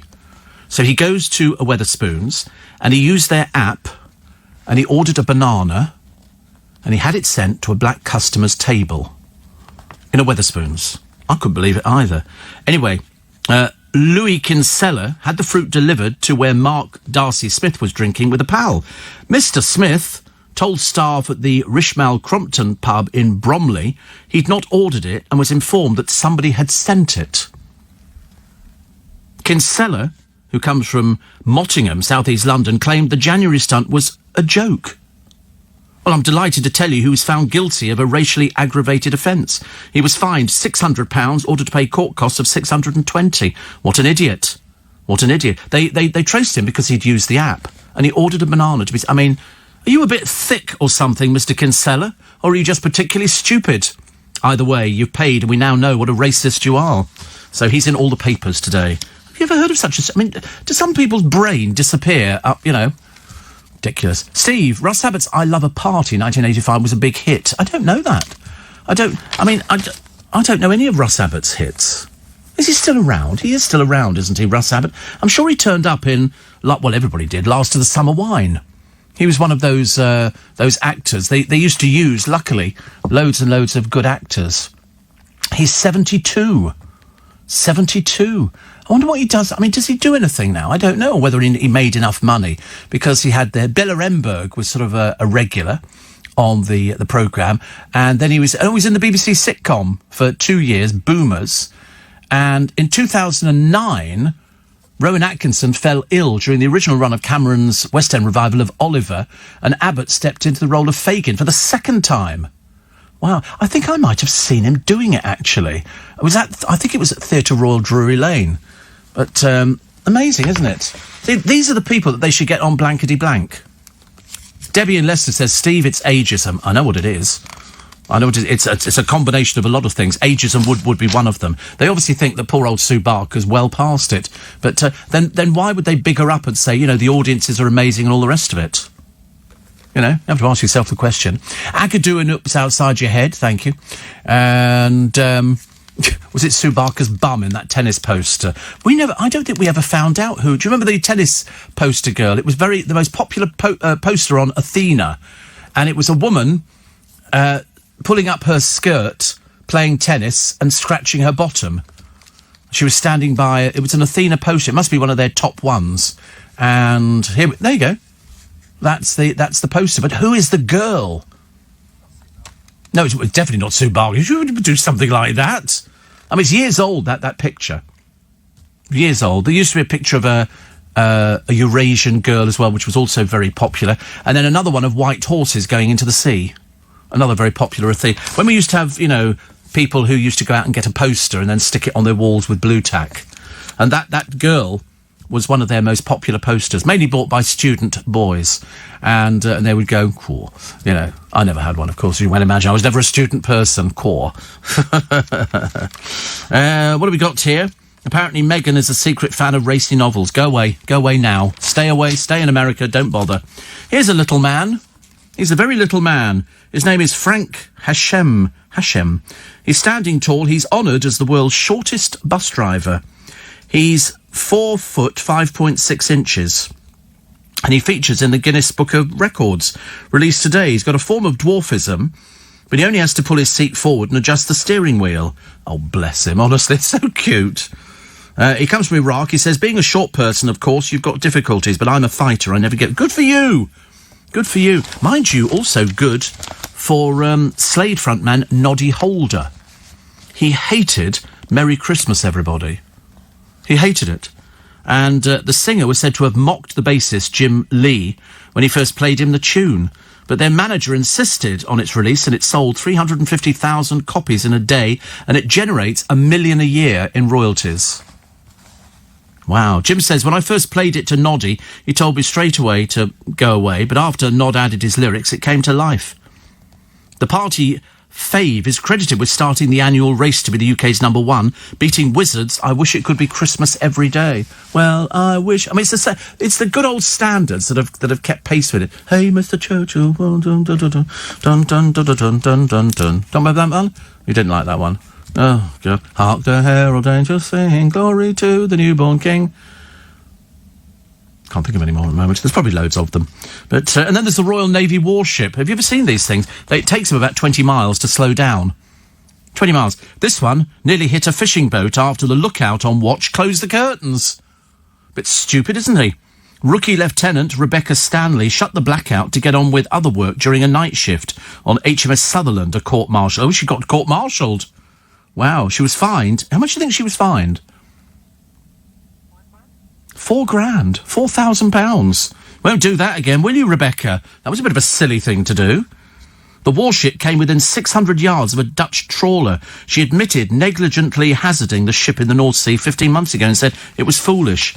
Oh dear, that's putting it politely, dear. You're an idiot. Absolute idiot. That's why you got fined £4,000. But I do love little Josh. Little Josh Stockhill. Bless his heart. He's going to school. He's so excited. He's wearing his school uniform. And he's got a smile on his face. His parents admitted they sometimes feared they'd never see him in a uniform because he was 8 months old when he was first diagnosed with acute lymphoblastic leukemia. He did chemotherapy. He's beat it twice. He's 4 years old.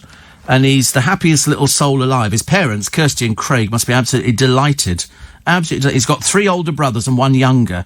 He's recovered well. November marks 2 years since the op. His little bag for Leighton Primary School isn't nearly as big as he is. Bless his heart. 4 years old. God, how fantastic. See, there is a God. There is a God. I'm still trying to work out if I could buy a T-Rex. But there are problems in where I would exhibit it. But it's £6 million and it's about 40 feet long. Do you know, wouldn't it be nice if we could climb into a time machine and then sort of go back to a certain period, but actually know where you were going? Because Doctor Who screwed it up every time. They had no idea. They'd open the door and they'd be in the middle of a war or something, so they'd just close the door again. You can imagine, there you are, fighting all these people, and all of a sudden TARDIS appears in the middle of the battlefield. I quite fancy the idea of sort of going back. Why don't I go back? Oh, there's so many places I want to go back to. Provided I could go back and observe without actually being seen. Because I have a horrible feeling that people might... Because if they all of a sudden saw somebody wearing what we would class as normal clothes, they might think we're somebody from another planet, and we sort of need to be burnt at the stake. So I think I would definitely go back. I'd like to start in Tudor England, but I know it would be filthy. Absolutely filthy. The roads would be filthy, mud, everything else. And I'd like to wander around Hampton Court Palace when Henry VIII was there, shouting out, you're fat, and waiting to see if he actually heard. That would be an interesting one. And then after that, where would I want to go to? Quite like to go to Egypt. Quite like to watch them building pyramids. I'd like to see how many thousands of people were actually involved in the building of the pyramids. I don't know whether... I'd quite like to be able to flit amongst the planets to see, and prove my theory that there is nothing up there. And there is nothing, even though... Because they had a whole hour with Tom Swarbrick last night talking about mad people, and I'll tell you, on they came. Well, you couldn't stop them. You couldn't stop people who obviously sit there and they've probably got little pictures of sort of little green men and people from other planets, as I say, but they've never managed to land one of these spacecraft. You think they could actually manage to land something? They have the technology to build one and travel millions and millions of miles. Because we know there's nothing on the moon. There's certainly nothing on the sun, unless they've got something that we don't know about.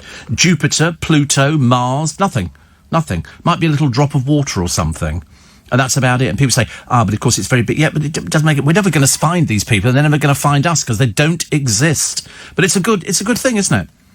It's like it's like sort of, watching somebody doing a trick and then saying it's a trick, and they go, no, I can really bend metal, and you go, no, you can't, it's a trick. Okay? You know, but people want to believe in it. I don't know why, they just do, actually. Gene says, where is Warren and his computer problems? Oh, goodness sake, I can't begin to tell you, Gene. Gene, who actually could be Luke. A lot of people seem to change their names yesterday. I don't know why. Or is that you? Is that you again? No, it is you, isn't it? I can tell. It says Luke here. Where is Warren and his computer problem? And then you've signed yourself Gene. Is this something... Since you've been away on the holidays, is there something you want to tell us? Because now is the time to come clean. Because yesterday somebody wrote to me thinking that they were Steph. Well, of course, in these days of trans and all the rest of it, it was perfectly feasible, but then it turned out it wasn't. And so now, because we get your name, Luke, on the screen, you can't hide under the name of Gene. That's why I ask if anything happened in Norfolk on the beach, okay? While you were up there. Did you have sort of one of those sort of ethereal moments where it was like your very own epiphany, and all of a sudden you saw yourself as a different person? You know, I only ask out of concern, because I want to know who I address the Christmas card to. I don't want to make a mistake. Okay?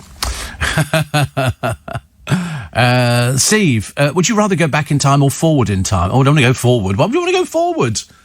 I might not be here if I go forward. So, yes, I mean, it'd be nice to see after Corona. But as I said to somebody in a hospital the other day, I said, I think it's here for years. She said, I think you're right.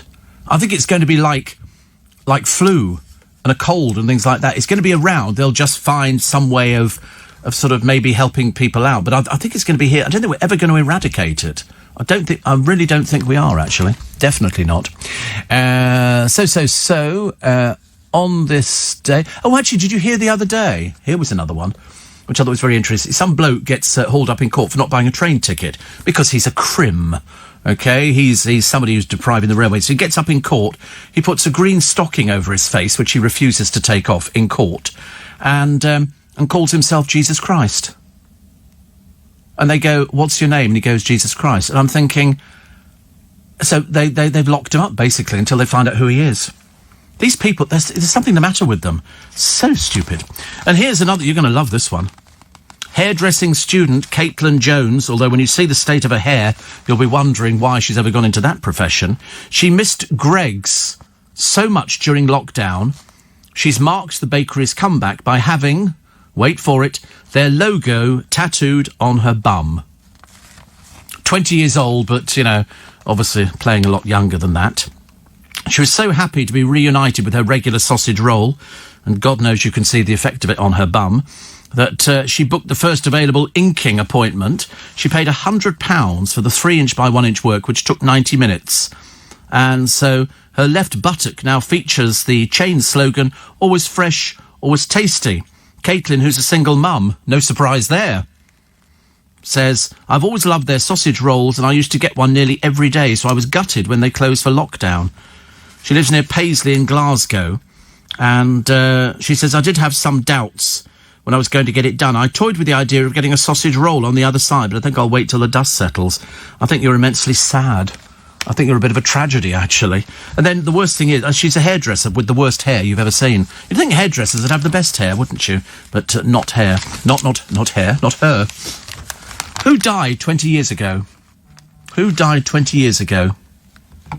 This is an odd one, actually, because I'll give you a clue. She was a television presenter. Unfortunately, she had... 20 years on from her death, Paula Yates. Paula Yates died 20 yeyears ago today, and I remember it as if it was yesterday. I mean, she went from Kid Rebel to tragedy. She was with Bob Geldof, and somebody says she'd never have killed herself while Tiger was in the house. It was just a drugs mistake. That's the trouble with these drugs mistakes. And I think for her, I think it was heroin. And of course, her father was Huey Green, which sort of came out sort of much later. And they say it was a bit of a catastrophe. I thought, and so she appeared on the Big Breakfast, lying on a bed, interviewing people, and it was quite clear that she wasn't herself. But she tried to fight the demons alone, and it didn't work. And then Peaches Her daughter also died of an overdose, having been on television a short while before talking about the fact that she would never do anything like that, and somebody was on with her. And again, another tragedy. There's something about drugs that seems to draw people in. Either there's something missing in their life, or there's something else going on. But whatever it is, you can never understand why. It's like people who suffered with anorexia nervosa years ago. There were two sisters, and we could see that they had gone beyond the stage of anorexia. They were told, if you keep going like this, then you're going to die. But they didn't see themselves as thin. It was like Karen Carpenter. When she came in, I said yesterday, she was stick thin, and the PA said, don't mention her weight. I mean, there was nothing of her. There was absolutely nothing. I remember looking at her thinking, oh, my goodness. I mean, she was lovely. She was quite delightful, quite charming, but she was just painfully thin. And people who suffer with anorexia are people who genuinely see themselves as being fat and bloated, and they can't bear it. So people used to make themselves sick. People used to sort of eat the food, then go to the toilet, make themselves ill, because they saw it. There were these two sisters. One of them ended up dying as a result of the anorexia. And they thought it would be a kick, for the other one to say, listen, you don't want to die as well. We don't talk about anorexia now, and yet the pressure is on people all the time. If you want to be a model, you go to some agencies, they're not going to take you if you're an ounce overweight. They don't want you. They want thin people. Thin people, they can dress. Oh, Luke's come back, or should I say Jean, and said, yes, it's Luke, honestly. Something happened on that beach in Norfolk. I tell you, we are not hearing the full story. There'll be a video, probably a close encounter. Perhaps he was sitting on the beach in his little windbreak with cheese and pickle sandwich, and something happened that sort of some craft came down like that, in, what was that film? Close Encounters of the Third Kind. That will be like Luke on the beach, sitting there, his little Speedos, and this thing comes down. They took him on board, and they've changed him into Jean. And that's all we need to know. At the moment, he's Luke. He hasn't said a word all morning. No, you know why? Vocals been changed. He's changed the vocals. Listening in Washington is our Warren. He's Washington, I don't know. He says, it's only just turning bedtime here. It's deserted. It's like landing on a planet with nobody around. He said it's completely dead. No cars. Nothing. Absolutely nothing. And he said there's no people. It's absolutely dead. It's like a desert, the power of COVID. He says, forget war, forget fire, forget disasters. COVID seems to put everything else into insignificance. Amazing, isn't it? I mean, we tend to forget that. I think for some of us, we think that it's just COVID us. It's us, isn't it? It's, we're the only ones who've actually got COVID, which, of course, is not true. Yeah, bad time to cough, I realise, actually. The trouble is because I got so excited earlier on. The Greggs Tattoo Girl. How stupid. I buy their frozen sausage rolls from Iceland. They taste exactly the same. If you need to eat one every day, why buy these, says Sue. She doesn't know. She's a hairdresser, trainee hairdresser or something. Although, as I say, people do have tattoos because they become addicted. Look at poor old Davy Beckham. Look at him, honestly. He looks like he's walked out of a trailer park, doesn't he? In the San Fernando Valley. Steve, didn't Paulie Yates overdose after Michael Hutchins? Well, Michael Hutchins, we think, was a mistake as well. That's what they've said afterwards. I think they call it auto-asphyxiation. That's what I think they call it. And I think that Paulie Yates, I don't think she knew. She had a friend who came round, I think the cleaner, and found her. But, people had known that there were problems for a long time. It's just that nobody knows what to do. Nobody knows what to do now. If one of my producers said to me, I've got a drugs habit, firstly, I'd be taken aback and go, are you sure? That'd be the first thing, because they're so quiet most of the time. And you wouldn't believe it. And so you'd always go when you need to get some help. But where to send people to? You would advise them to call Samaritans or call, some helpline so that people can get help. But some people don't want help. It's like the people who drink on the streets. You see them all the time. You've probably got them round your neck of the woods. We've got them round here. We've got them in Twickenham. We've got them in Richmond. We've got them everywhere. They drink. They probably don't see it as a problem. But that's what it is. It's a huge problem. What the solution is, I wish I knew. What do you think of Uri Geller? I think he's a magician. That's what I think he is. I don't believe anybody, because I'm in the real world. You see, I love magicians. I would have to, because I'm a member of the Inner Magic Circle. I love that. I like the idea that you can fool somebody, and they can go, good Lord, Steve, what you can do with your hands, it's a miracle. And I always go, yep, absolutely. And but with Uri Geller, he claims it's the power of the mind. What? A load of rubbish. Because, as I say, the simple solution is put a piece of metal on the table, put a fork down there, put a spoon down there, and you watch him. Go on, bend it. It won't move. You could sit there till hell freezes over. 5:45. Let's have a check on the road and the rail, shall we? Nice to have you company. Morning, everybody. I feel like I'm standing in a stadium this morning. It's nice to have your company. So today, the weather is going to be, I think, the same as yesterday. A bit nippy this morning, but there's no rain. Not that I noticed any rain yesterday. And yet we were supposed to have had rain yesterday. Didn't they say it was spitting? That's right. It only got as far as spitting. Hey, Siri, what's the weather like today? It's currently partly cloudy and 14 degrees. Expect clear skies starting in the morning. Today's high will be 21 degrees, and the low will be 14. Chance of rain, 0. Chance of, mind you, that means nothing, does it? How many times they get these things wrong? But it's not as warm as it has been. But it's a day to start tidying up your garden. You know, now would be a very good time to do things like that. Steve, the Welsh comedian Rod Gilbert has a Battenberg cake tattooed on one shoulder and a potato on the other. Oh, right. Good Lord, I've never heard of such a thing. I've interviewed him, actually, on a couple of occasions, Rod Gilbert. I like him. I think he's quite a fun person. Definitely a fun person. The Express today, talking about the Queen and Philip have quit Balmoral for a new bubble. I mean, Prince Philip is 99. I mean, he's still moving. He's still walking. He's still, admittedly, we all think, oh, good, you've aged. But he's 99. He's 1 year or less, actually, because his birthday, I think, is June or something like that, away from being 100. She's 94. And then Prince Andrew, apparently, was also up at Balmoral. Apparently, they were having discussions about him. He was apparently asking the Queen's advice. I should imagine the main one would be don't hang around with convicted paedophiles, but I'm only guessing. Don't want to sort of throw the cat among the pigeons. 84850. James Randi exposed Uri Geller as a fraud. No, what James Randi did, he liked exposing people who were claiming to have, powers, and it was because Uri Geller was a magician. In fact, probably still is a magician. But in fact, you can. It's very easy to sort of poo-poo the stuff. It's a case of he claims he bends metal with the power of his mind. Well, that's absolute rubbish. It's not. I mean, ask yourself the simple question. So you have the power to rearrange the molecular structure of metal, and you bend a spoon. Hello? Or a fork. Do me a favour. If you could really do that, imagine the good you could do. No, he bends a spoon. Jackie says your Siri's changed sex. No, it's been a man for ages. It's been a man for quite some time. Thomas changed it, ages ago. Ages and ages ago. We've had quite a number, actually. Tony says, have you seen the amazing magician goes by the name of Dynamo? No, never heard of him. What does he do? What planet do you think we're on? He's been around for years. Years and years.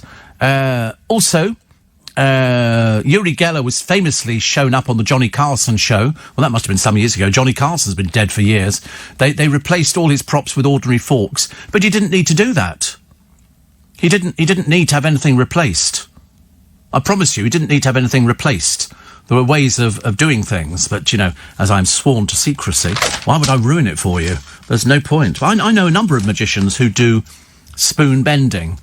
And they can use your spoons, your forks and stuff like that. But no, Dynamo's been around for quite a while, actually. Quite a while. We've had him on the programme. Esther Ranson, she's not happy about this licence fee ruling, and she's also not happy at people like Gary Lineker, who she says should take a huge salary cut. He has. He's knocked 400,000 off it. All right, so he's got 1.3 million, which he does now. Dame Esther criticised his pay during an appearance, contrasting it to the over 75s having to pay for their TV licence. But come on, Esther, I tell you what, how much did you earn when you were at the BBC? How much did they pay you for doing That's Life? Obviously not $1 million because it was a long time ago, but I bet you did really, really well. Really. Because you were like top dog at the BBC. She thinks that everybody should, if they're earning over 150,000, they should get a pay cut. Well, that's never going to happen, is it? Never going to happen. But also, the programme's host, Dan Walker, questioned Dame Esther on how damaged she felt the broadcaster to be after the latest figures were released. Well, they're only released because we pay for it. They owe, we're constantly being told it's our BBC. Well, if they think that Gary Lineker's worth 1.3 million and Zoe Ball's worth something for hemorrhaging audience, well, that's what it's their company. We're sort of overseeing it. But yes, that's what they think they're worth. If they didn't think they were worth it, they wouldn't pay it to them. Ridiculous, isn't it? Barbados is going to oust the Queen as head of state. She visited, I think, 1977. The link will be severed in time for the 55th anniversary, which is next November, next year, 2021. Buckingham Palace said of the statement, this is a matter for the government and the people of Barbados. I mean, I shouldn't imagine, it makes any difference to the Queen whatsoever. She was there, I think, 66 she toured with Philip. I mean, she rules 16 foreign countries in the same way that she's head of state in Britain. But this number is expected to shrink in the coming years. Well, that's the way it goes, isn't it? I should imagine with sort of the passing on of the Queen, things will change completely. Depending on whether Charles wants to be king or whether he will pass it straight on to William. I think he'll pass it on to William. You think he'll be king? How much do you want to put on it? Sorry, we're just having a bet in the studio. Totally illegal, but we're doing it now. Go on. 20? I can't afford 20 quid. What do you think I'm going to get 20 quid from? What do you think I work for? The BBC? Come on.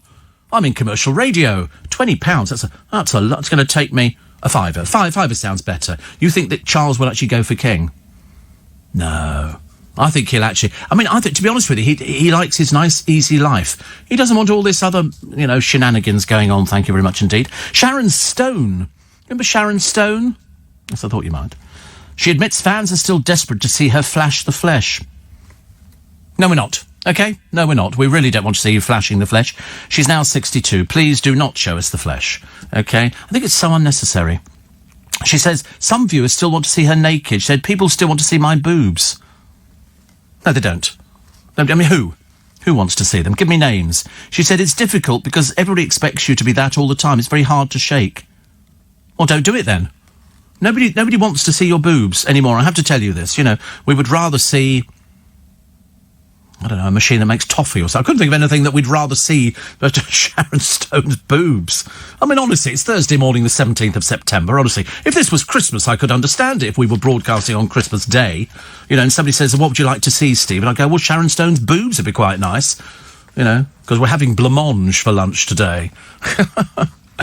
Luke says, I'm 21. Yeah, this is Luke, who's really Gene, who thinks he's 6 foot something. Really not. You're not 22. Honestly, this cloud cuckoo land that you're living in, it's ridiculous. But I would love to see you go and live by the seaside. In fact, we'll pay for you to go. And, no, I mean that in a caring way, because apparently Whitstable has topped the 20 best places to live beside the sea. It scored the highest marks when ranked against 150 UK seaside locations. Whitstable residents have the highest average full-time salary, £34,705. Which seems quite high. So, at number 20, you might have heard of some of these places, some you might not have heard of. Folkestone in Kent. OK. Barry, Vale of Glamorgan. Yeah, that's OK. Anglesey, number 18. That's OK. House prices are not too bad there. Sandgate in Kent. Bridlington, East Riding of Yorkshire. Bridlington, it makes me laugh. Gosport in Hampshire. Hythe in Kent. Brighton in East Sussex. You are joking. Brighton? Why would you want to go and live down there? It's full of ghastly students. Horrible people. Barton-on-Sea in Hampshire. Walton-on-the-Naze in Essex. Felixstowe. Camber. Is that where Camber Sands are? I suppose they must be, really. Camber is in East Sussex. Bournemouth. See, that's quite nice if you're over the age of 60. It's like retirement. It's like see Bournemouth and die. I think, you get a lot of people who sit in bus shelters there, which I quite like. National Tourist Board, that'll go down a winner. Weymouth in Dorset. I don't think I've been to Weymouth, but it sounds lovely. Southbourne in Dorset. Poole in Dorset. You see, Dorset, very popular. Herne Bay in Kent. Swanage. We went on holiday to Swanage one year. We stayed in a caravan site. Yeah, all right. Why not? Seaford in East Sussex and Whitstable in Kent. A friend of mine, Michael, lives in Whitstable in Kent. It's lovely. They have little things there, like, you know, people go and sing sea shanties in the pubs and stuff like ghastly. And it's sort of, it's like, oh, I do like to be beside the seaside, oh, I do like to be beside the sea, da-da-da-da-da-da-da-da, prom, prom, prom, where the brass band plays tiddly-om-pom-pom. So, to all those in Whitstable, very well done. Do you know house prices have soared about $8,000 a year, but they think the mini boom may fizzle out.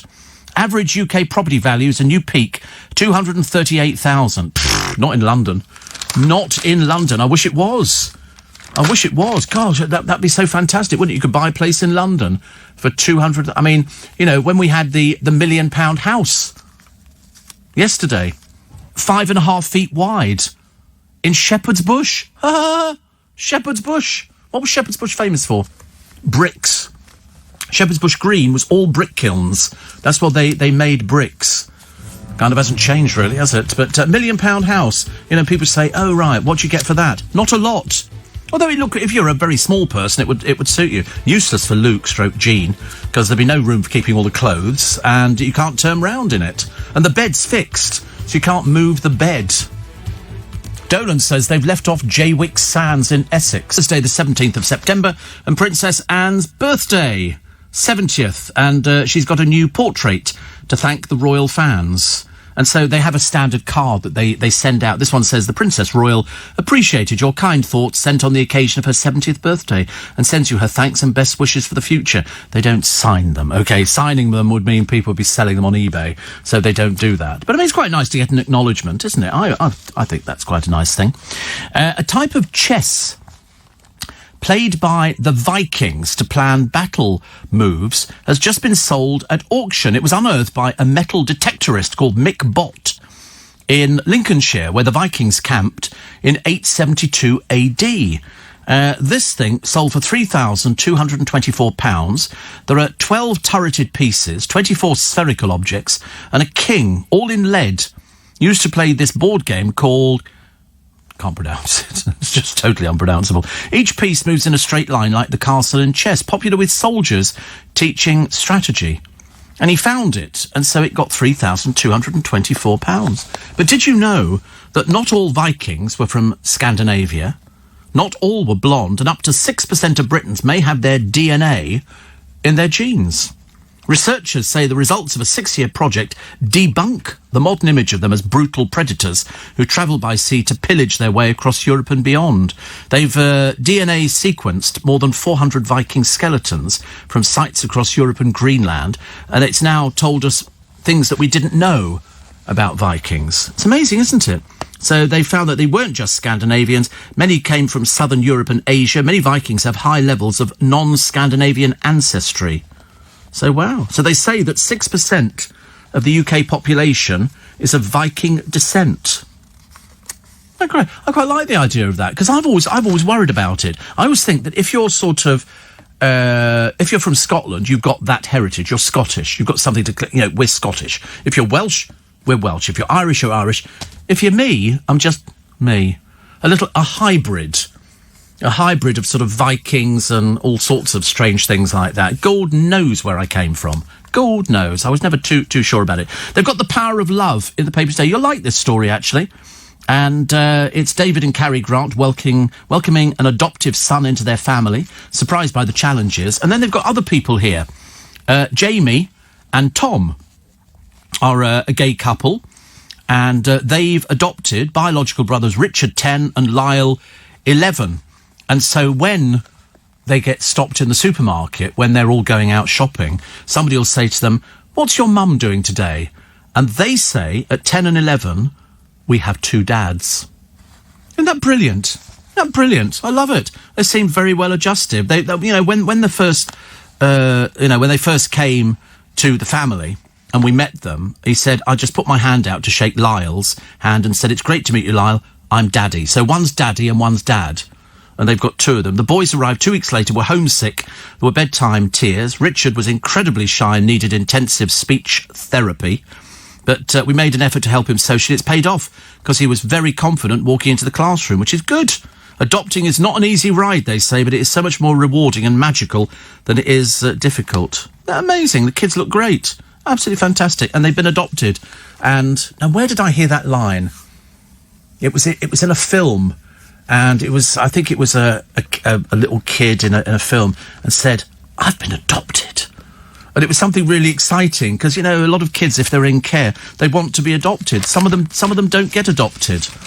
But they got adopted, and they've obviously found themselves two people who love them dearly, which is great. So they get the best start in life, which can only be good news. Noreen, good morning, says, I was very interested to learn you served The Love Affair with breakfast. I'd love to have seen you. Steve Ellis still tours, amazing. Voice doesn't change. We're seeing him twice in 2021 so far. Will be worth seeing if any of the listeners liked him. He's on the Solid Gold Tour. She says, only a month till the Ian Dale interview in Twickenham. Really looking forward to it and seeing some of the gang. We are home. Good journey, 3-ish hours, says Noreen. So I hope you're well. I think you are, actually. But, yes. So in the theatre, with about probably just under 180 of you there, which is good because of social distancing. We can't do it, but it's still going ahead as far as I know. Steve, Shepherd's Bush is famous for the location of Steptoe and Sons Oil Drum Lane. Yes, you're quite right. It never actually existed, though, did it? Never actually existed. It was just... otherwise, I'd love to find an oil drum lane.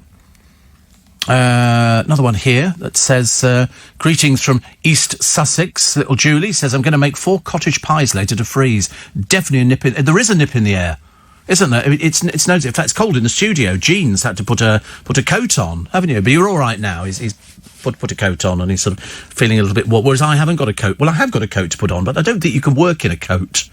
I think you're supposed to work without a coat on, but my hands have gone quite blue. Quite blue, I have to tell you. I'm suffering with sort of, with being frozen to death. So, mystery as EastEnders legend Max leaves the soap. We can't quite work out why he's left the soap. We don't know if it was his decision or if it was their decision. We don't know anything at all. We just know that he's leaving the soap after 15 years. They were saying he could go on to I'm a Celebrity, Get Me Out of Here. On the other hand, he might not. I think it's too easy to go, I'm coming out of this and I'm just going straight into this show. You go, what for? What, is it like sort of some sort of substitute so they can go, well, we don't have this income, but I've got another income coming in. Also, Katie Price. Yes, you remember Katie Price. Oh, she started working out the other day with her little boyfriend, against the doctor's advice, because, of course, she's so intelligent, she knows everything. They've said to her, do not do anything like this for about 2 years. But, of course, she thinks she knows best. So expect a relapse anytime soon where she'll flog another dreary story. She could face a probe for giving her daughter's puppy CBD. Bulldog Rollo fell asleep under an electric chair after having the non-psychoactive cannabis derivative and suffocated after a nanny sat on it. Katie's vet said the oil could have made the puppies seek out a quiet place to kip, which was out of character. She said she didn't know giving the dog CBD oil without a veterinary prescription is an offence. Well, because you're stupid, aren't you? Stupid. In fact, the people as well who gave you the puppy for free, you didn't even have to buy it for your daughter, which is even more sickening. So this poor little thing died. And they said you have to watch them all the time, they're puppies.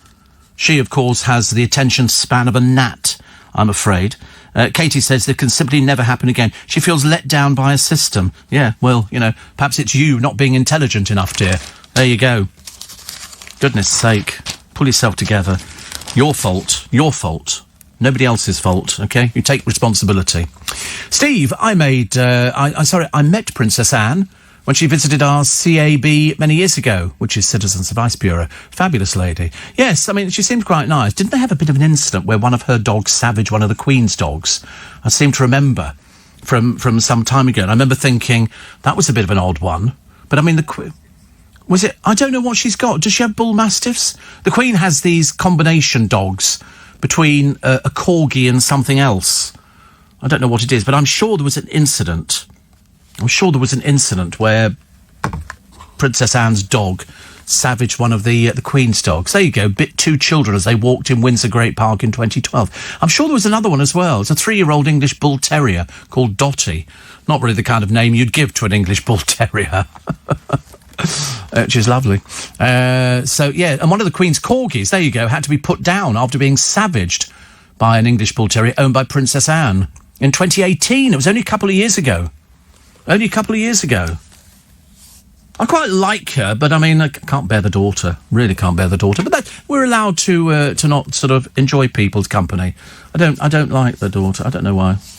Because I remember I told you somebody asked her a question on television about her mother, and she raised her eyebrows like, "Oh, I'm sorry, isn't this all about me?" And I went, "Oh God," because she's after freebies.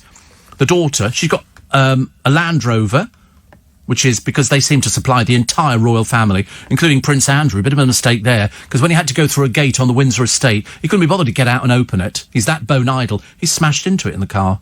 I mean, seriously. Can't believe it, can you, really? So no surprise anything he does. Steve, was it The Rescuers where the girl said, "I've been adopted"? I can't remember. It was either a film or something. And in the end, she says, "I've been adopted."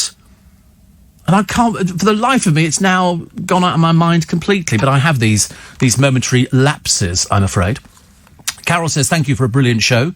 Must be writing to somebody different, actually. 6% of the UK population is of Viking descent. I mean, don't you think that's quite exciting? I think that's quite exciting. I mean, because one of my aunties and uncles started doing our family tree some years ago, but then they died, and it kind of got forgotten, because you can go so far back with records from the church and things like that, but now they've got these different companies whereby you can put stuff in, and it'll say, "Oh, we found 3 people," and I can't remember what we found out. Nobody ever told me. I was quite young when they did it. I don't know what they found out. I suppose, we've been around for a while. That's all I know. I don't think we were anything particularly exciting. I think we were just another sort of family out there, because there's loads of people want to trace their family trees. You go, this and this and this. I don't know. What do the producers say to you to placate you or calm you down? I never need calming down.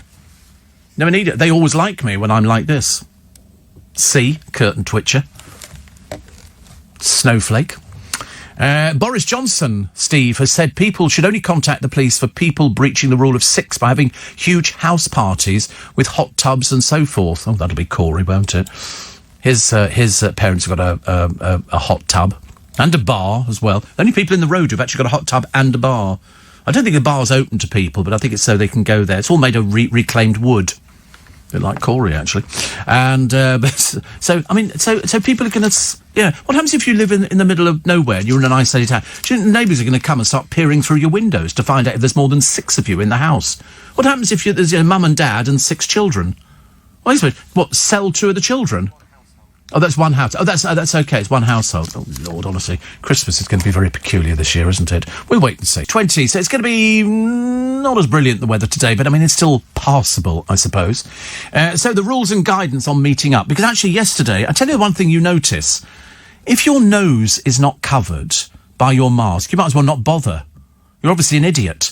Because it's supposed to be covering your nose. If you go to the hospital, they go, cover your nose. That's it. You see people sitting on the bus with it just covering their mouth, or even worse, hanging off one side. There was a couple got on the bus the other day with a little kiddie in a pushchair. They start feeding him. The husband's got his mask hanging off. The wife doesn't even bother wearing a mask. And then, as they're about to get off the bus, she puts the mask on. I was so tempted to say, well, a bit of a waste now, you've infected everybody. Like one of the Gallagher brothers the other day saying he didn't want to wear a mask because it was his decision. I thought, no, you're infecting us. We're not infecting you, pal. Nobody go anywhere near you. So, if you don't wear your mask and it covers your nose, don't even bother. Stick a chocolate teapot on your back, OK? That'll solve the problem. And that was the cleaned up version. So in England, how many people outdoors? 6 from multiple households. Scotland, up to 6 age 12 plus from 2 households. Wales, up to 30 outdoors. Northern Ireland, up to 15 outdoors. Do they know something in Wales that we don't know? Saying as they've just locked down 2 villages, two counties. At what distance? England, a metre plus. OK, how many of you know what a metre looks like? I bet you don't. Scotland, about 3 feet and a little bit, isn't it, I think? Scotland, 2 metres apart, age 12 plus, and only less in some premises. Wales, 2 metres apart. Northern Ireland, 2 metres apart. One here, indoors, 6 from multiple households in England, up to 6 aged 12 from 2 households in Scotland, up to 6 aged 11 and from an extended household in Wales, and 6 from 2 households in Northern Ireland. If you don't adhere to these things, we're going into lockdown, OK? It's as simple as that. People who walk through Waterloo Station, and nobody's ever said anything to any of these people. I saw about 4 yesterday, stupid people I call them, walking through there, and even some of the staff at Waterloo Station were not wearing their masks. Complete idiots. You want to go back into lockdown? I mean, it is a case, really, that, do you want to die? Do you want to get coronavirus? Because if you do, you're going the right way about it. It's as simple as that. There's no hard and fast... It's not sort of guesswork on this thing. You go to any hospital nowadays, you put a mask on. They're not letting you in. It's as simple as that. They're not risking it. Why would they risk it because of an idiot? Steve, the police do not have power of entry to enforce the new COVID laws. No, they can just report you. They don't have to see somebody, don't they? I mean, yeah, to be honest with you, it just makes perfect sense. And the film, incidentally, where I've been adopted is Annie. Annie. Because I've seen so many versions of Annie. There's some very good versions of Annie. I love it.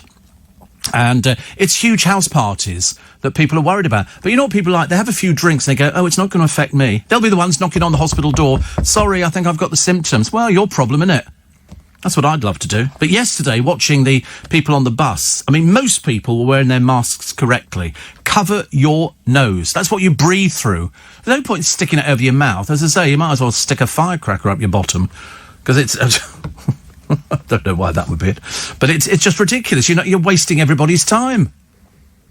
Darren says it happens all the time. On the district line, morons with no mask or wearing it on their chin. I know, stupid people, thick people. Don't ever challenge them. They're too stupid. Rudy says, I was on the underground yesterday. The amount of people not wearing a mask on the tube was unbelievable. I know. Peasants. Perhaps they can't afford it. Perhaps they're hard up. Because I can't believe they're all asthmatic, believe you me. Unless they're coming up with the feeble excuse about, oh, I can't wear it, I'm inhibited and all this kind of stuff. I've had enough of that kind of thing. I think there's too many excuses. Why food snobs love Frozen is a lovely piece in the Times this morning. Also, somebody saying I'm young and I can't get a job. I don't think it's got to do with that. I don't think it's got to do with age that you can't get a job. It's probably to do with the fact you're not qualified.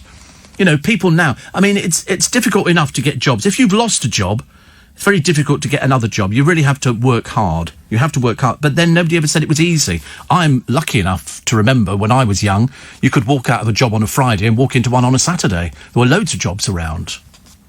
Shane in Sydney says, I'm sorry I'm late tuning in. Well, it's not good enough. I don't know why you apologise now, for goodness sake. He says that Sydney's starting to heat up. And somebody says here... what was the one I quite liked, actually? Have you ever had to apologise to a Z-lister? What for? Why would you have to apologise to a Z-lister? Never apologise to Z-listers or B-listers or anybody else like that. Unless you tell lies about somebody. If you don't tell lies about it, if you tell the truth, why would you have to apologise to them? What, because they're totally talentless and useless? I think that'd be called fair comment in this day and age. Gordon Ramsay. The papers the other day had a field day that Gordon Ramsay, in his restaurant in Claridge's, the Ritz, something like that. Well, anyway, he was charging, Savoy, he was charging 19 quid for breakfast, which, of course, if you live and work in London, in all the top hotels, that's quite good value. So now, they've got another one today in the Daily Star, where Gordon Ramsay has got another grilling over a steak and chips, 23 quid. This is at the York and Albany restaurant in London. Somebody who left a 1-star review posted on TripAdvisor, 5 slices of meat with over-salted fries, 23 quid. Oh, grow up, you Mary. Honestly, for goodness sake, honestly. Oh, I didn't like it. Well, then don't eat there. It's not for you, is it? Steak and chips in London, 23 quid. Very good value. Very good value. They say here, Gordon, you made a name giving advice on how to run a restaurant. Let me give you my advice. Nobody's interested in you, Guillaume. Nobody cares about you. You're obviously an idiot. 19 quid, 23 quid for a steak and chips. Quite normal. Quite normal. But Gordon was mercifully mocked after plugging his £19 fry up this week. This idiot who sort of put all these people on TripAdvisor, some right peculiars. But anyway, he's got the amazing full 19 quid. I tell you, 27 quid round here. 27 quid. Get a life. Stupid people, honestly. Some people were mad that it cost £5 to add extras. Well, it's not for you then, is it, Sweet Bee? Don't eat there.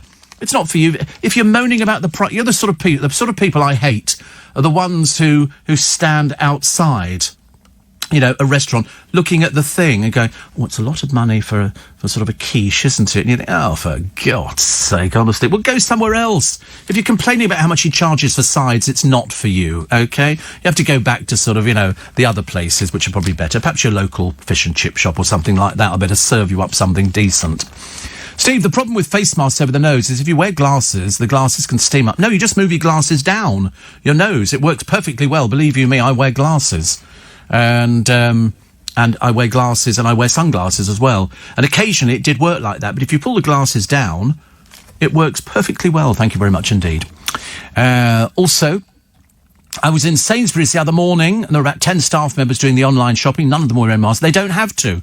In department stores and supermarkets, they don't have to wear masks, OK? And another one says, why don't you try one of those DNA tests that tell you if you have Viking DNA? Oh, right. Obviously more for you than me, I think, Stephen Stroud. Is it Stroud or Stroud? Stroud. Yeah, it's probably more for you, actually. And I would think it can also tell you if you've got Neanderthal DNA. I would think, Steve, that would be you, wouldn't it? I would think you're probably more Neanderthal. And somebody else talking about misting up of your glasses. Well, everybody else seems to manage it. You know, so obviously some people can't manage things like that. But, you know, it doesn't matter. But loads of people on the underground. And they always run this thing, don't they, on the buses? They always sort of say, and people would be coming on the bus to check whether you're wearing a mask. I wish they would. I'd love to sort of get on the bus as a normal customer and then produce a badge and go, right, you're not wearing it, £100 fine. Well, I forgot to put it on. I'm sorry, it's £100 fine, stupid, all right? I'm sorry, this isn't some joke that we're going through. This is something quite serious. And says, say what you like about Ramsey, I don't like it. Well, it's not for you, is it, Sweet Pea? Not for you. It's obviously way too expensive for you. Well, go somewhere else. Must be some little local cafe that would want you. And somebody says, how much are you worth? More than you, obviously. If you have to ask somebody, that proves to me that there's definitely a few things missing. Kevin the Milkman says, I drive down Shoreditch High Street every night when I'm starting my round. The bars are all heaving. All the kids are hugging and kissing. No social distancing at all. Do the thicko hipsters think that their beards are as good as a mask? I can't understand it either, Kevin. You feel like going up to them and going, I'm sorry, the person you're talking to is actually COVID. They actually have it. You know, terrible. And my godson says, testing for Viking DNA. I think I've tuned in at the wrong time. Thank you, Nathan, very much indeed. I think Nathan's still working from home. I think he's been working from home since forever. I'm sure it was about March or something like that. And because I can't tell you what he does because it's secret. But he works one of the big banks. Actually, I think I probably can tell you what he does. But he deals with fraud.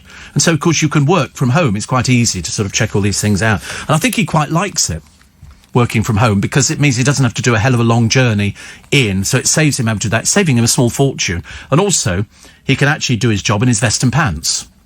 Because, you know, if you're working from home, I remember that years ago, it's very difficult because you sort of think, oh, do I need to get up and get ready? Because you need to motivate yourself, and then you think, oh, I can't be bothered. Much easier. But, no, Viking DNA, Nath, we're doing today, which is good. Steve, these people, put your mask on first, then your glasses. It's not complicated. Somebody says there's no fried bread or black pudding on Gordon Ramsay's full breakfast. Well, go somewhere else. Oh, dear, nothing worse than a moaning Mary on a Thursday morning. Goodness sake. Go somewhere, it's not for you. Not for you. Fried bread's very common, and black pudding for northern people. OK, we don't have it down south. They just use it as a pretentious item. I've never had it, and certainly it's just bread. It's blood. Dried blood. Can't think of anything worse. Why would you want to eat something like that? 6:30. They're moaning about how much Gordon Ramsay charges for a steak or a breakfast. It's not for you. Go somewhere else. You're the sort of people that sort of complain about how many chips you get in a fish and chip shop. Steve, I once had breakfast in Brown's Hotel in Mayfair. Very close to 30 quid. Very good. Ramsay's breakfast at 19, pretty good value. His Bread Street kitchen in the city is also great. Let's get back to restaurants. Yeah, 19 quid, normal in London. In a top hotel? Absolutely. Where are these people coming from? You know, you can spend a small fortune and they go, oh, it doesn't even contain fried bread. Definitely not your sort of place.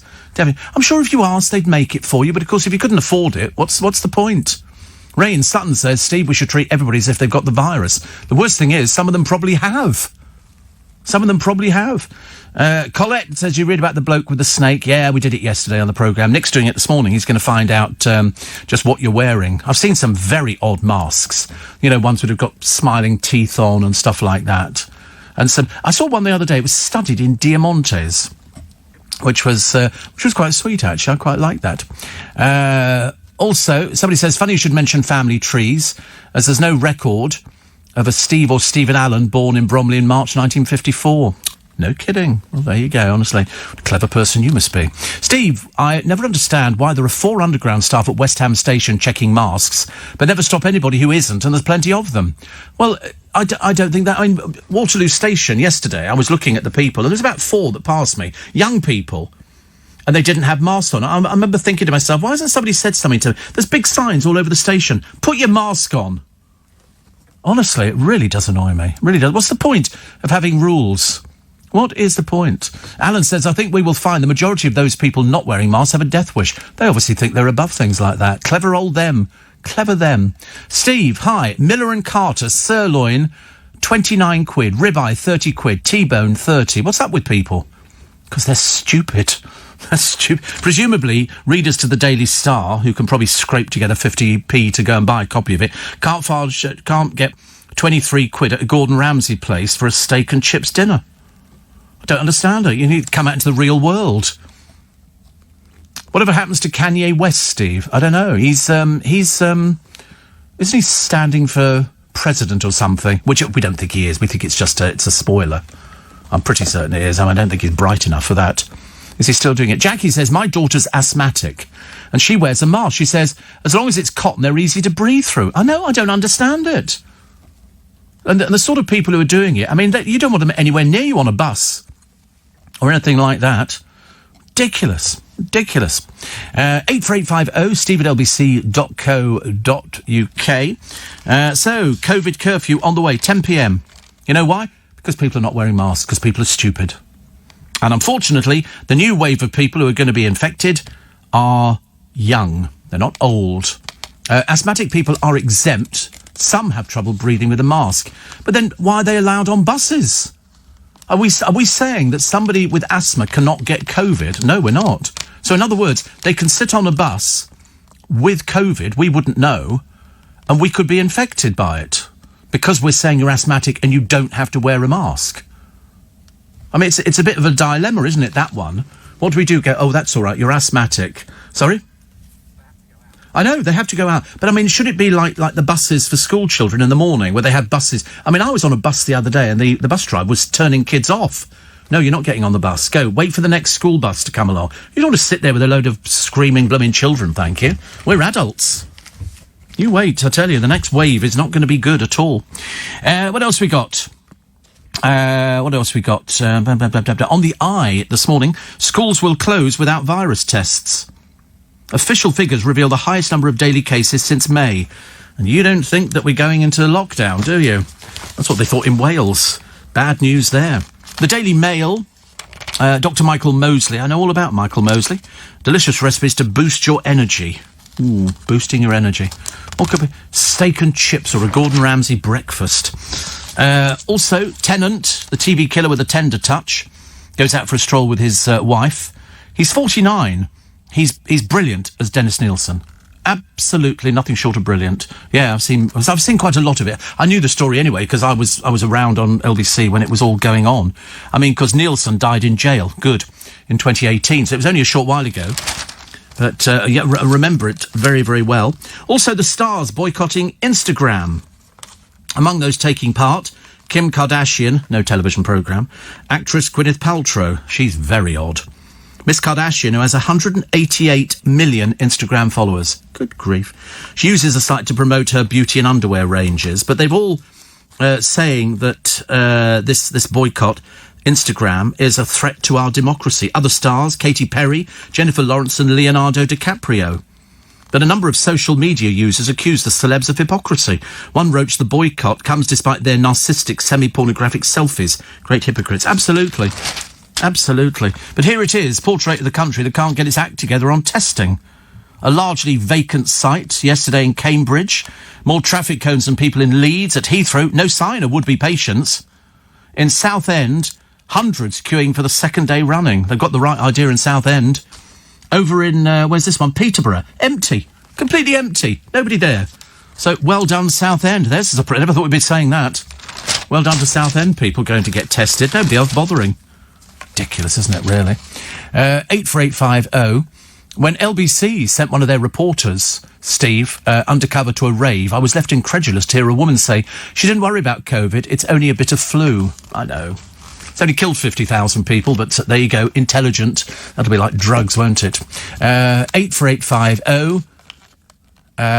James, who might be John, you can't really make up your mind who you are, and Dean says, I'm asthmatic and I wear a mask. It's not nice, but I consider it essential. Absolutely. Absolutely. So there you go. So you must wear the mask, okay? Don't want to be infected? Don't bother wearing the mask, okay? But don't come anywhere near us. Thank you very much indeed. How could the BBC let a comic joke about killing white people? That's an odd one, isn't it? This is Frankie Boyle talking to a writer. Her name's Sophie Duker, I think. And they were talking about Black Lives Matter, glossing over the complexities of a world where we all need to come together and kill white people. And that went out on the BBC. And so what they're saying is, how on earth could that actually go out? And the answer is, the BBC spokesman said Frankie Boyle's New World Order was shown after 10 p.m. and its content is within audience expectations. Oh, that's okay then.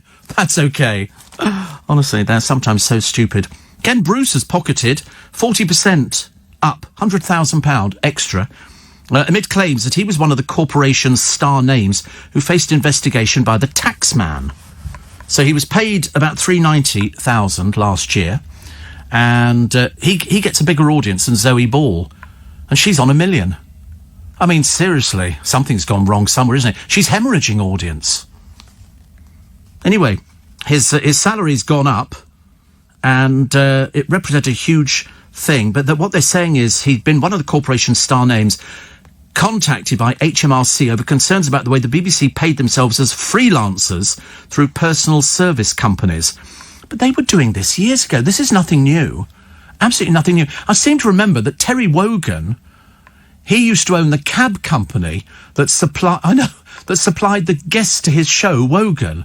His own cab company would supply them, and he invested in forestry because it was taxed. I know people were buying areas of forests. I couldn't believe it. Everybody was doing it. People who earned that much money. The other thing which seemed to go down quite well was people setting up foundations, and also people setting up their own companies, like sort of Steve Allen Inc., and you pay yourself dividends. But it's a way of reducing your tax bill. It's all perfectly legal. It's just it's slightly odd. Slightly odd. So there you go. 84850 Steve at lbc.co.uk. Listening in beautiful Stornoway, say Karen and Madeleine. Oh, that sounds lovely. It's Stornoway. I've never been. It sounds gorgeous. Away for a few days on a bus trip. You've not hijacked it, have you, by any sense of the stretch of the imagination? Steve, at what point do people start to take responsibility for themselves? I don't think they do at the moment. If we go into second lockdown, you're going to be seeing more deaths. You're going to be seeing more people because the hospitals are going to be overrun. Absolutely overrun. It's sort of people that, peculiar people who've read something on the internet and go, oh, it doesn't affect us. You don't need to do this. Stupid people. People limited intelligence. Probably the sort of people who can't afford to eat at Gordon Ramsay's because they don't do fried bread or black pudding. Mark says, popped into a local M&S food last night, 15 minutes before closing. Appears the non-mask wearers all come out. A third of them not wearing masks. I know. If I was standing on the door, I'd be going, you're not coming in here. Go somewhere else. Go somewhere else. Don't infect other people. Ridiculous, honestly. Absolutely ridiculous. We found a stalker as well. This one bombarded a poor model with calls. How many calls do you think he did? He bombarded this girl. He's a student called Nathan Blair. He's 27. Not a student anymore. Not a student anymore. He became fixated with Amy Potter and kept on terrorising her despite police warnings and periods behind bars. He averaged 195 calls a day. I mean, that's like permanently being on the telephone. He contacted her mother, sending her naked pictures he claimed were of Miss Potter, messaged her model agency, falsely claiming she was working as a prostitute. Anyway, he was due to enter the final year of university. Luckily, Nathan Blair's going nowhere at the moment. because he's a complete and utter idiot. He admitted 2 counts of stalking, 1 of sending a malicious communication. He's now been given an indefinite restraining order. I think he needs help, medical help. 6:45. Let's have a check on the... Is the time. So the front pages, so it's Boris, we've failed. On the front page of the Mail, he admitted to COVID testing shortages. Shortages, there's an understatement. There's loads of places sitting empty. Nobody's there. Nobody's there at all. You think, well, it's there. Why are people not going there? The only place where they seem to be queuing is Southend. That would be the last place that I would think of. Definitely. Steve, says Mark in Brentwood, since losing 20 kilos over the past couple of years, some radio DJ once told me I was a hefty hideaway. I love that. So you know where it comes from, don't you? Hefty hideaway comes from the film Hairspray, because they call them hefty hideaway girls. And it says, my asthma's gone. I can cycle up Brentwood Hill from the M25 into town without stopping. See? Worth it. I mean, I reckon that my weight will come down quite considerably, because I'm eating all the good, healthy stuff. And no booze at the moment. I'm not saying at Christmas... The fun thing was, everybody goes, oh, Christmas, you'll drink. And I go, oh, yes, probably. And then I think, well, wait a minute. I never drank at Christmas anyway. And the reason I don't is because I'm always driving. So I would rather not sort of... You don't want to risk anything. I can remember driving down to my mum's in Henley years and years ago and willing a police car to stop me because they would assume that Christmas Day somebody's got to have some booze in their system. But, of course, it was never my intention to drink booze over Christmas. I can drink any time I want to. Thank you. Steve, great show. Locked the UK down for 2 weeks. Well, we think there's going to be some sort of sort of lockdown. We don't know what it's going to be. But, you know, it's not helped by all these people, you know, who are sort of not observing anything. Steve. I found out they've cancelled the village Christmas light turn-on, even though it's outside, says Simon. I'm sure it would have been fun. What's next? Banning mince pies. Oh, don't start that one. That's fighting talk, I think. And Don in Horsham says, listening since the days of Bob Holness, compelled to write, went to visit my daughter by Tain on Sunday on Southern Rail, only half wearing masks, including the staff, no enforcement. I know, I mean, and then people go, oh, I can't understand why all these people are getting it. I mean, I think it's getting better. But still more people will actually die. That's Bob Holness from Blockbusters. Oh, yes. I used to see Bob every day. In fact, there used to be the standard thing in LBC years ago when Bob would come in, and he always wore a suit. Him and Douglas Cameron always wore suits for doing the breakfast show. Always. Mind you, Nick does exactly the same. Nicholas, sometimes I thought he was due in Burton's window. I mean, he looks immaculate. Sometimes he puts me to shame. I feel as though I'm dressed like a bag lady on some occasion. I feel perhaps I should be wearing a suit with a dinner jacket like it used to be. But unfortunately not. Steve, I had to book a test last week. Had to go to Southend walk-in centre, very well organised. Well, Southend appears to be the only place that seems to be... The other places are empty, which is not very good, is it? Not very good at all. Somebody said, treated myself, Steve, to breakfast at the Savoy. So gorgeous. What an experience. I know, that's what you pay for. 19 quid for a breakfast. And people go, oh, and they don't do fried bread. You think, oh, God, honestly, how dreary. And then 23 quid for a steak and chips. It's very good value in London. That's not bad at all. Have you been... I bought 2 bits of steak the other day. 2 bits of fillet steak. £17 in Waitrose. For 2 bits of fillet steak. 17 quid. So you work out, by the time somebody, and they obviously get theirs from somewhere else. Quite well, they might not, I don't know. And the time you've cooked, you put a markup on things. There's not huge markups on food. You've got all the wages you've got to pay out of that piece of steak. Yeah, 2 bits of steak, 17 quid. I bought 2 bits the other day, £15. And even I was thinking, gosh, that sounds like quite a lot, actually. So I've split it, so it goes 2 meals, so it's £7.50 each. So I'm pretending I'm running a restaurant. So I rush outside the kitchen window and I go, what would you like to eat? And I write it down on my little pad and I go, I'll have steak and some vegetables. Okay, and then I rush back inside the kitchen, cook it. So it works. Also, loose star Andrea, stress left me suicidal. Front page of the Eye, schools will close without virus tests. The Daily Star are the ones getting all uppity in their knickers. About 23 quid for a steak and chips dinner. And I'm going, you need to get out more. I love the way the idea that the journalists at the Daily Star have probably never eaten at Gordon Ramsay's. I bet most of them have eaten at Gordon Ramsay. Who wrote this? Andrew Jameson. He says the dish, which is the breakfast, has 2 eggs, bacon, 1 sausage, a tomato and a mushroom. And he said that's a pitifully small plateful. Well, you obviously eat, don't you, Andrew Jameson, in transport cafes. Well, stay there then, dear. Wasting everybody's time. Dennis Nielsen, front page Daily Star. Maniac Dennis Nielsen says his dog would hide from him when he was high on a killing spree. I mean, you know, when you look at the people who lost their lives to Dennis Nielsen, you'll be so glad that he's dead. Hopefully died in agony. The Good Life. Remember The Good Life? Oh, so many of them not with us anymore.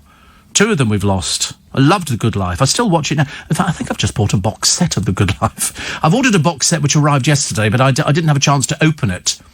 So that's always my big surprise, because I've not bought a box set for ages. That'll be nice. Also escorted across the channel by the French Navy. It's all these people, it's kids and everything else. 1, 2, 3, 4, 5, 6, 7, 8, 9, 10 people in this little boat. 10 people in it. So the French wash their hands of them, and then we have to sort of pick up the pieces. The Times this morning, curfews for restaurants and pubs to tackle the virus. So yesterday, you got another 4,000 cases. 4,000 cases yesterday. OK, confirmed. Boris Johnson says a rise in deaths would follow. I'm only telling you, you know, for those thick people who choose not to wear a mask, sitting on a bus, I tell you, I'd throw them all off, I'm afraid. I don't care. I think we have to get special buses in. Operate a little system for those people who don't want to wear a mask. They can all sit together. As long as they're nowhere near us, I think that's much better. Much better. Another one here, which says, defund the BBC. A campaign group has raised nearly 60 grand from crowdfunding and advertised on Facebook and billboards as it pushes for licence fee reform. That'll be the day. That will be the day. Still trying to work out why Max the Legend from EastEnders, although I haven't seen... I know who he is, he's Max Branning, but I haven't seen it, so I wouldn't know what his storylines were or anything else. But he's leaving after being, you know, at the top of his game for 15 years. Blankety Blank back with Bradley, but the only problem they're going to have is finding celebrities. You don't want anybody from a reality show because they can barely string 2 words together. You don't want anybody... I mean, what do you think? Arge? Or something like that? Oh, Gemma Collins? About as funny as nothing. And when you look at the people who've done Blankety Blank, he's got big shoes to fill. You know, Terry Wogan, Les Dawson, Lily Savage. You want to see the outtakes. Have you seen the outtakes on YouTube of Lily Savage? Oh, my God, fellas. A friend of mine used to work in the next studio to me, said the language was unbelievable. Absolutely unbelievable. Because when Paul O'Grady gets going, he gets going, let me tell you. But the outtake, just go and find it. It's not too difficult to find. You go and find the, on YouTube, the outtakes from Blankety Blank. Seriously, I can't even repeat any of it. It's so funny. The Daily Express that today, comedy giants say it's no woke. We censor ourselves. These are people who've written some of the top comedies in this country and say you have to sort of self-censor. Queen and Philip quit Balmoral. I mean, I've never been to Balmoral, but I think it's opened up to the public. That's why they've sort of come back. And Boris has vowed his government will do everything in our power to avoid a second national lockdown. Oh, if only it were true. The Sun, obey the 6th rule now, says the PM. Festive fun if the R rate falls, but the threat of a pub curfew is very real. He's hoping to save Christmas.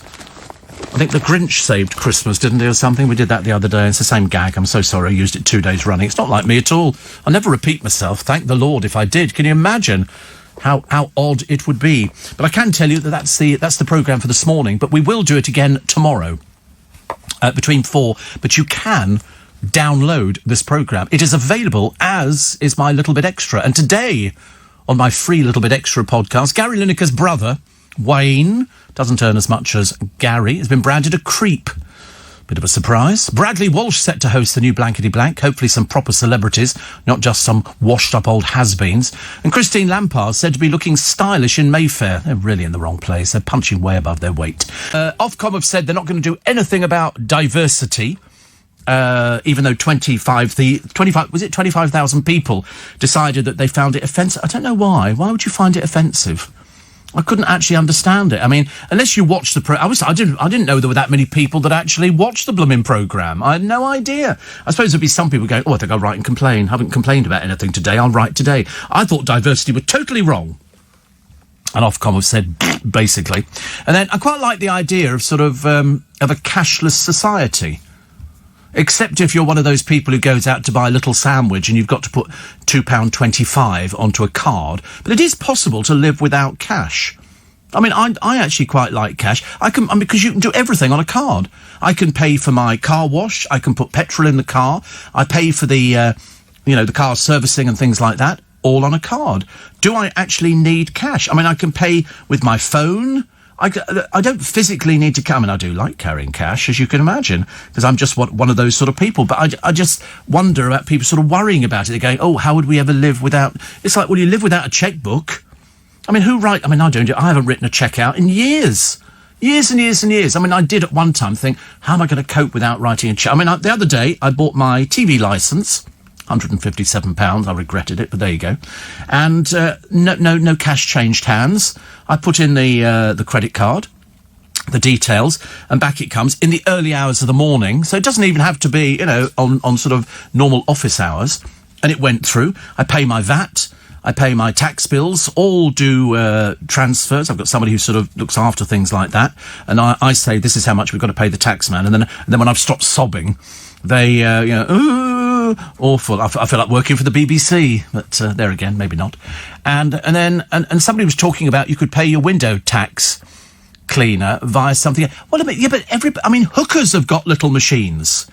Hookers have got little machines. You go to Vegas, I mean, I'm not saying I know this for a fact, but I read it in a book by David Spanier, that the hookers turn up in your hotel room and they've got a little credit card machine. You put the card in and it's quite normal now. And they're about the size of a very small telephone.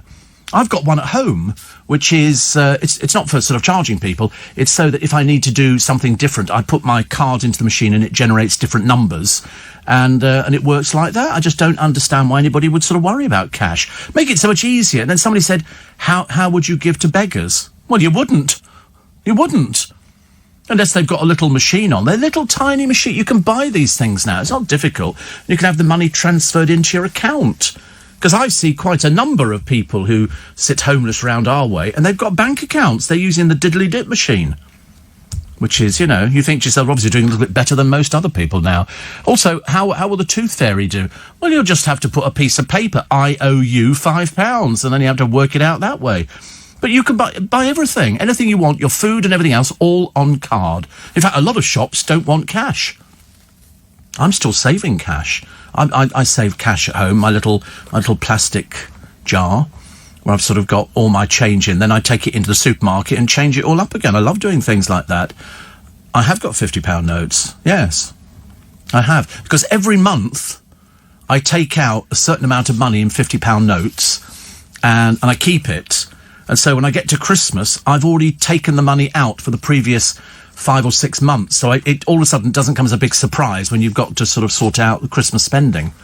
So that's already done. I've already bought as well some gift cards from a well-known high street store to give to people at Christmas. So I've already sorted Christmas out. The only thing I've not bought is the Christmas crackers. That's the only thing I've not... And the turkey. Well, I've got you this because you said to me once, Luke, you said, listen, what are you going to buy us for Christmas? And I said, what did they get you last year? And he said, nothing. I said, well, I'm going to do the same this year. I said, but I'm going to double it. So twice the amount of nothing at all. I might buy you a chocolate bar or something, just to sort of, or perhaps a pack of creme brulee, which they sell in Costco. Nice steak, nice red steak. I had steak yesterday, actually. I've got into this habit of having fillet steak, and because it's so expensive. But then I think to myself, I don't smoke, I don't drink at the moment, and I don't go out and sort of do nightclubs and stuff like that. I really can't be bothered with that kind of thing. And then the blood sugars went a bit funny this morning. You know on what? Bananas, if you please. Blooming bananas. So what did we say? It was about down to 10 before the programme. So now 9.4. So it's dropping. It was about 12 and it went down and down. So 9.4 at the moment, which is good. Which is good. Early hours of the morning, I sort of drop off the scale a little bit as I go sort of under. But, I mean, it's brilliant. So bananas can affect diabetes and blood sugar levels. And so they say for this, avoiding or minimising foods, they say, besides being a healthy thing, bananas are pretty high in both carbs and sugar, the main nutrients that raise the blood sugar levels. So that's that has affected me this way. I didn't think it would, actually. I thought, what am I left with? Seriously. I can't even suck on a lollipop. You know, I mean, you can't do anything like that. I might have to have berries. And I bought a yoghurt. Well, actually, I bought 4. Because they looked healthy. It's a nice purple colour in M&S. And you could see the berries floating around in it. I thought, that's the one for me. And so I bought 4, put them in the fridge. And I had one yesterday after I'd had the steak and the vegetables. And nearly had an argument with a friend of mine on the phone who's very fit. Well, I'd say I don't think she's fit, but everybody else thinks she's fit. And she knows all about carbs and all this sort of stuff. She said, it might say healthy on it. It says low fat. She said, have you checked the sugar levels? And I thought, I can't really be doing with this, honestly. So I said, no, but when I put the phone down on you in about a minute, I'll go and have a check. So I went there and it had 10 grams of sugar in a little tiny yoghurt pot. And I thought, well, that's out the window, isn't it? What am I left with? Can't even have bananas. I mean, years ago, it'd be bananas and custard. And, there's nothing. Bananas have apparently 12 grams of sugar. 12 in a banana. I know it's got potassium and it's good for you, but I remember somebody telling me years ago, you can't really have bananas. I can't have mango. I can't have grapes. I can't have strawberries. What the bloody hell's left? Nothing. I should be resorted, Ryvita with sort of, dairy-lee spread on it, followed by some dust. I might fill myself up on dust. Honestly, what a depressing start to the weekend. And so I'm trying not to have steak today. I don't want to have too much red meat. And so I think I might have probably some salmon steaks, and do that. Do a fasting diet. Well, I've seen the way you've turned out, Luke. There's no way I want to do a fasting. I mean, you're not exactly a prime example of what somebody looks like after a fast. He's been doing it for the best part of a year. And frankly, he's still exactly the same size. Remember yesterday we had this charade, bagel, depending on he thinks he wears skinny jeans. And I said, no, it's because your legs are so fat, you've sort of stretched the material. He laughed. Then he phoned HR. And, but it's ridiculous. I don't want to do fasting. What would be the advantage? I mean, there's no benefit. You haven't had any benefits, have you? I had to give him fruit yesterday to take home. I thought he was going to pass out. I said, you must take some fruit home. So I said, would you like some grapes? Yes, please, Steve.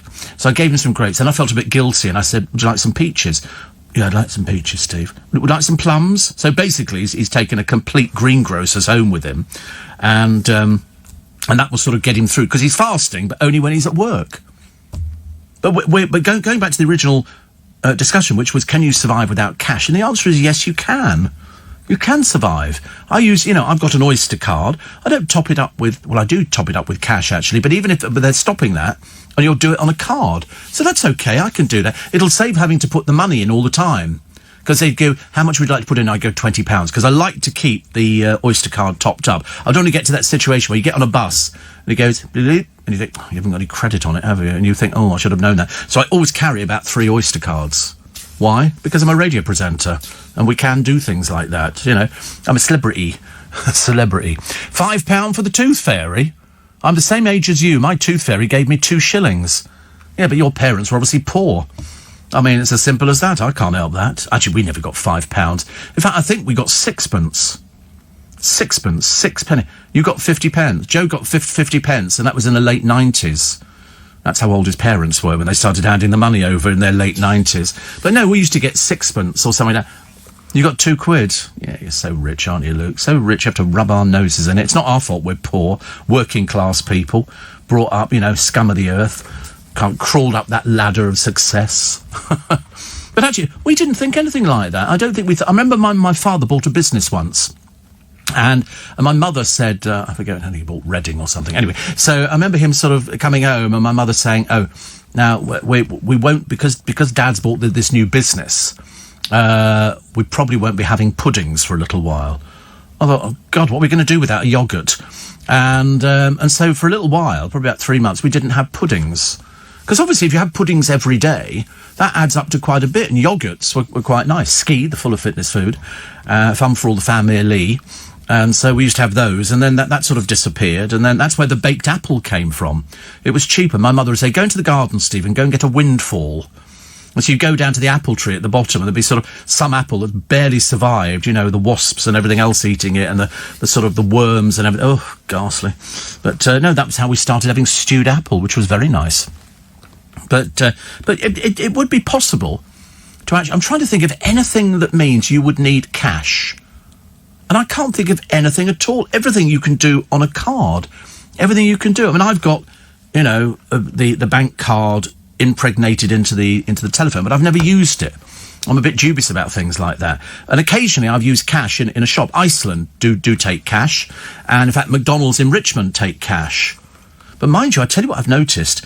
Greggs in Richmond, it looks like it's the end of the day. There's hardly anything out on the shelves. And yet they've got the same people serving in there as before.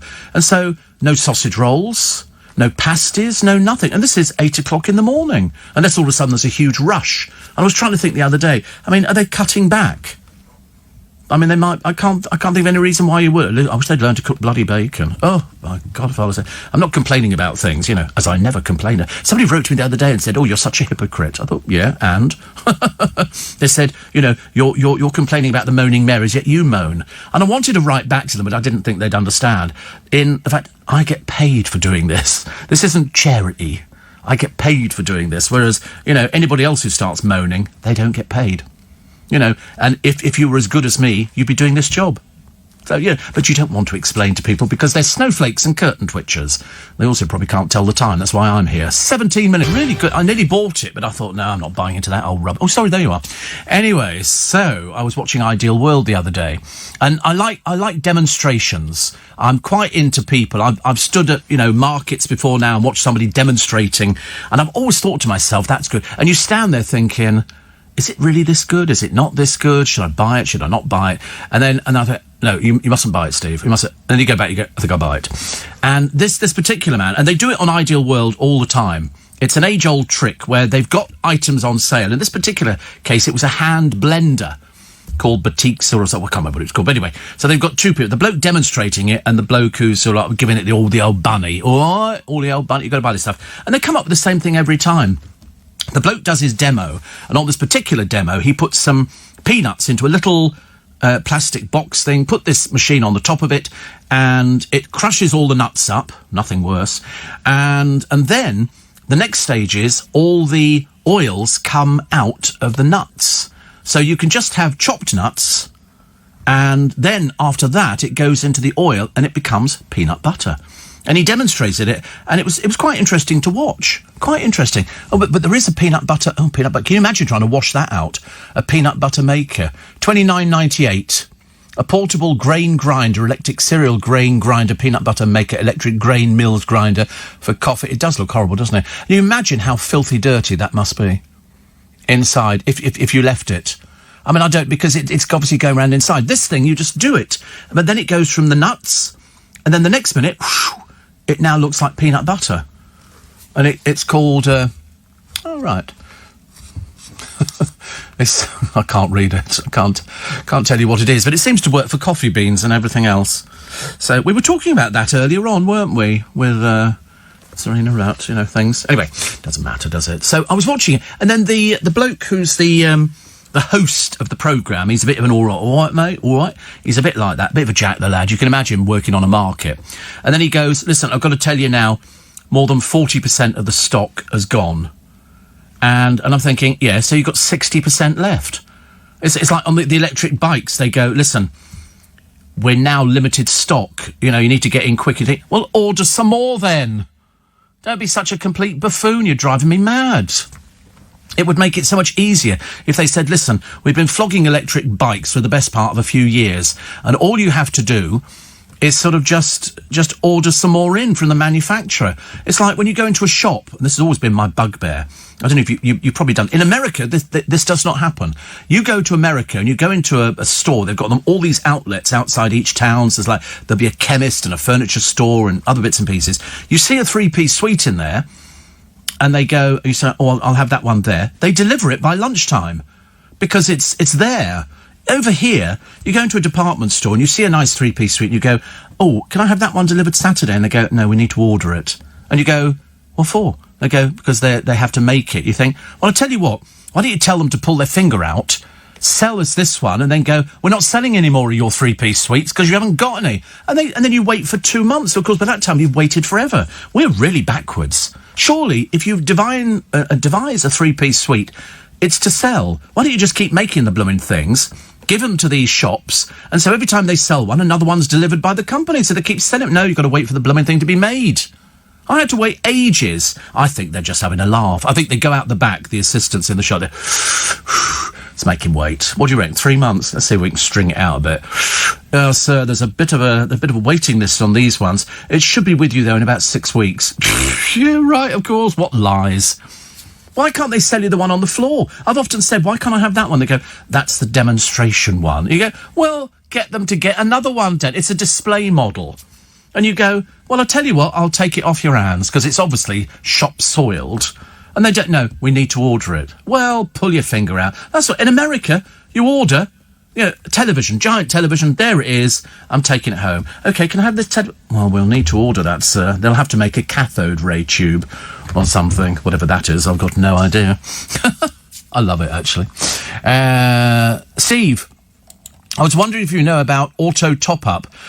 Yes, I do, but I don't need to, because I always keep it up to 90 quid. I don't want to have anything that takes stuff out of my bank account that I'm not aware of. I need to know everything. I'm not normally, somebody who sort of worries about stuff like that, but I don't want them just sort of taking money out. Have I got a banking app? I've got no idea, actually. Probably not. No, I have somebody who looks after my bank accounts for me. She now lives in Barbados, and I haven't seen her for ages. She keeps talking to me on the telephone, going, I've just transferred some more money. To where? Into my account. I love it. So, I mean, I do know about auto top-up, but I don't bother. I mean, I got off at Richmond Station the other day, somebody's got to, and I went to the machine, I put the card in, and it said you had 60 quid, so if I've got a bit of spare cash on me, then I just top up the cards, and I keep them all topped up, so I've got 3, and of course I've got the Freedom Pass as well. I don't want your freedom. This programme was very musical yesterday. Did you notice how musical we were yesterday? It was most unusual, actually. I'm not normally a musical person. Chris Moyles is paranoid, apparently. The reason more than usual. And because, ever since he sort of did his hair, and it's this sort of platinum kind of colour. I don't know I said, what did it say on the box? And he couldn't remember. It's probably sort of golden glow or something. But anyway, he's becoming paranoid. People think he looks like Paul Gascoigne. I would also become paranoid thinking if somebody said to me, you look a little bit like Paul Gascoigne. Also, are you a gamer? Are you looking forward to the new Sony PlayStation 5? 1, 2, 3, 4, 5. Unos, dos, tres, and the other ones. The new price tag on your Sony PlayStation 5 is 450 quid. I mean, seriously. Why do they... I mean, that seems like an awful lot of money. Oh, it's cheap, is it? Oh, right. Oh, blimey, I've got some phone... Well, I know phones are more than that, yeah, but I'm not buying a phone. I'm buying a PlayStation 5. Well, I'm not, because I wouldn't spend... 450 quid. That's a lot of pieces of fillet steak. That's a lot of meals and stuff. I wouldn't be wasting it on a play. I've never got into gaming. I really haven't. I see people sitting there and their thumbs are going like, 19 to the dozen. I'm thinking, you are one sad person. It's as simple as that. I just don't get it. As I say, I did Tetris or Pac-Man, but then I used to get a bit carried away with Pac-Man and go, it's chasing me, it's chasing me, it's chasing me. And they go, and I hate being chased. It's chasing me, it's chasing me, it's catching up. And you get this little thing that's sort of like that, which was good. Tetris was quite good. That was one of the first ones where you just build bricks. I mean, it was for obviously people who don't have a life, and that was me at the time. And I tried to sort of get into it, and I thought, I don't want to miss out. If somebody's saying to me, can you do games? I would like to say, yes, I could. But I tried... Oh, I did... What was that one? Is it pigeons or... No, parrots or something? Angry Bird. Have you seen that one? Hilarious. Hilarious. I'd sit on the train doing that one, talking to myself. That's Tetris, isn't it? Just sort of building up things. You get all these, and then you sort of put them in there. It was ultimately boring, but in my day, that was actually considered quite wonderful. Whereas, in fact, prior to that, it was a piece of chalk in the playground and seeing if you could see up somebody's skirt. But, I mean, now, of course, it's all changed completely. Nowadays, people don't have skipping ropes, do they, in the playground? We did in my school, all boys, and we had skipping ropes and everything else, and then you do chalk things, pictures and everything else. School was good fun, actually. I wish I'd appreciated it more, but I never did. Never did. So they still have... I know you can still buy... yeah, but ours were different. They had bells in the handle. So when he went, 1 potato, 2 potato, 3 potato, 4... No, just me again. It was always just me, actually. I was the only one standing in the corner of the playground. Mind you, better than Joe. Joe was still running round the playing field, waiting to see if he could catch up with anybody else, and could he cheat by climbing through a hedge? You know, so he could say, oh, look, Joe's winning. Well, how the hell's that happened today? We don't know. Only problem with no cash is when you go to a newsagent and they say minimum spend is £5. Well, spend £5. Spend £5. You can buy... I mean, our local newsagent, Modi's, they do everything. They do ice creams, milk, fizzy drinks, cards, newspapers, magazines. They do everything. It's not difficult to spend a £5. What if you only want to drink? Well, more fool you, because you're not going to get served, are you? I mean, they're all £5. People go to Paul Cooper's shop and pay on the card, and he goes, it's got to be £5. So they start hunting around for things. You know, well, I'll have 2 of your biggest tomatoes and a watermelon. OK, that's £5.60. It always takes it over. It's never exactly a £5. But there's nothing the matter with that, is there? Because you're going to eat it. You know, you're going to read a magazine, you're going to read a newspaper. You can make your fizzy drink last for a little while, I should imagine. I should imagine so. Steve, you need cash to buy an ice cream. Well, you don't. All they've got to do is get a little machine. How many people go up to an ice cream van and go, hello, Mr. Man, can I have an ice cream, please? And he goes, how many? 6. Nobody ever goes up and just buys 1 ice cream or 1 lolly. You go up and you buy for the family. You know, I would expect somebody... I mean, I saw a place on the way to Teddington the other day, and it's a little cafe. Nobody ever eats there. They're eating at the one next door. There must be something the matter with the other one. But they do ice cream, and one of the flavours is banana.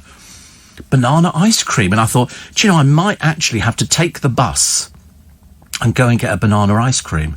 And not allowed. No, see, I mean, it's... what am I going to do today? My life is... a friend of mine who was telling me about all the nutrition, she said, you're going to be in such a bad mood, aren't you? I said, no, I'm not. She said, yes, you will be. I said, no, I'm not. I've just told you I'm not. Turned out she was right. Space Invaders. I did Space Invaders as well. That was another one. You know, do Space Invaders. That was quite good. That was a little bit like Little Moving Things. That looked a little bit like Pac-Man without the open mouth. And there was a funny noise that went with it. They were very good, but again... ultimately boring for people with no life. I remember going round to somebody's house once and doing an interview with them about Dungeons and Dragons. They used to play it online. Again, ultimately boring. Seriously, it was a bit like CB radio. I was asking them, you know, why it was so interesting and trying to stay awake while they were sort of going through it. It's like really, you know, all these other things that people get into, and it's just not for me, honestly. I was happier with Skittles. You know, Skittle. Do you do Skittles? Yeah, bowling, like bowling. But at the early day, before it became electronic, we went to a place once, all the Steve Allen Lunch Club, of which there's a full 6 or 7 of us, depending on who's paying. We went to a place where you play darts. You have your drinks, and they've got lots of electronic dartboards all the way around, and you book your sort of group there, and somebody brings you drinks and everything else, and and it shows you throwing the dart. It's filmed and everything, and the dartboard's electronic. Have you ever done that, Luke? Do it with mini golf. See that story? Morning. Did you see that story in the paper the other day of a load of vegans who started picketing outside a butcher's shop? I mean, have you ever heard anything so stupid in your entire life? And so the people who were in favour of the butcher's shop started pelting them with chicken legs. I've never heard anything like it. What's the matter with vegans? You know, why do they have to go out and protest outside a butcher's shop? I mean, might as well go around all the supermarkets. They all sell meat. But, of course, you know, never let it spoil a good story. Rowntree's have pandered to vegans. They've changed the fruit pastel recipe for vegans. Because obviously vegans are going, we can't eat pastels because it's got whatever it is in it. And so it's to basically appease them. It's the first time they've ever changed the recipe. So I should expect to see sales of fruit pastels going through the roof as all the vegans go, isn't it exciting? We can have a fruit pastel. Honestly. The latest burger...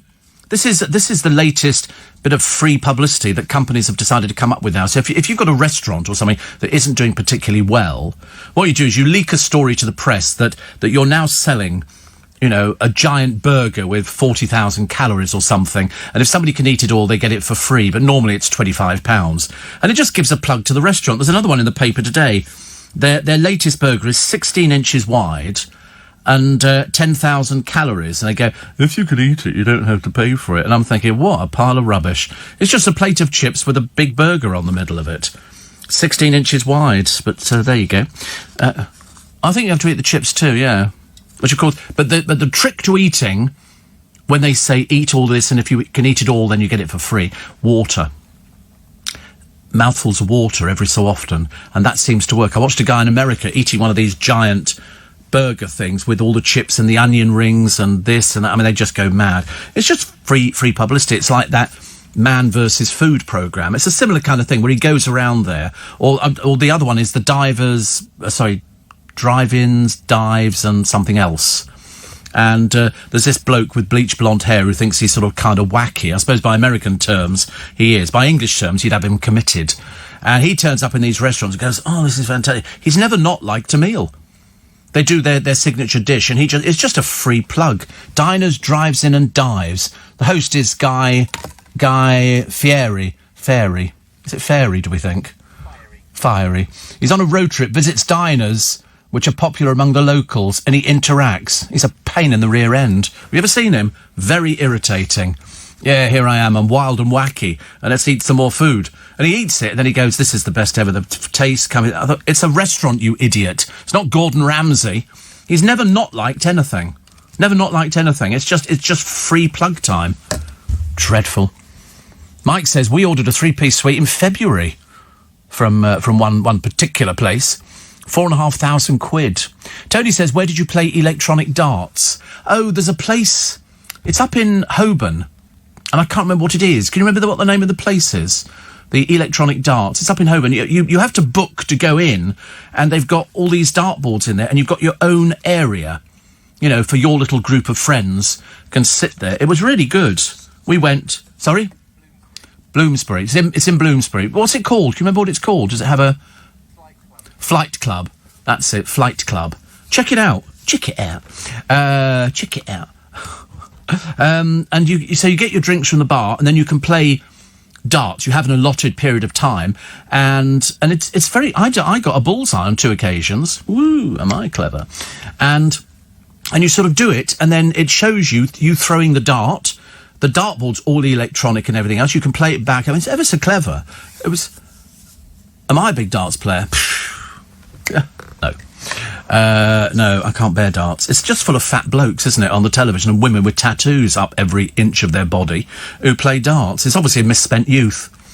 I'm assuming most of them are sort of there on their benefits, sort of going, let's throw... I mean, because I just can't do that. You never see anybody going, OK, so let's have a game of darts. You only have to watch Bullseye with poor Jim Bowen going, oh, we all like a bit of bully.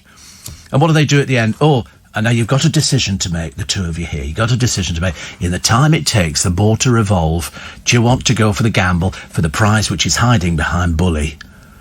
And they went, and the other day, they went, oh, right, it was a speedboat. They're obsessed with speedboats. You know, you live on a council estate, you barely know the bloke you're playing darts with, or the woman, and they go, it's a speedboat. And you think, oh, what are they doing with that?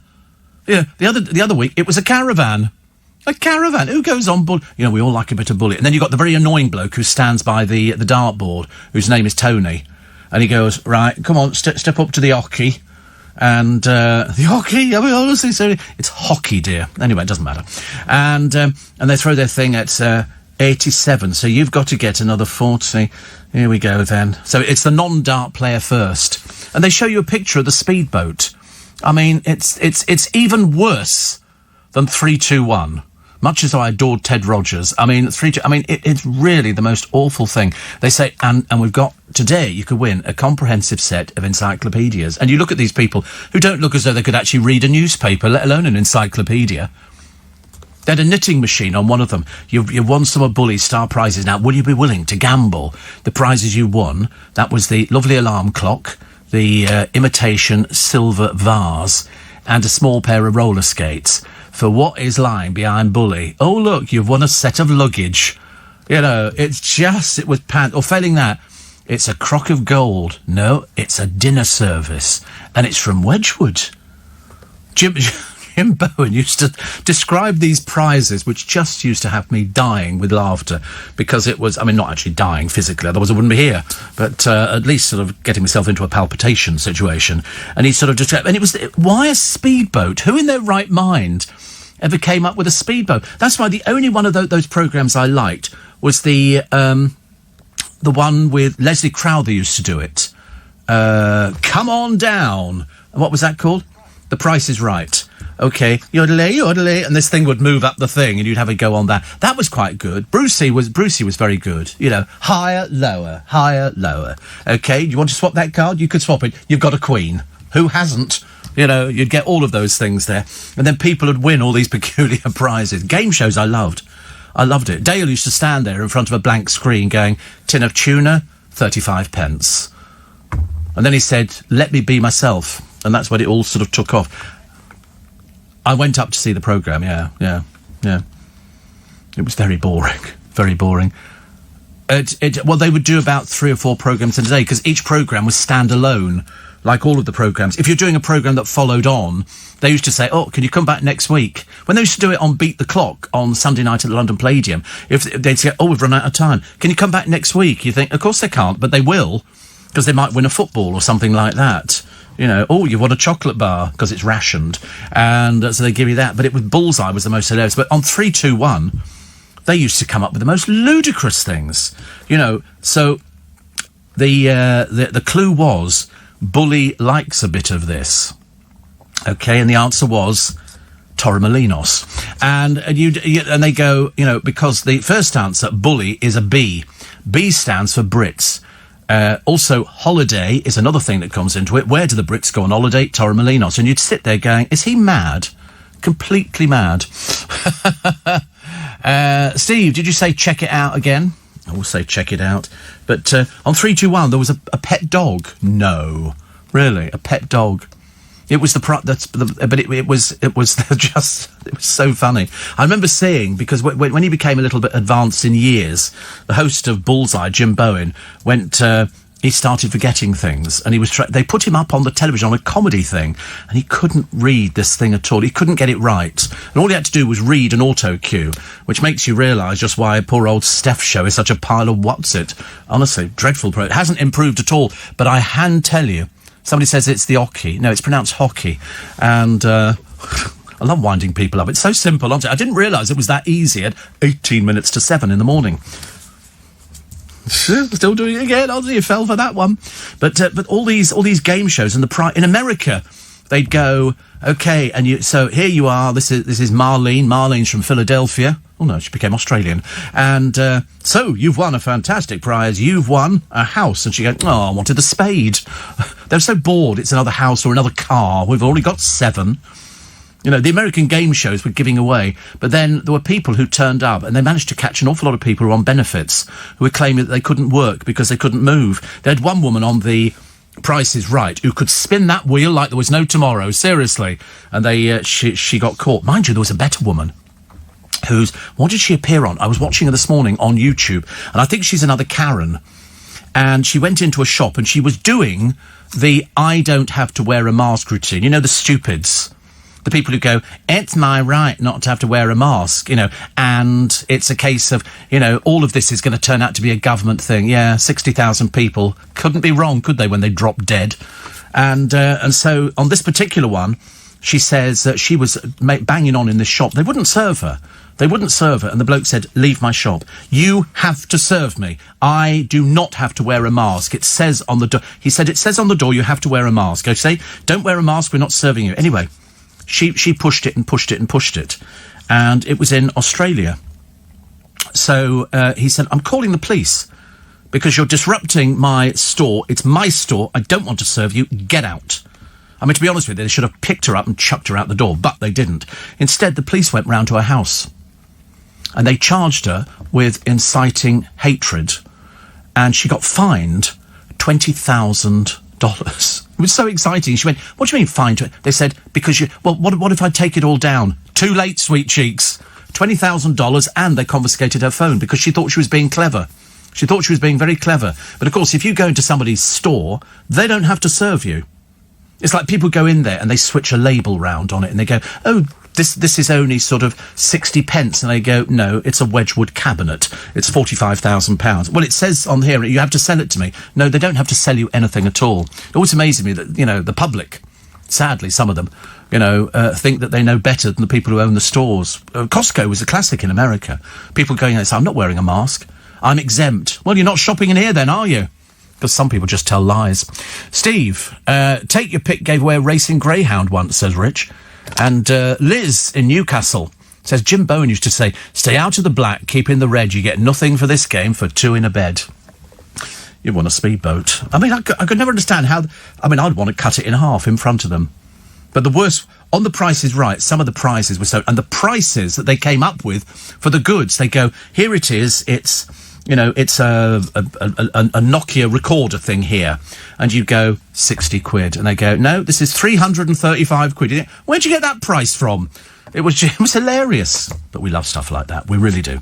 What else we got? Oh, bad news for Help for Heroes. They're losing 142 staff. Their income has plunged. Now, I remember reading about Help for Heroes some time ago, that they've got nobody to help. Because they've got people in there. But there was so much money coming in, they didn't know what to do with it all. Because they had a home, and I'm pretty certain that I'm right. I didn't realise I had 142 staff, and that's just the ones they're losing. But they used to say, we've got so much money coming in, because people were generously donating. You get them in the rugby at Twickenham, they're wandering around, and they literally didn't have enough people to help, because there's all these other charities doing exactly the same thing. You know, how many times do you need to keep doing it? The answer is, it's called charity. How about Ina Garten? The barefoot Contessa who lights an industrial oven to cook 2 sausages. Yeah, I quite like her. She's got a lovely house. Ina Garten. Have you ever seen the barefoot Contessa? She's very good. She's very good. But my favourite is Pioneer Woman. She's got, her husband owns a ranch. And she cooks for everybody. She cooks for family. I think they've got about 5 kids or 6 kids. Pioneer Woman's very good. And all her food looks delicious. Absolutely delicious. They were showing you the other day on it might have been QVC. There was sort of, would you like to buy these packets of yoghurt, which taste of creme brulee? So I thought of you, actually, for a brief moment. And then they said, what you can do with these yoghurts is take them out of the pouch. They come in a pouch. Take the top off, pour it onto a baking tray, and then add nuts and dried fruit and frozen fruit and everything else. Freeze it in the freezer, obviously, and then when you take it out, you just break a bit off and eat it as a snack. Admittedly, it contains sugar, so not a particularly good snack for me, but it really looked quite nice. It was like, you know, going into one of those shops where they sell toffee, you know, and they break it up with a little hammer, you know, and sell you a bit of toffee. How boring are they? Very dull. Very dull. But everywhere's got all the Christmas stuff out. Everywhere's got the Christmas stuff out. Marks and Spencer's the other day, Christmas cakes, mince pies. It's a whole section. We're not even into October. They're obviously worried because the supermarkets are sort of marching on, and they've all got the Christmas stuff out, which is good. I don't have any objection with that at all. You don't have to. You don't have to go there. Garden centres usually go first with Christmas. That should be quite soon. In fact, they've already got a lot of Christmas out in Costco, because if you leave it till November, it's all gone. You know, you've got to get in quick if you like it. They've got another one of these things. I like some of their things which have got moving bits on it. Be like a mountain with a little train going round it. I like those. I've got a few of those. Just need a bigger place. 84850 steve at lbc.co.uk. Shane says, I just bought a packet of mince pies. I'm not home yet, but I've nearly finished the packet. Oh, I used to do that. That was... That was the worst thing ever. You buy something, yeah. You would buy something in a store, and you'd make sure that because you'd eat it on the way home in the car, you'd put it at the top of the bag so you could eat it. It's no good having to ferret around in the bag to try and find it, because you'd be there all day. And so you'd buy something to eat specifically in the car, and it used to be little pork pies, or they used to do some nice little pork pies with pickle in. Not for you, Luke. Not for you.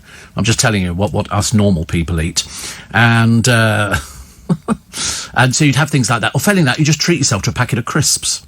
Because I'm not sure what the downside of crisps is for me. I don't know whether or not I could cope with crisps. I should imagine crisps are probably not. There's nothing left, is there? Again, back to dust. I'll have to survive with sort of dust. I do like asparagus, but I mean, there's a limit to how much asparagus you can eat, and mushrooms. See what we're up to. I don't like hummus. Oh, we're down to 8.3 on the blood sugar. We're doing very well, actually. We're doing very well indeed. That's 7 by the... Oh, yeah, definitely 7. Oh, no, 7 by the end of the show. That might be pushing it a little bit, I think. It's 8 minutes to 5.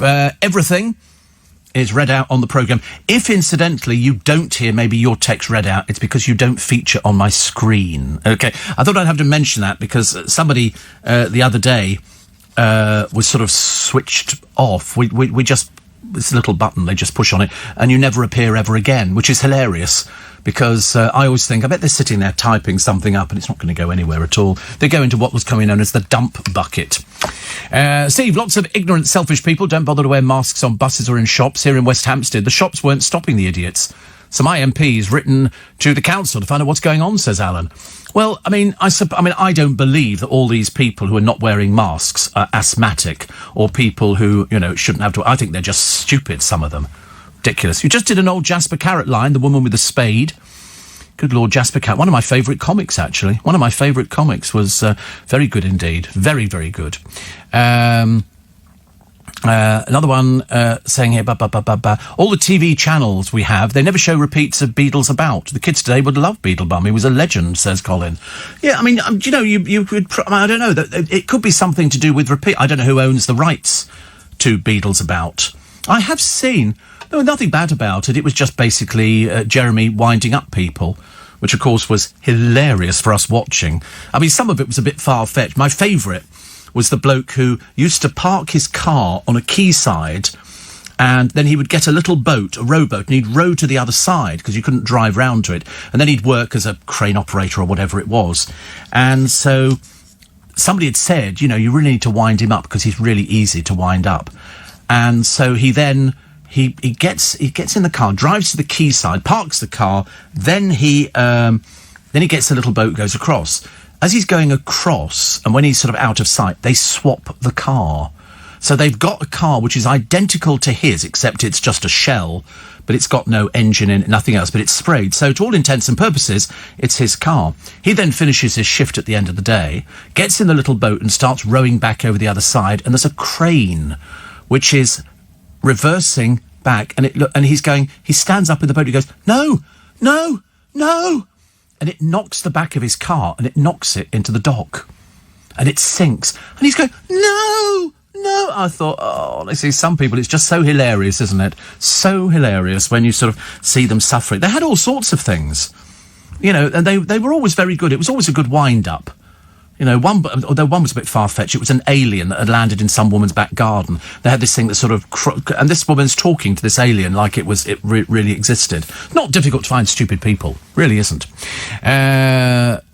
Vegan Lizzie. Oh, God, they've now given themselves names. Vegan Lizzie. Here she comes now. I'm a vegan. My name's Lizzie. Don't mess with me. And then she says to Luke, don't worry, we'll get him. Well, that's a direct threat, isn't it? I think we can have you on that one. You'll not be seeing Christmas, will you, this year? You'll be spending it inside, looking out through those bars, going, is there a tree anywhere? No, there won't be for you, love. Absolutely not. I like that. Super smashing great. And then Andy says, Jim Bowen used to be my English teacher in Lancaster. Yeah, he was a teacher, wasn't he? Isn't it, who's the one who does, the gold thing, where they... Oh, not gold thing, where they sort of show... People send in all their clips. And You've Been Framed. Who's that hosted by? That's right, he's a doctor. It used to be a doctor, but he could still go back to it now. I think they actually asked him to go back during the coronavirus thing. He's lovely, actually. Steve, one of the classics from Bullseye was a couple winning the Star Prize and Jim saying they'd won a caravan. Oh, the caravans were very normal. Only to be told we haven't got a car. I mean, it doesn't make any difference. They used to have a car on Price is Right. They go, and they'd show you this naff old car, honestly. You wouldn't want it if it was a gift. And then they'd show you some horrible furniture. And then there'd be all sorts of other peculiar things. But it was, could you get an extra £1,000 by spinning 100 or something on the wheel or whatever it was? It was very good. I enjoyed it. Because I thought it was very well done. Very well done. And, of course, you heard the other day on this programme, it was usually a Sierra, wasn't it, or something like that. But I liked Noel's Christmas Presents. That was my favourite programme, where people would write in throughout the year and they would select people who were deserving of it, and they would invite them to the show, but they didn't know that they were up for a prize. They just said, oh, you've got some tickets to this show if you want to go and see it. And so they would turn up and they go, there was this couple here, and what did they do? They did something wonderful for very ill children. They had a couple of very ill children themselves, but they found it very difficult to get from A to B. And so Noel was telling their story, and I think he decided to send the whole family to Disneyland. So they went to Disneyland, and of course the kids absolutely loved it.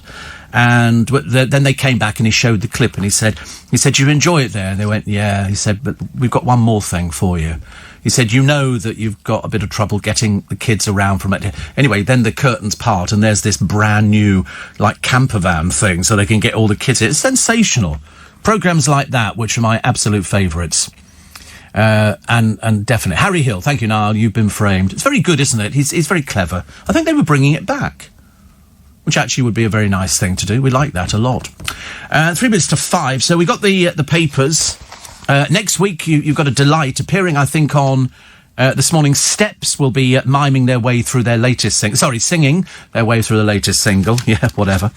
And 10 million COVID-weary Brits had the hump last night amid local lockdowns to flatten a second bulge on the camel graph. What did we say yesterday? 3,500 more people down with the coronavirus. You know, I mean, the numbers are going through the roof. So for all those peculiars, of which there are a few, I have to tell you, who say, oh, it's made up by the government. No, I think people dying is actually quite serious. Obviously not in your family. One of these women on the YouTube, they said, you wait till somebody in your family dies. Well, we won't, she goes. I thought, yes, they will, definitely. 84850, steve@lbc.co.uk. Why would it take Jimbo and the whole ad break to count the money out on Bullseye? They only won £20.34 between them, says Aaron. Oh, I used to like that. Mr. and Mrs. was a good one, because you could win a carriage clock with, here's our lovely hostess, Susan Cuff. And they were doing the coughing on that programme before Who Wants to Be a Millionaire. I heard somebody do it. It's the anniversary today, my friend Rich tells me, of Jimi Hendrix dying. Now, is it funny, because I don't remember that, but yet we talked about him, Rich, the other day, because he's got a house in Mayfair, which I think could be a museum now. I think the Hendrix Museum. But I don't remember him dying. I always thought he looked a bit spaced out every time you saw him on the television. It was a long time... Well, it must be a long time ago. Rich remembers it. But I didn't remember that. He was what? Only 27? Was he really? Good grief. I remember one Noel Christmas present, says Ian, where the singer from the Hollies showed up. Yeah, the Hollies turned up to perform in his back garden. And Noel had to say to him, stop swearing. Stop swearing, because he was 50 years ago since Hendrix died. Is it really? What did he die of? Do we know? Was it Oh, we don't... I've obviously asked the wrong question on that one. We'll have to change that a little bit later on. Thank you, Ian, and Rich as well. This music indicates that the news... Really nice to have your company at Steve Allen's Early Breakfast. Yes, I know. The end of another week. Friday. Fantastic. We had a brilliant week this week. We've had more downloads than we could ever shake a stick at. Honestly, that poor Steph show, I don't know why they'd dump it now. Might as well just put this show on in her time slot. A, it's a lot cheaper to do, and B, it'll get a bigger audience. I mean, we heard, let's go no further, we don't know how accurate this is, but this is what people have been saying. First day, after all of the publicity and the ridiculous adverts trying to make her out to have a personality, so they've dressed her up in different things and pretended that she's in touch with everybody, whereas in fact she's in touch with nobody at all, 90,000. Second day, we hear, might be a rumour, 60,000. Can you believe that Countdown gets 250,000? That follows it. I wondered why they actually stuck her on Countdown the other day. Poor old Steph was on there. Luckily, I only caught the end of the programme, which was quite long enough. And I was sort of thinking, you know, what would they put her on there for? Of course, it's Channel 4. They want to plug a programme which has got no hope of ingratiating itself to the British public. They don't like it. If all you could get is 90,000 people for the first day... I mean, that's what I call a failure. That's a bit like Katie Price, who appeared online saying, to prove to my boyfriend of about 5 seconds that I really love him, I want to get pregnant and have a baby with him. And I kept thinking, oh, my godfathers, honestly, really, there should be a law against it, shouldn't there? Ian says, the Hendrix house in Mayfair also had John Lennon living there at some time. Oh, right, at some point. I don't know where it is. It's not Brook Street, is it, or something like that? But nice. And Matt is working today in Glasgow. How lovely. Matt, who came all the way down from Welsh Wales. He says, I can't sleep, so I've got you on. Thanks. Have a lovely weekend. Do you know, I'm hoping for for a lovely weekend. I mean, I really am. Once I've decided what I can eat on the way home, or not actually on the way home, but sort of anywhere else, actually. I think it was Handel's house, wasn't it? The Handel House Museum. And also, I think Jimi Hendrix lived at 25 and 23 Brook Street. I'm looking at it now. The upper floor houses the museum. Some lovely houses. Lovely houses. Really nice. And that was in the late 1960s. I was watching a programme on the Beatles the other day. You know, whichever way you look at it, they were multi-talented, but they got nicked every 5 minutes for drugs, for smoking marriage or what's it. And they were doing all of that kind of stuff. So anyway, so nice we got Matt this morning in Glasgow. I know Glasgow reasonably well, actually. I used to go out to Toll Cross. And Dale and I went up there. We spent a weekend up there. We used to do different weekends in different places. And we did Glasgow because it was European City of Culture. I mean, it used to be an absolute dump, to be honest with you. But then European City of Culture, and it elevated itself. It was really quite nice. Very nice indeed. And we went up there and had a nice time. Although he had to... We didn't drive. Did we fly up? Yeah, we flew up. And he'd booked a driver for the days that we were up there to drive us around. So if we wanted to go to one pub, he would drive us there, then he'd wait outside, and we'd nip in and have a little look around, have a mooch, come back out, get in the car and go off again. I mean, God knows, the conversations that poor man must have heard. Steve, says Peter, she's no Ellen DeGeneres. Yeah, that's the... I mean, Ellen DeGeneres, it's absolutely perfect, isn't it? Because it's a carefully crafted show. Whereas I'm afraid Steph's show is just a pile of rubbish. They're obviously trying to appeal to all sorts of people. So they've got a cooking spot, a so-called funny, humorous spot, which, I mean, must be comedians' literally graveyard, which is awful. A load of people sitting there who they ask advice from. I've got no idea why. It's just a horrible mess. It's 100 minutes, which you're never going to get back in your life again. That's the only problem. Do you remember the show You Bet? You Bet. Do I remember You Bet? Was that Bruce? You Bet? I can't remember now. There were so many things on. Oh, that was the game show. Yeah, I was right, actually. Hosted by Bruce Forsyth, and then Matthew Kelly, and then I think Darren Day did it. And that, I think, finished in 97.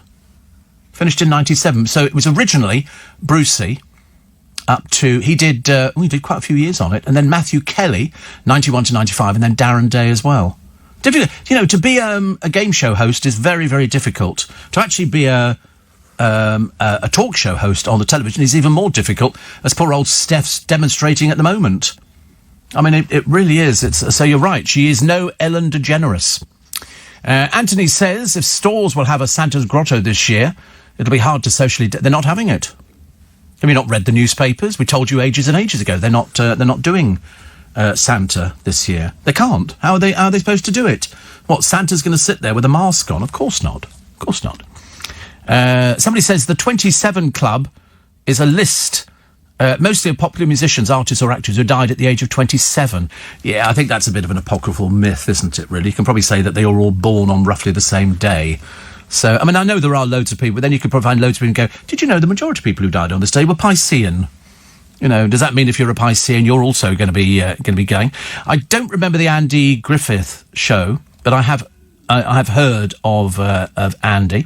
Old Bullseye programmes are on Sky Challenge late at night. Oh, don't worry, I've seen them. I get them. The programmes I love are the porn ones. You know, where you go into porn a phone and they look at it and go, yeah, there's not much call for this now. You think, you old crook, honestly. They're just trying to get away with not paying much money for stuff. You know, it's like taking it, I don't know, I can't think of anything, but phones, although, you know, this is something from, you know, a war or something like that. And then they bring in their expert to go, yeah, I think probably 20,000. The moment the bloke's gone, the bloke's standing there with his goods worth 20,000, he goes, listen, I can't do 20,000, I've got to make a profit on it. So I can offer you 7. You think, what a rip-off. But they know. If you go to one of these places where you're pawning items, they know that you need the money. That's why they can offer you less. You know, if you went in there and went, you rip-offs, you'd go somewhere, but you've trekked all the way there. You don't want to have to sort of hang around and take this thing back home again. Madness, Steve. To think we've gone from Bruce Forsyth and Bob Monkhouse to Steph and Rylan. I know. Doesn't bode well for the future, does it? But that's what I was saying the other day. I was saying the other day that when you've sort of got television programmes like Blankety Blank, where you need some celebrities or celebrity squares or something like that, there aren't any celebrities. There aren't any celebrities out there who have got any longevity. You know, you can't stick Steph on there. What for?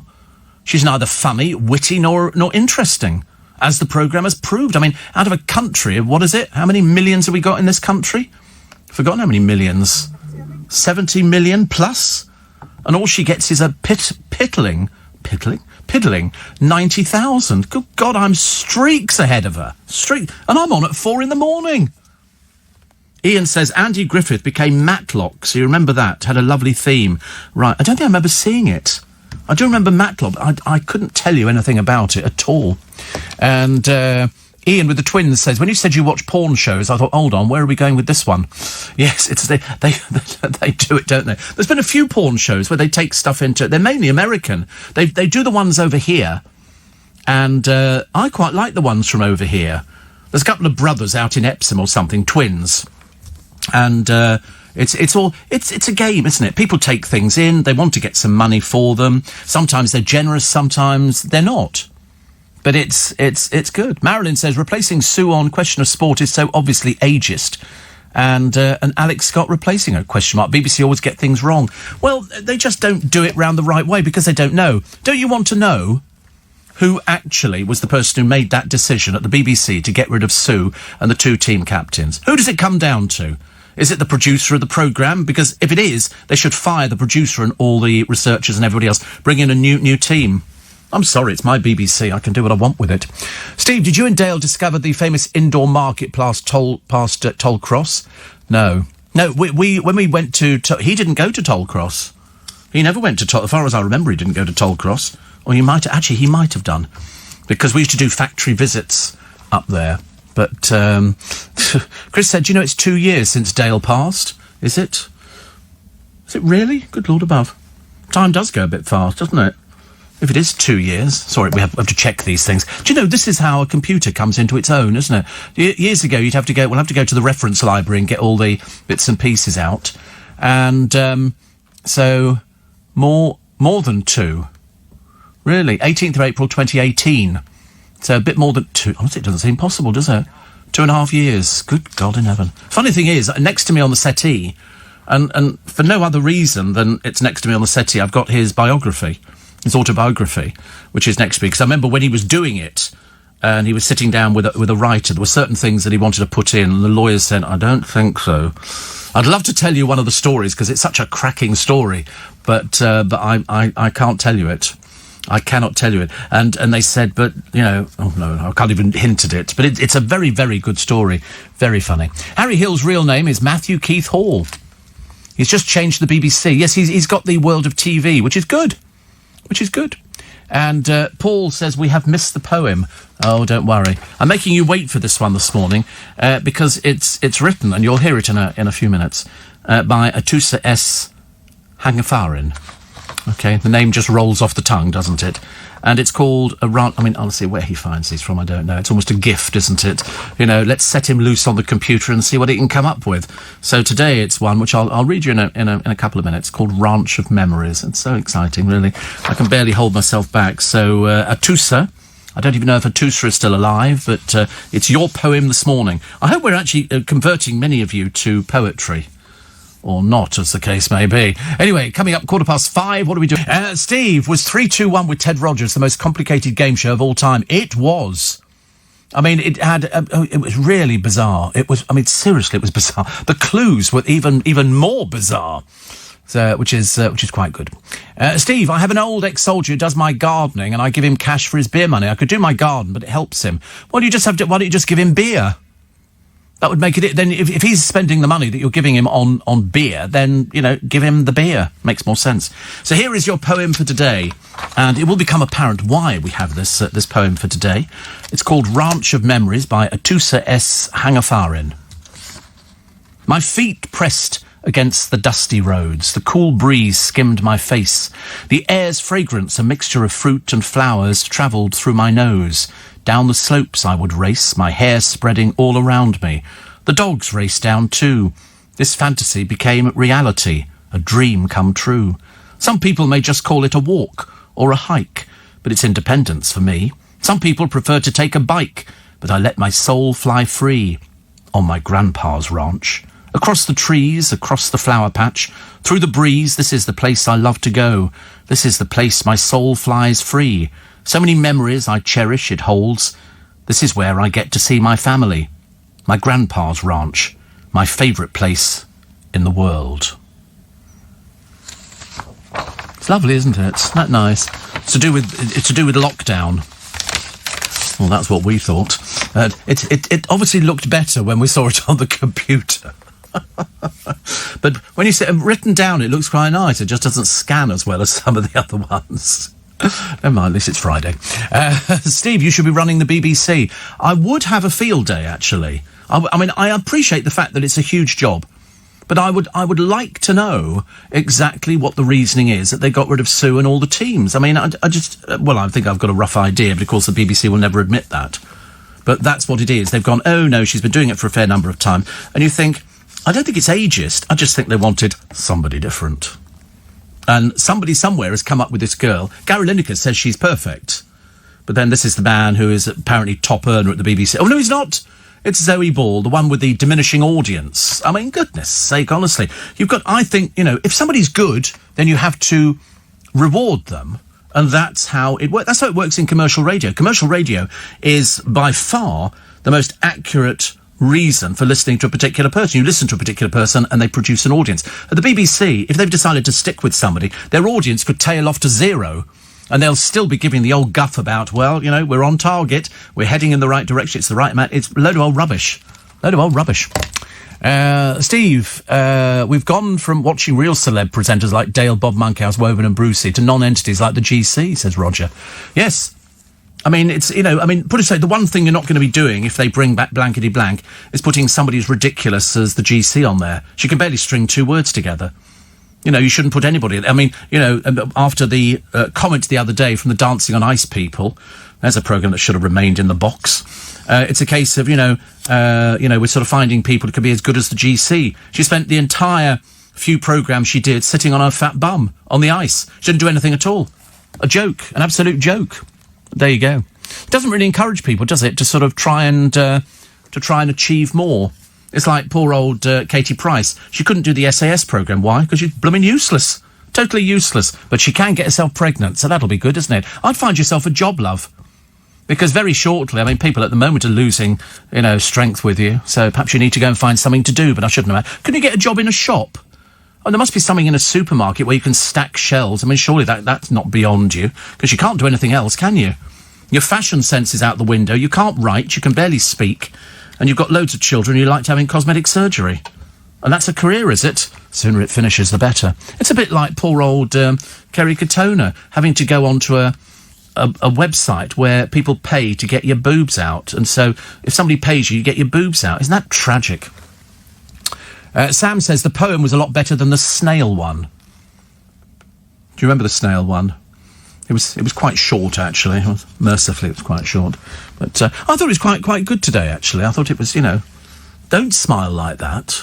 Don't smile like that. Honestly, they're terrible. They really are. It's got wind. Yes, we'll get a kite. How marvellous. Remember the Rat Pack? Sinatra, Dean Martin, Sammy Davis Jr. Did you know that it was assembled by the mafia? They weren't... the boys who went around doing all the time. There's a huge piece in one of the papers today on saying it was all set up. It was as fake as boy bands nowadays, which are just people put together, like One Direction. They weren't all as a group on the television. Simon went, let's put you with this, and they assemble a group, and then you go into the studio. It makes no difference if you can dance or anything like that. The new presenter of Family Fortune, says Dennis in Grantham. Gino De Campo. Yes, that'll be a disaster, won't it? You can see it now, because unfortunately he's not a game show host. He can't be disciplined enough, and the programme will lose all. And I guarantee you it'll be edited within an inch of its life. Why? Because he can't remain constrained. It'll run over by, for ages and ages, and they'll have to start cutting it back again, because he's not a game show host. They just seem to think, because they saw him on the Gordon Ramsay thing with that other bloke who nobody's ever heard of, I don't know what he is, maitre d' or something. But it's a case of they go, oh, he'll actually be fun on this. No, he won't. No. Steve, I've seen Alex Scott on the One Show. She's not a very good presenter. Of course, we all know why she's the new presenter. Well, they were obviously looking for somebody young. They obviously didn't want, they've got a thing about elderly people at the BBC, and they don't want them. They think that the BBC appeals to young people. Oh, it doesn't. It doesn't appeal to young people at all. It's like half their radio stations don't appeal to anybody young. At one time, there used to be sort of the Radio 1 Roadshow. Well, it generally came from somewhere like Widnes, or some bizarre place where you get a few half-hearted people. If the camera pulled back from it, you could see just how empty it was most of the time. Another one here. Somebody's saying the best radio entertainment. Chris Moyles, Pipskin, James, Dom, Toby Tarrant, also Steve Allen Show on LBC. Oh, thank God for that. Then it got quite panicky there. We nearly got panicky, but luckily we held it all together. Anybody watching The Crown? You're watching. Are you watching it? Is this the? Am I getting this right? Is this the programme that sort of lampoons the royal family? No, it's not. It's True to Life. Oh right, so they've taken. Right, okay. Because when they say Diana's going to feature in it. If you're listening, Harry, they're going to lampoon your mother, OK? Just thought I'd tell you that now. And so they'll be talking about her bulimia, which you don't want to see on a thing. It's on Netflix, isn't it? Oh, right. They seem to have loads of money. They must have done, because I should imagine old Meghan held out for a bit, didn't she? So, let's face it, she's making more out of that than she ever was out of that lacklustre acting career. Most expensive series ever made for TV, The Crown. Wow. Most expensive series. Do we know how much? Is it a serious amount of money? Because I don't watch Netflix. Perhaps that's why I haven't seen it. Perhaps I've got Netflix, but I haven't actually seen it. Do you know what I mean? I sort of flick through all the channels, and I quite enjoy having vast... Because there's so many free channels now. You don't need to worry about anything. I couldn't pay for anything. I'm a bit funny like that. Somebody said, you can have Sky with all the things and bits and pieces. And Dale had all these channels and you could watch the History Channel. I'm thinking, listen, there's not enough hours in the day to keep me happy in front of the television. And I wouldn't want to pay for something. But I know people who like sport will probably pay Sky to sort of channel all the sporting things. First series of The Crown cost 130 million to make. Good God, really? That's a... And there's been 3 series. That's a bucket load of money, isn't it, to chuck at something? Wow. Hope it gets the audiences for them. Hope it, Jonathan says, do we really want to look at old crusty people on the television? Of course you do, because they're experienced. Their experience is like watching, hate to go back to it, Blue Peter. 4 presenters, so it's very sweet. One of them because he was... on YouTube and all the rest of it, not the fact that he doesn't quite look right on television. And they have to pretend to play younger, don't they, than they really are. Richard says, how about getting Steph McGovern to do Family Fortunes instead? Well, if they axe that dreary programme at the moment, I'd love to know how long the contract is. I'm hoping not too long. Because it was just, they had a bit on the other day and they said, coming up later or something, and it was some woman who'd been on some other programme. And I thought, I'm sorry, is this Steph's programme? Because she never name-checks Steph on it. So I thought, that's a bad thing. She might have been somebody who'd been in Brookside, so in other words, nobody. Nobody. Corrie legend Charlie Lawson has hinted he may have broken coronavirus quarantine laws. He played Jim McDonald, and he's been on 2 holidays abroad since the pandemic. How much would you pay for the world's most exclusive coffee in a crystal wine glass?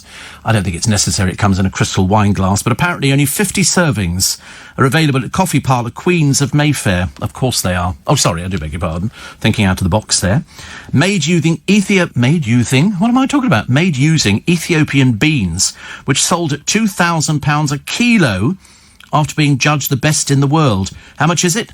50 quid a shot. 50 quid a shot. And they've only got 15 servings. They can keep them. They can keep them. The grower says, never could I have imagined coffee would have such a price. Now I know why they call it green gold. Foolish enough to waste your money on a 50 quid glass. It's served in a crystal... What a waste of crystal. It's a cup of coffee. You get it in a plastic cup, comes with a lid on and a stirrer. That's all you need, isn't it? If you don't want anything else, thank you very much indeed. John Lewis have axed the bonus. That must be a bit of a blow to the staff, because coming up Christmas, That's what people rely on. I worked there for a very, very short time, and I got a bonus of nearly £100. And I'd only been there a very short time. But some managers of different departments, it would be thousands of pounds if you'd done good, but of course they haven't made any money. I mean, their losses, I think for the half-year loss is 635 million. No chance of getting it. So consequently, they've slashed store valuations, and for the first time since 1953, no money. No money at all. Nothing. They're also going to close 8 branches with 1,400 job losses.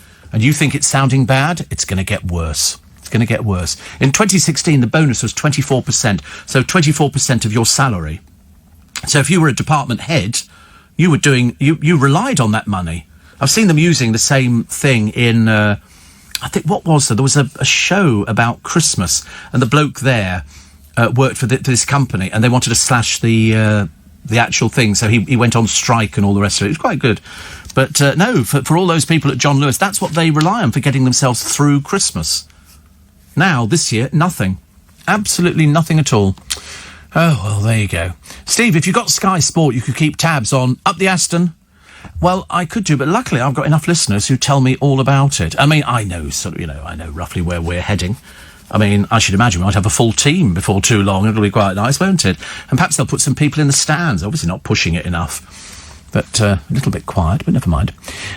Steve, Neil says, neighbours have been letting off fireworks weeks before bonfire night. My poor little dog is scared of the bangs and cowers under the Christmas tree. Ha ha. Da da da da da da da. I love fireworks. But aren't they bringing out quiet fireworks? Not these ones that go bang, bang, bang, bang, bang, bang. You know, the amount of banging coming from next door is quite frightening. Bang, bang, bang. And they're just going to do pretty ones. They sort of go up in the air and go, shoo, and like that. I like those. I got rid of my rockets the other day. You remember I had rockets for about the past 10 years in my place. And Lynn and I dismantled them. And I had loads of little balls in there, which are these stars. So when you shake it, you know, when you shake a rocket, you can hear the balls rattling around. Well, we actually took it apart to have a look at it. And Lynn's going, don't, it might explode. I said, no, there's no fire around here at all. You know, not only, well, you with your cigarette, but we were fairly safe. And these little tiny balls, there must have been about 100 in there. And they were obviously the bang, bang, bangs and the bit. I quite like fireworks. Remember indoor fireworks, says Mark in Reading. Of course, they're still available. Indoor fireworks. Have you ever had indoor fireworks? Oh, they're wonderful. You get them on Amazon. You get a whole card for about £3. And you've got the chain-smoking monkey. You've got the snake. You've got a little sparkler. Oh, they're really cute. Indoor fire. I had a company who sent me some stuff years ago, which was lovely. They make indoor fireworks. They're so cute. Yeah, for home. Yes, indoor fire. That's what they're called, indoor fireworks. That would be the clue. No, in your home. One of them was a piece of tissue paper, like a round thing, and you lit it, and it rose into the air, and it had a cap in one corner. It would get up it so far into the air, and then it would go bang. It was very frightening, very frightening. And they do snakes as well. You have little... Have you not seen them on the... Yeah, go onto Amazon, type in indoor fireworks, and you'll see that you get a card. They were lovely. I gave some to some of the boys on the programme at the time, and they were great fun. But bearing in mind, it is an explosive in certain things. But they're really... They're not very expensive, are they? I don't think so. They're sort of fairly cheap. But no, they are for indoor. I mean, obviously you don't want to set fire to the house. So you have to sort of observe. I mean, you don't give them to children. You've got to be careful, obviously. But, you know, I'm hoping that most people will be like that. But I didn't think, Mark, they were naff at all. I thought they were part of my childhood. An indoor firework. How fantastic. I've got those little bangers as well. You know, the little things that are wrapped in paper and you throw them down on the ground. They go bang. And what it is, it's a cap inside with some little stones. And they're great fun. But mind you, I used to be a bit naughty. I used to have a laser pen. And, well, actually, I've still got a laser pen. In fact, I've got a laser pen that is so powerful, from here I can hit the building the other side of Leicester Square. Seriously. I bought it in China. Strangely, it's part of a magic trick to sort of do, like sort of samurai swords or things like that. But it's with I don't know why. And it's got 2 lasers, one either side of it, and it hits the building the other side of the square and goes on. Do you remember that? Oh, you won't remember. But years ago, the lights in Oxford Street weren't Christmas lights so much as a laser that shone down the whole length of Oxford Street. Yeah, green laser, and then there was red as well. But very nice indeed. And I used to lean out of my bedroom window and shine the laser in front of people as they were walking along the pavement. And of course, all they'd see is a little red dot. No, God, 5-10 years ago. Weeks. No. Seriously, I haven't leant out of a window for ages. Not since I nearly fell off. Is it me, but does Gino D'Acampo look like a more handsome version of Dean Gaffney? Oh, God. Horrible thought. I saw Dean Gaffney, poor soul. Poor soul. He was on a dating programme. You can't trust him as far as you could throw him. I mean, he looks like he's been through the mill backwards. He's way too old for doing it. There you go, lasers. But Dean Gaffney was on a dating programme, and you just looked at him and thought, you are sad. You are very sad indeed, especially after what some of the girls said about him after he'd been out with them. Couldn't possibly repeat it. Far too rude. Far too rude. Steve, I only learnt yesterday that Broadchurch was remade in the States as Grace Point. Recast, but David Tennant starred and played his part as an American with an awful accent. Well, I think he's brilliant. The original series is showing on iPlayer, featuring the beautiful West Bay on the Jurassic Coast. Lovely. I've never seen it. I've never seen Broadchurch. I can't even get into Midsummer Murders. I don't want to go and live in a place like that. They're always dying. It's terrible, isn't it? A former model, they're always former models, aren't they, says Donald Trump sexually assaulted her at the US Open tennis tournament. She claims that Trump groped her outside the bathroom of his VIP box. He shoved his tongue down my throat and I was pushing him off. She's 48 now. So, how old was this? Oh, Trump and blah, blah, blah, blah. They had did you see the other day? I had to laugh. I shouldn't laugh, really. But loose women go, oh, and today we've got Ivana Trump on the programme. And on comes what looks like a hideous drag queen. It was absolutely... I don't think she's changed her looks in years. She's stuck to the same look, but unfortunately she's aged. And I was looking at it and I was thinking, oh, my goodness, what on earth are you on there for? Because they have a daughter, don't they, called Ivanka. Waj is locked into the spike. Yeah, and so Ivana Trump looked really old on Loose Women. I'm assuming that the lighting was sort of not particularly good, and yet the Americans are very hot on lighting. But she's got the same hairstyle that she had when she was younger. She hasn't changed at all. She was never a fashionista. But she's 71 now. Do you remember when they put Sylvester Stallone's mother on the television, Jackie Stallone? She was mad as a box of frogs. As a box of frogs. I don't even know if she's still alive. She's never 98. Is she? We must send a card. We must send a card. 98. She was completely mad. Completely mad. But sort of entertaining. Sort of entertaining. But here is Trump. This is back in 1997. So she's... This girl, Amy... She's 48 now. She was 24 at the time. 24 years ago, and she's now telling people about what is going on with people. Ridiculous. So anyway, last month, I do beg your pardon, last night, a New York State Supreme Judge denied the president's efforts to delay proceedings of a defamation lawsuit filed against him by Carole. This is E. Jean Carroll's attorneys. And it's... do you know, honestly, is there anybody who doesn't have history with something? Is it any person who is, you know, whiter than white, cleaner than clean? Because it does seem to me that politics, in particular, seems to attract these sort of people. That and scout groups as well, I think. You know, or people who... I mean, it just seems to be everybody. Every time you open up the newspaper, there's somebody else. There's either a footballer who has had misdemeanours, and you begin... I mean, those you can understand because they're a bit thick, aren't they? They can only actually... you know, kick a football around. They can't actually hold a conversation, as we've seen. Steve says, Richard, those little paper bangers are called fun snaps. Oh, I know. I gave a box to Corey. Just walking down. They didn't work on the desk in here. You've got to go and do them outside on something hard. That was quite difficult to find in the office, I have to tell you. A nice photo shoot as well for Holly Willoughby. No matter what she wears, she could wear a bin liner and she could look brilliant. And this is part of an autumn collection, and it's a dress and a coat. There's something nice about these long camel coats, which are not for you, Luke, but they're nice, all these sort of things. She was unveiled as the face of M&S. You know why? Because everything she puts on, she looks good in. I don't think I've seen anything. Even when you look at she photographs like a dream. She looks fantastic. The clothes always look good on her. She must be shifting tons of stuff for them.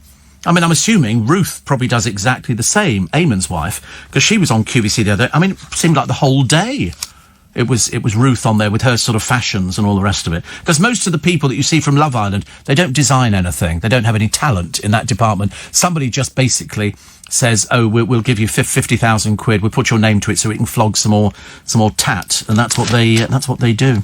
So the PlayStation and Xbox battling it out for the Christmas market, launching new consoles. The budget machine costs $359. There's 2 new PS5 consoles, and for the first time, they don't have a disc drive. The Blu-ray model, $449, same price as the latest Xbox. I'm so glad I'm not into gaming. I'm so glad. Also, the oldest dentist has just retired at the age of 85. His name is Farouk Shamash. He's worked in the same room, in the same practice, in Ryde on the Isle of Wight. He started in 1960. Amazing, isn't it? Amazing. He said, "I'm quite vulnerable because I'm diabetic as well as being 85 and I've got rheumatoid arthritis." So he's just retired at the age of 85. Good for you. Good for you. He's not overweight, so you can't say it's anything to do with that at all. Static from your body could have set off the rockets, says Peter. Yes, I think not. I think not. I mean, I'm sure it's like people on their telephones in filling stations, petrol stations. You know, you see people stand there on their phone and you think, there's a big sign up that says don't use your phone, but you just put it down to the fact they're a bit thick. Bonds prize. You ever won anything on the premium bonds? Have you? Oh, wow, well done. Joe's won some money. How much was it? Just, a little bit. 25 quid. Oh, you win quite often, do you? All right, whatever. Nothing worse than a show-off, is there? But they're now going to pay it into your bank account. They used to say cheques, but from March of next year, no more cheques into your bank account. I wonder why that is. I suppose because nobody uses cheques anymore. And also, who was it? Was somebody told me that Eric Morecambe always used to, when he went into a cafe for a cup of tea and a bacon sarnie, whatever it was, he used to write a cheque out. Do you know why? And it's quite clever, actually. It's quite... Go on, tell me why you think why. Because they would never cash the cheque. They would keep the cheque and frame it and go, Eric Morecambe came and ate in here, and that's what it was. Because a free lunch, absolutely, free lunch. People would never do that. But yes, you're right, so they got his autograph and they go, and this is a cheque from Eric Morecambe for £2.20 or something. In fact, you can tell how things have gone up in price when you watch Open All Hours and Only Fools and Horses, the only one, where they go out for a meal and it's like £2.20 for an entire 3-course meal. And you think, oh my goodness me. Paris Hilton, on her colourful past, she's looking a bit ancient now, I'm afraid. And she was a bit sort of a wild child. She has no discernible talent. And she's planning a wedding and a family. She said, it's taken 16 years to let myself love again. She, of course, she made a sex tape. I don't think she knew she was making a sex tape, but that one went viral. And so she's now doing a YouTube documentary. But, of course, let's sort of dispense with the idea that she's going to inherit the Hilton Group. She's not. Her parents are estate agents, and the Hilton Group was sold off years ago. They like putting that down there, don't they? Go, oh, she's heir to the Hilton fortune. No, she's not. Absolutely not. Wayne the Trolley Dolly is back. And he says things are slowly picking up in aviation, because he works for BA, of course. He says, but if there's another lockdown, it'll be catastrophic. I wish people that break the social distancing rules would listen to you more. Thank you for all your support. He says, I grew up with you, Bet and Brucey. It meant the weekend was about to start. Oh, Friday night on the television, eh? Friday night on the television, Wayne. That was the one that we liked, wasn't it? But I'm glad it's picking up, but you're right. If we go into another lockdown, it could be catastrophic. They've only just sort of... It's a slow thing. I know some friends of mine who work for BA who have lost their jobs. And you think to yourself, it's a tough thing to come up with. Tough thing. So for some people, Christmas is going to be a bit of a pain this year. So let's hope, without these stupid people who decide to break the social distancing rules, it'll all be down to them. The people who sit on the bus, and I'm thinking, excuse me, I don't want you sitting anywhere near me. You should be put in a little room on the bus where you can breathe, as much dirty air as you want, but not with us. Thank you very much indeed. We were just looking, actually, the boys were sort of saying, what was it like at Gough Square? I said, well, the building's gone. They pulled it down, as they did with a lot of buildings. They put up another one, which was very interesting. Last year, Steve, I ran the marathon. I was aiming for 3 hours, but I just missed it. I made it in 3 hours, 151 minutes. Oh, dear. Roger says, back in the day when nightclubs packed in punters like sardines, I don't remember many people complaining of sexual harassment. No. But on the other hand, of course, how people ever got drinks at the bar, I'll never know. I mean, they would pack them into the nightclubs, and I know because I used to work in some of them. Nightclubs, honestly. How exciting. It seems so dated, doesn't it, really? Steve, I like the story about Eric Morecambe. That was good. I think, actually, it's probably been echoed around the world by quite a few other people. Steve, indoor fireworks, you're right, $9.95 on Amazon. Curling Cobra, Sizzle Sticks, Blazing Batons, Fireburst, Blaze of Glory, Dancing Storm, Smoky Joe, Showtime Eruption, says Mark. I thought they were great. I thought they were great. But there again, I've had a tragic existence, I'm afraid, and indoor fireworks was something. You sometimes used to get one in a cracker. The cracker would have indoor fireworks, and you'd get something. But it was you do remember stuff like that. But, Bonfire Night now, we're all being told, don't buy fireworks because they're dangerous, and they are dangerous. Make no mistake about it. You've got to be a fairly sensible person to actually have fireworks. What else we got? Oh, here we go. Little dreary bit about Katie Price. She's dated for 3 months, so it's long term. She's decided it's time to test the waters and see if new boyfriend, little Carl, wants to start a family. So, naturally, she plans to approach this delicate conversation tactfully, so she's bought an ovulation kit to present him with and to film his reaction for her YouTube channel. What a sad, tragic pair they must be. Conversation? Nothing. Nothing at all. I see Amy Childs is back on Towie. Yes, I mean, she's not a beautician now. I think all of her businesses have closed, as far as I know. They used to be in Brentwood. I think she had about 2 or 3, and then that kind of finished. And so what she does now, I've got no idea. So she's had to go back on to Towie, and because there's a few people who are not going back on to Towie. But, as I say, I mean, she was, again, another one with a little 3-year-old's voice. It seems to be sort of, perhaps that was the criteria for some of these people, and then you've got Billy For Ears, the For Ears sisters, and they're sort of, one of them's going on to the Dancing on Ice programme, because obviously there's nothing else going on, and very shortly they must be axing the Mummy Diaries. I mean, how much dreariness can we have on the television? Oh, sorry, we're back to Steph again, poor soul. Also, 3/4 of office workers increased their screen use during lockdown to around 6 hours a day. Do you get that on your telephone? I don't know where it's come from, this thing, but it tells you how many hours you've been using your telephone. It's depressing, isn't it? I've decided to ignore it.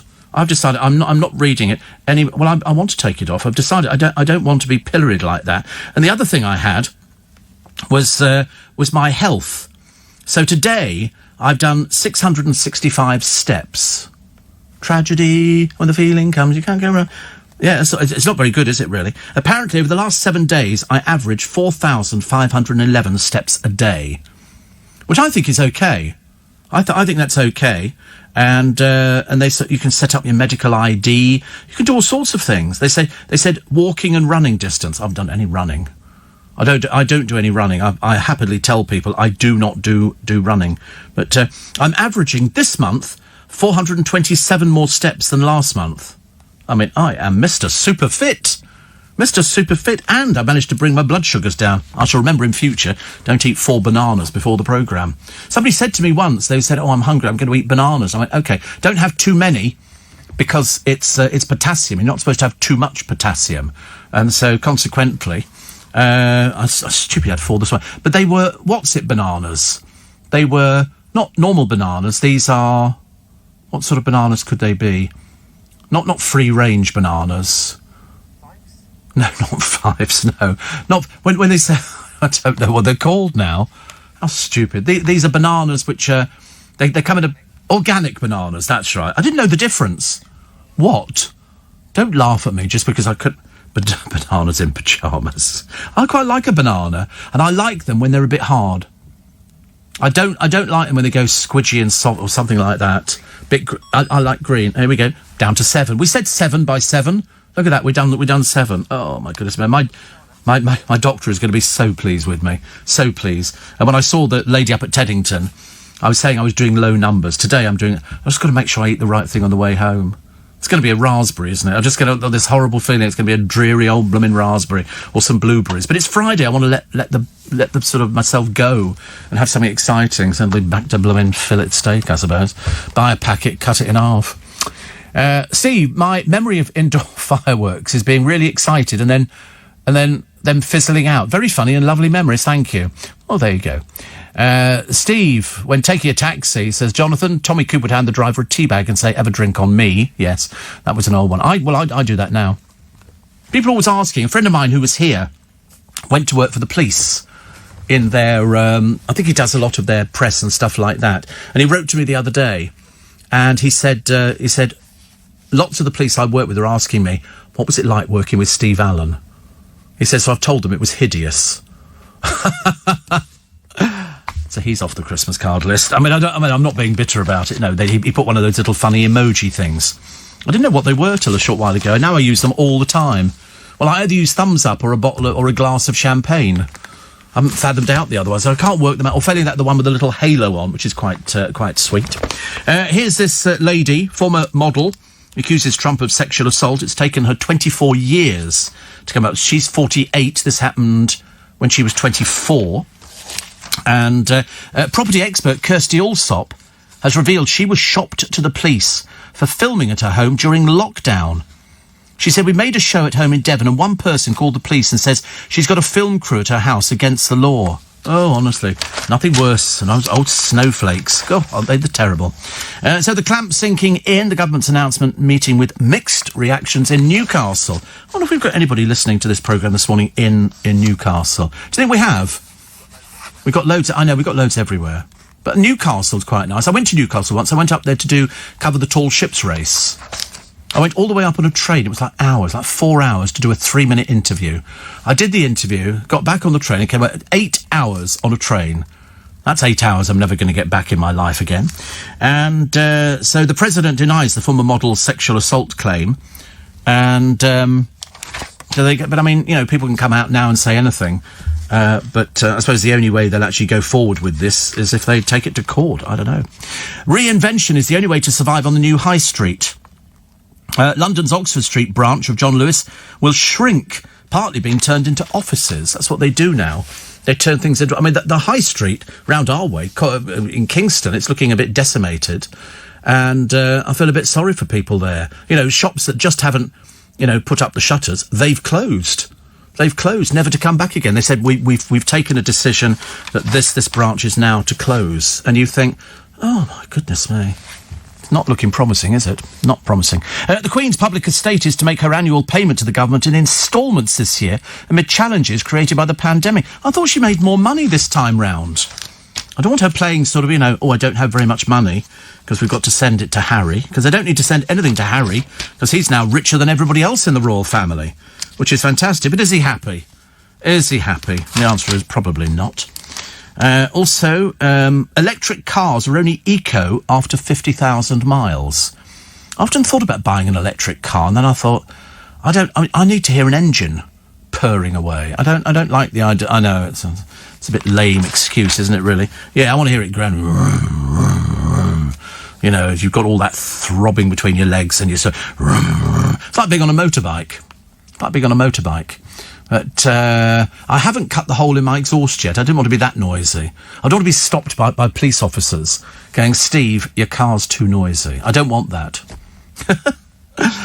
Captain Tom, that clever man. He's got his autobiography out, and he says that we should remain positive and look forward to the future. I mean, he raised more than £38 million. I don't think anybody's ever raised that. How much did they raise for Live Aid?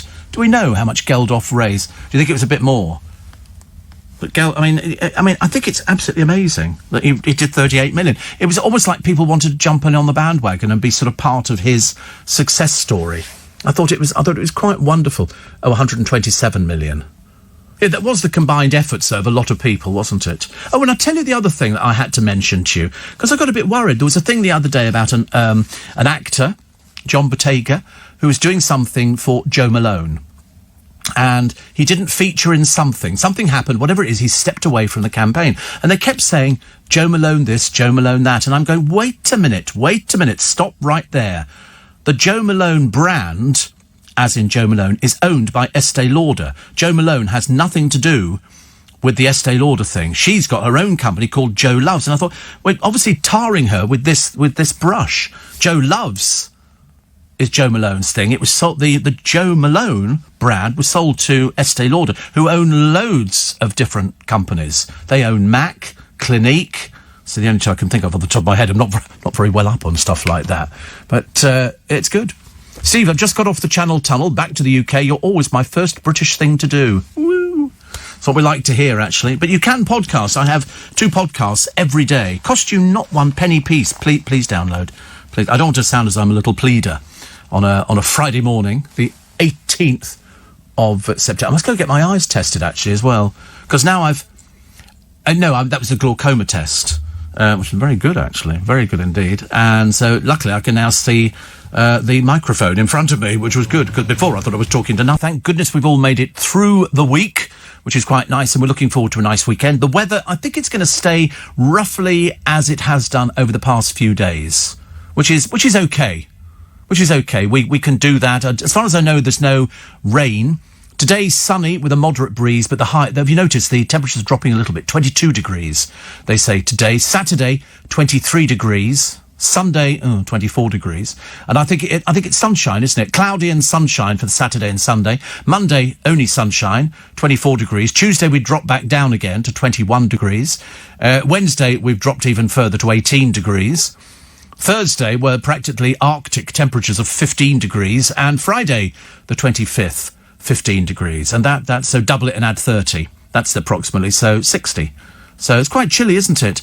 Might have to get my thermals out. I'm determined not to miss out on thermals this year. Kay says, now your blood sugars are so good, does that mean you have to adjust your insulin and tablets? I'm not at the moment. I'm waiting till we go back and have them analysed. Because, I'm keeping in with what I'm supposed to be doing. And seeing what happens after that. But now I've realised that 4 bananas affects me, but luckily it seems to disappear quite quickly. Calippo, not a good idea at all. And yoghurt's full of sugar, so that's another avenue of pleasure denied me. Even if it says low fat, not much use for us, not much use. And then I was trying to think what I could have for breakfast this morning. And I had some little mini shredded wheats the other day, but I don't know whether or not they actually affected me. I can't remember as to whether or not I thought shredded wheats were okay. I thought so. And also, bearing in mind, I'm just having them with sort of milk on.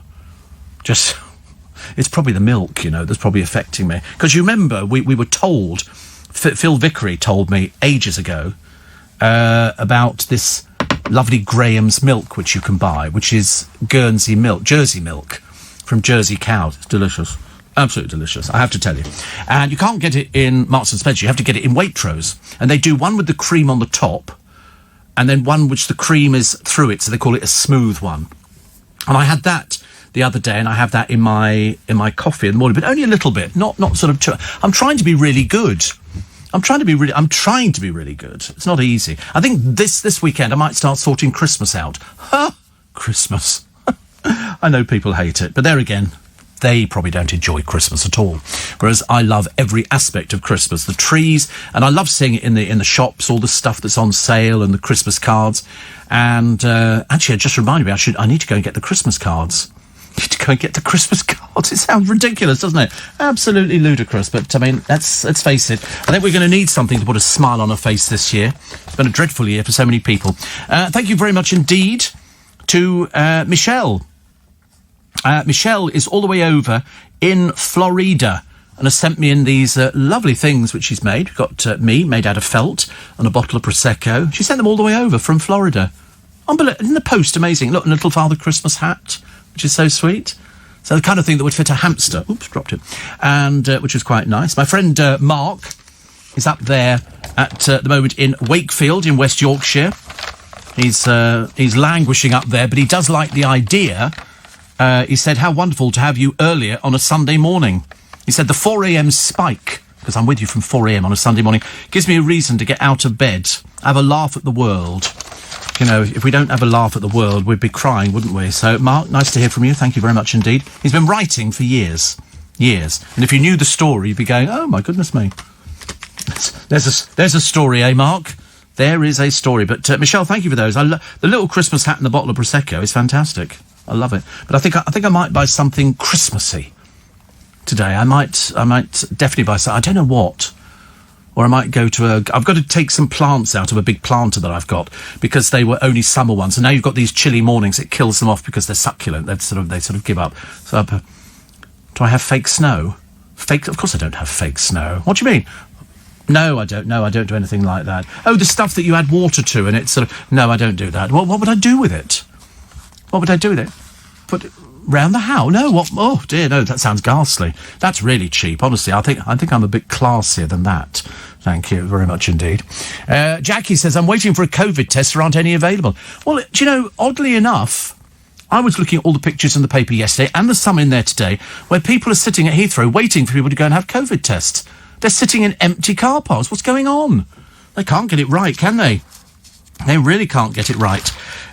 Also, this stupid cup of coffee at £50 is driving me mad. Also, a 90-minute COVID test that's 94% accurate. 90 minutes.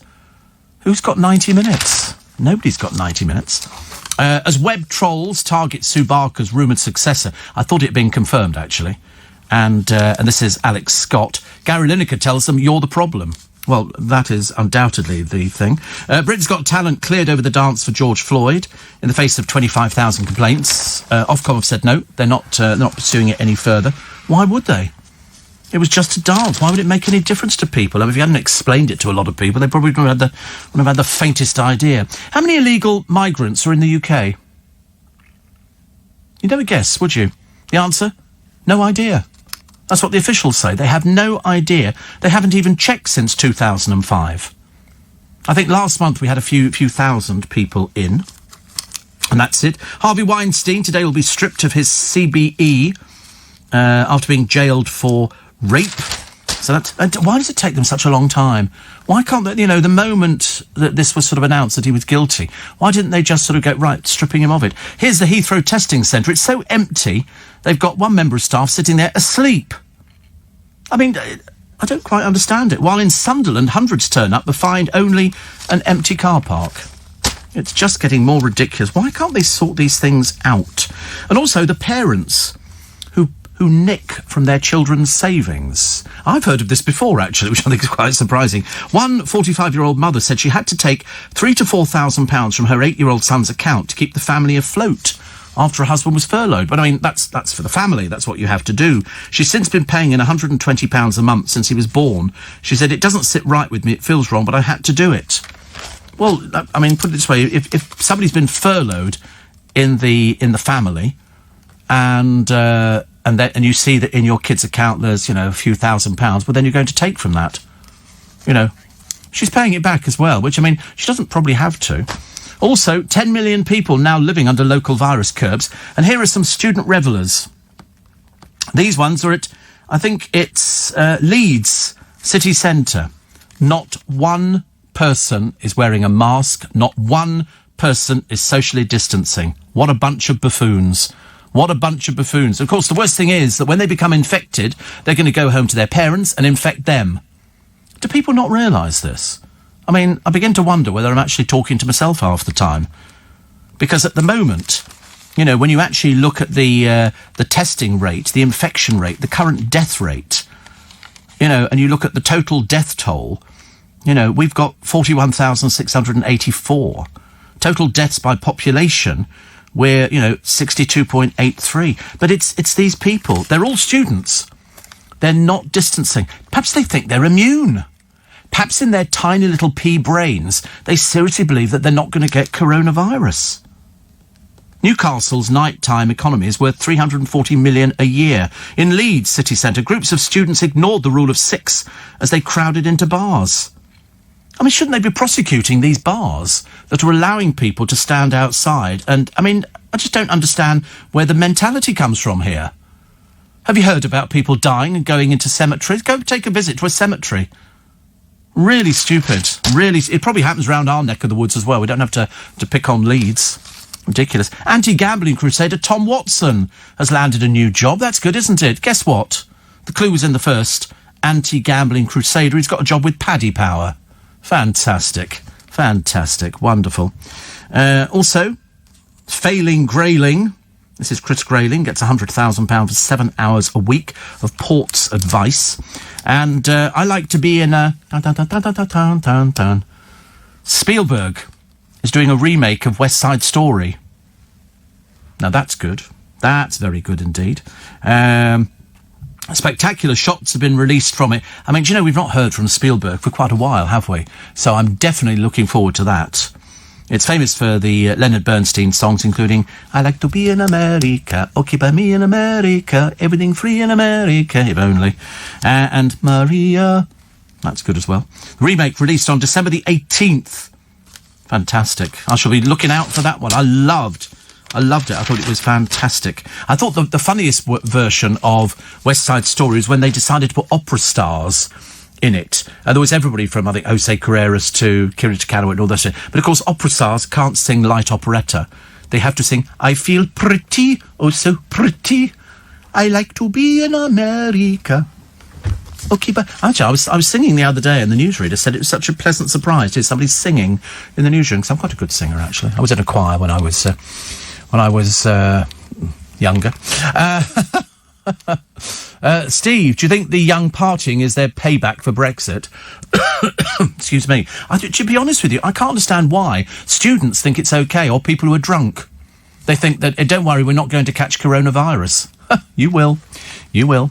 Steve, scramble a couple of eggs for breakfast and have it with a little smoked salmon. The meal's protein controls your insulin levels, and you'll be fuller and less hungry until your next meal, says Eve.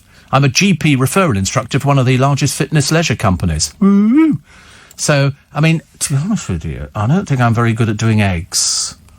I suppose I could do eggs. I don't mind smoked salmon. I do like smoked, so I could have eggs and smoked salmon. Dale used to eat eggs and smoked salmon all the time. I suppose it's like me and fillet steak. You keep eating the same things all the time. But you're right, I could try that, but I've got to get home first. We're still thinking I should go, because I said to the producer, perhaps I could go to Greggs, buy a large sausage baguette, dispense with the baguette and just eat the sausages. And he said, oh no, why do you want to scrape the sausages out? I've never heard of scraping the sausages out. And then he said, no, go somewhere else. And I said, like where? Who else does cooked sausages in the morning? They should do. They should send them everywhere, because we'd all buy them. Cooked sausages. I should cocoa on a Friday. Happy birthday today to Peter Shilton, former goalkeeper and Strictly Come Dancing. How embarrassing. Former goalkeeper, but they also put down he's done Strictly. Oh dear. 71. Also Tim McInnery, the actor from Cheshire, made his name at Lord Percy in Blackadder. He's 64 today. Many happy returns of the day to both of them. And if you're so... Morning. Steve, why are the cases of COVID on the increase in the Midlands and the North, but not in the South? Perhaps we're just not telling anybody. Perhaps we're keeping it quiet. I've got no idea. I really couldn't tell you. I mean, I just don't understand why. And yet, strangely enough, I see lots of students around our way. We seem to have loads of students, and it's obviously the place to go to. And yet, when they get on the buses, they're putting their masks on. And yet, they go out to the pub drinking, nobody's wearing a mask. You know, and then they wonder, you know, some of their friends will go down with it. You'll get it as well. You'll be going down with COVID. You'll be knocking on the door of the hospital going, you know, they'll be going, did you wear a mask? No. Why not? Did you not hear anything on the news? Have you not read a newspaper? Can you read? Are you intelligent enough? You know, I mean, it's ridiculous. I mean, you don't have to wear one in pubs, but you're supposed to socially distance. Nobody's socially distancing. All these people are crowded up together, hugging, kissing. I mean, really? It's like if you knew somebody had the plague, would you be going up to them going, oh, give us a hug, go on, somebody loves you? Of course not. Drive to ban petrol car sales by 2030. Ministers, why don't they just leave us alone? Why don't they just worry about what they're getting up to as opposed to what we're getting up to? Transport Secretary Grant Shapps, who owns an electric Tesla, has suggested a 2032 date. It's lovely, actually. Are you paying for us to have one of these cars? Because people can't afford them. These things start at about 20,000 quid, don't they? Well, I don't know, it's all right for you, Mr. Shapps, but unfortunately we can't afford anything like round here. We're not Zoe Ball, you know. Goodness sake, honestly. Costa Coffee, says Iceman, do sausage or bacon baps, heated up, nice. But I don't think it's a proper sausage, is it? Isn't it a sausage cut in half? So in other words, it says sausage, but when you look at it, it's not, I want a whole sausage. It's like when you buy a sausage roll now, you never buy a sausage in a roll, you know, in the pastry. It'll always be something ridiculous, like sort of sausage meat, which is not nice. 84850 steve@lbc.co.uk. What else do we have? Greta Garbo was born on this day in 1905. See, most of you lot won't even know who Greta Garbo is, do you? You've got no idea. You just sort of nodded sagely, but you don't know who she is. Greta Garbo was an actress, born in Stockholm. She starred in Anna Karenina. Couldn't even barely say it there. She had a career spanning silent films in the first decade of talkies. Her most famous line was, "I want to be alone." Yeah, Greta Garbo. And she was so reclusive, when she won an honorary Oscar, she didn't turn up for it. She just wanted to be by herself. I think she died in Paris. Also, what else we got here? Jimi Hendrix, of course, which was mentioned earlier on. He was only 27, and in 1934, the BBC opened its Bristol studios, which would become home to the world-famous Natural History Unit. I don't even know what that is, but it sounds fantastic. Also, Paula Yates found dead in bed by her 4-year-old daughter, Tiger Lily. It emerged the little girl tried desperately to revive her mother, who'd taken a lethal cocktail of heroin, vodka and barbiturates. I mean, good Lord, I mean, it's almost dreadful, isn't it? It's like Dale's mother, committed suicide, and there was nothing that he could have done about it. Nothing at all. It was just one of those sort of things. I think she'd sort of been unhappy for a long time. And Charlie Chaplin, in 1931, slipped unobtrusively into London with some good news for the whole world. He left a dance club in Coventry Street shortly after 2:00 in the morning. In an exclusive to a Daily Mail reporter, Mr. Chaplin said he was shortly to appear in a film in the same tramp character as before. "I propose not to talk in the film," he said. I've got Charlie Chaplin receiving an award from the people who hand out the Oscars. He hadn't been in America for ages. He was blacklisted. They didn't like him at all. And he came back and he was a very old man. He said, "Oh, you sweet, wonderful people." And it was like, my God, it was Charlie Chaplin. He was about 90. I think he was still having children at 90 or something like that. He was very fertile. And but I never got the silent movies. But I appreciate, the Buster Keatons and the Keystone Cops and all these other people. Julie says, Wetherspoons, lovely sausages. Whee! Thank you very much indeed. And another one here. Your guide to travelling in the EU from January the 1st. Because you will be thinking about this, won't you? Nope, I shouldn't think so. Driving, insurance, pets and mobiles. Hopes are rising as workers return to the office. I mean, we seem to be doing quite well. More and more people are returning to the office.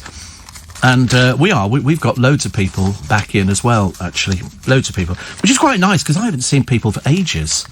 Seriously, I mean, there's some people in this building I've not seen for about 6 months. And then but the funny thing is, when you see them after not having seen them for, well, in fact, more than 6 months, it's as if you haven't sort of ever, gone away or anything like that, or they hadn't gone away.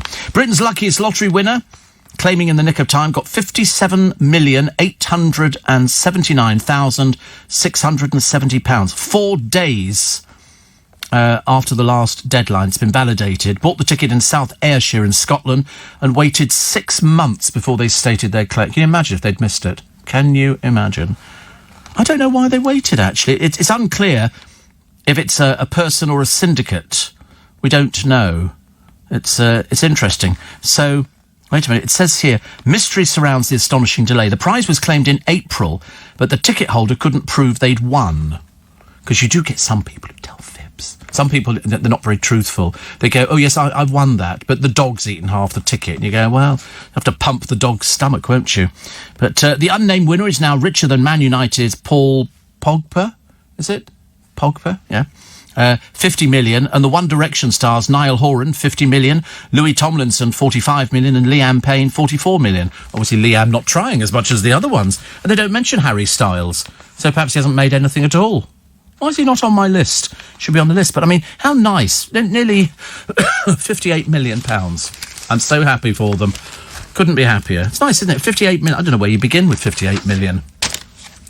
Probably eat sausages, I should imagine, or something like that. I mean, what would you do if you're sort of going home after a night shift and it turns out that you've just won 58 million? I mean, do you phone people and then go to bed, or can you not sleep? Do you start sort of going through the estate agent saying, "Send me the list of properties. Anything above 20 million will do." Yeah, because off to the casino. I'm going to put it all on red. That's what somebody did in America, didn't they? Somebody did. That's where the game show for Ant and Dec came from, Red or Black. A bloke who came from this country, sold everything, his house, the whole lot, went to America and put it all on whatever it was, and won. I think he won. I'm pretty certain he won. That was it. I mean, bit of a gamble, but it's a 50-50 shot. You can imagine, though, you say, right, we're putting it all on black. And you stand there and you watch the wheel going round with a little ball. Then it goes... Oh, bugger, red. You can imagine, can't you? Blood pressure would have gone through the roof. Blood pressure. It would have affected diabetes, everything. I'd been a complete wreck. But on the other hand, if you win, how nice would that be? And then you can go, now I'm going to have KFC.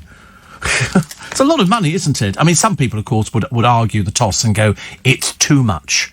I don't think it's ever too much. That's the whole idea. I was always waiting for somebody to be picked on by, you know, people who haven't won the money and go, it's just ridiculous. You know, 57, 58 million pounds. They go, well, that's what the prize was on the competition. I entered a competition, the prize was 58 million, and I won it. If the prize was a box of chocolates, then I'd be expecting a box of chocolates. If it's 58 million, that's what it would be.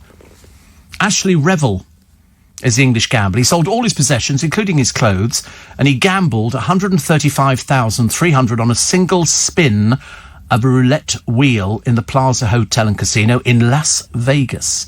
He even changed his name by deed poll to Ashley Blue Square Revel after the UK online bookmaker contributed to his gambling fund. He raised additional cash through car boot sales and auctions. The ball ended up number 7, red. He doubled his money to 270,000, and he used his winnings to set up an online poker company called Poker United, which later went out of business due to controversy over US frozen accounts. Wow. The event was filmed, called Double or Nothing, featured in a documentary, but that's where Red or Black came from. For the antidote, which was a disaster. As a programme, it was a disaster. But it is that gambling. I did it with my friend George. We all went out, the Steve Allen lunch club, but it was an evening. And then we ended up going to the casino. We went to the Hippodrome, and a friend of mine was literally saying, why don't we just do Red or Black? I say we, it was just me. They were all gambling on other things and having it, not with an excessive amount of money. So I was just doing a few quid on Red or Black, and I walked out with about 600 quid. Because every time we won, he took half the winnings and gave it the other bit back to me so I could put it on the next one. So that was quite lucrative. But I mean, can you imagine if you were addicted to that? Because you see people with piles of £50 notes. It's quite frightening. Quite frightening. Steve, veggie sausages, no animals harmed when eating them. Can't bear them. Can't bear them. I'm sorry. I'm not one of the boys next door, you know, veggie. Have you ever had veggie sausages, Luke? They're very nice, are they? What's in them? If it's soy and stuff, right. You must check, really, and find out, dear. You must need to know what you're putting into your body. A little bit embarrassing, isn't it? 6:30 is the time. Of course, if you are going to gamble responsibly. Do you know, there used to be a gambling shop at the end of the Strand. Before you turn right onto Waterloo Bridge, there was a bookmaker's. It's all boarded up. How can bookmakers go out of business? I thought the whole idea was that they always in business. 26 minutes to 7 is the time. It's Friday morning. What have you got planned for the weekend? Nothing. That's the nice thing, isn't it? When you've got a completely free weekend and you think, I can go out, I can do my little bits and pieces, go and do some shopping. I like to get up early on a Saturday. I don't like to waste the day. I think the older you get, the more, you know, people say, oh, isn't it great to stay in bed? You go, not really. I would have done it years ago. You know, if I was a student, I'd been out on the lash for most of the night. Then you'd be sort of writing off the next day, and I can't bear that. That seems a terrible waste of a day for me. So now I get up really early on a Saturday. Sometimes I'm to be caught watering the plants at about 4 o'clock in the morning, which seems a bit ludicrous. But it's the best time to do it. Everybody's asleep. You can sort of get on with it. You sort of, you know, I quite like it. I like it. Make sure that everything's working. So. What do we got? A lighthouse lab and a COVID-19 research hub are to be established in the northeast of England, which could create 1,100 jobs, which is good. Talking of increasing things, poor Matt Lucas found the hours before his Great British Bake Off debut anything but a piece of cake. And he quickly learnt to love the role that he's got, replacing Sandy Toxic, but it's all the food that comes with it. He's played many parts, but he has admitted to putting on the pounds. But listen, why not? If somebody's cooking nice food, and some of it does look absolutely delicious, why not taste it? I'm sure chefs taste it. I like all these sort of programmes where you watch somebody throwing something together. I think yesterday Phil Vickery was doing stuff on this morning, which was stuff out of the freezer. So he'd taken stuff out of the freezer because everybody's got it. There's a guy in the paper today, and he's telling you how to do the perfect fish finger sandwich. And I thought, take the packet out of the freezer, put them in a frying pan, turn them once, you know, and then just fry them and then just put them in a bap or something like that. I mean, how complicated is that? The perfect fish finger sandwich. I've never heard so much rubbish. I mean, I might have fish fingers today, actually. Do you know, I could have them no, I can't have them this morning. That will send the blood sugars up, won't it? It's not so much the fish finger, it's the batter that goes round them. Those Young's haddock ones. I don't want to be sort of, look at that, posh fish finger sandwich recipe. And all it is that a ciabatta? It is, ciabatta roll and crisp lettuce and homemade fish finger sandwiches. I don't know. Just go and buy them. It's so much easier, isn't it? And then you sort of put them in there and then eat it. That's all it is. It's not complicated. Not complicated. It's a fish finger sandwich. They do them now. Some pubs do them. We got a pub round our way, and I remember going in with my friend Michael a few years back, and they did a fish finger sandwich. We devoured it like we'd never seen a fish finger sandwich before, and it was absolutely wonderful. It was quite wonderful. But you can do it yourself. I've never thought about doing it with ciabatta. Yeah, it's about £6 or £7.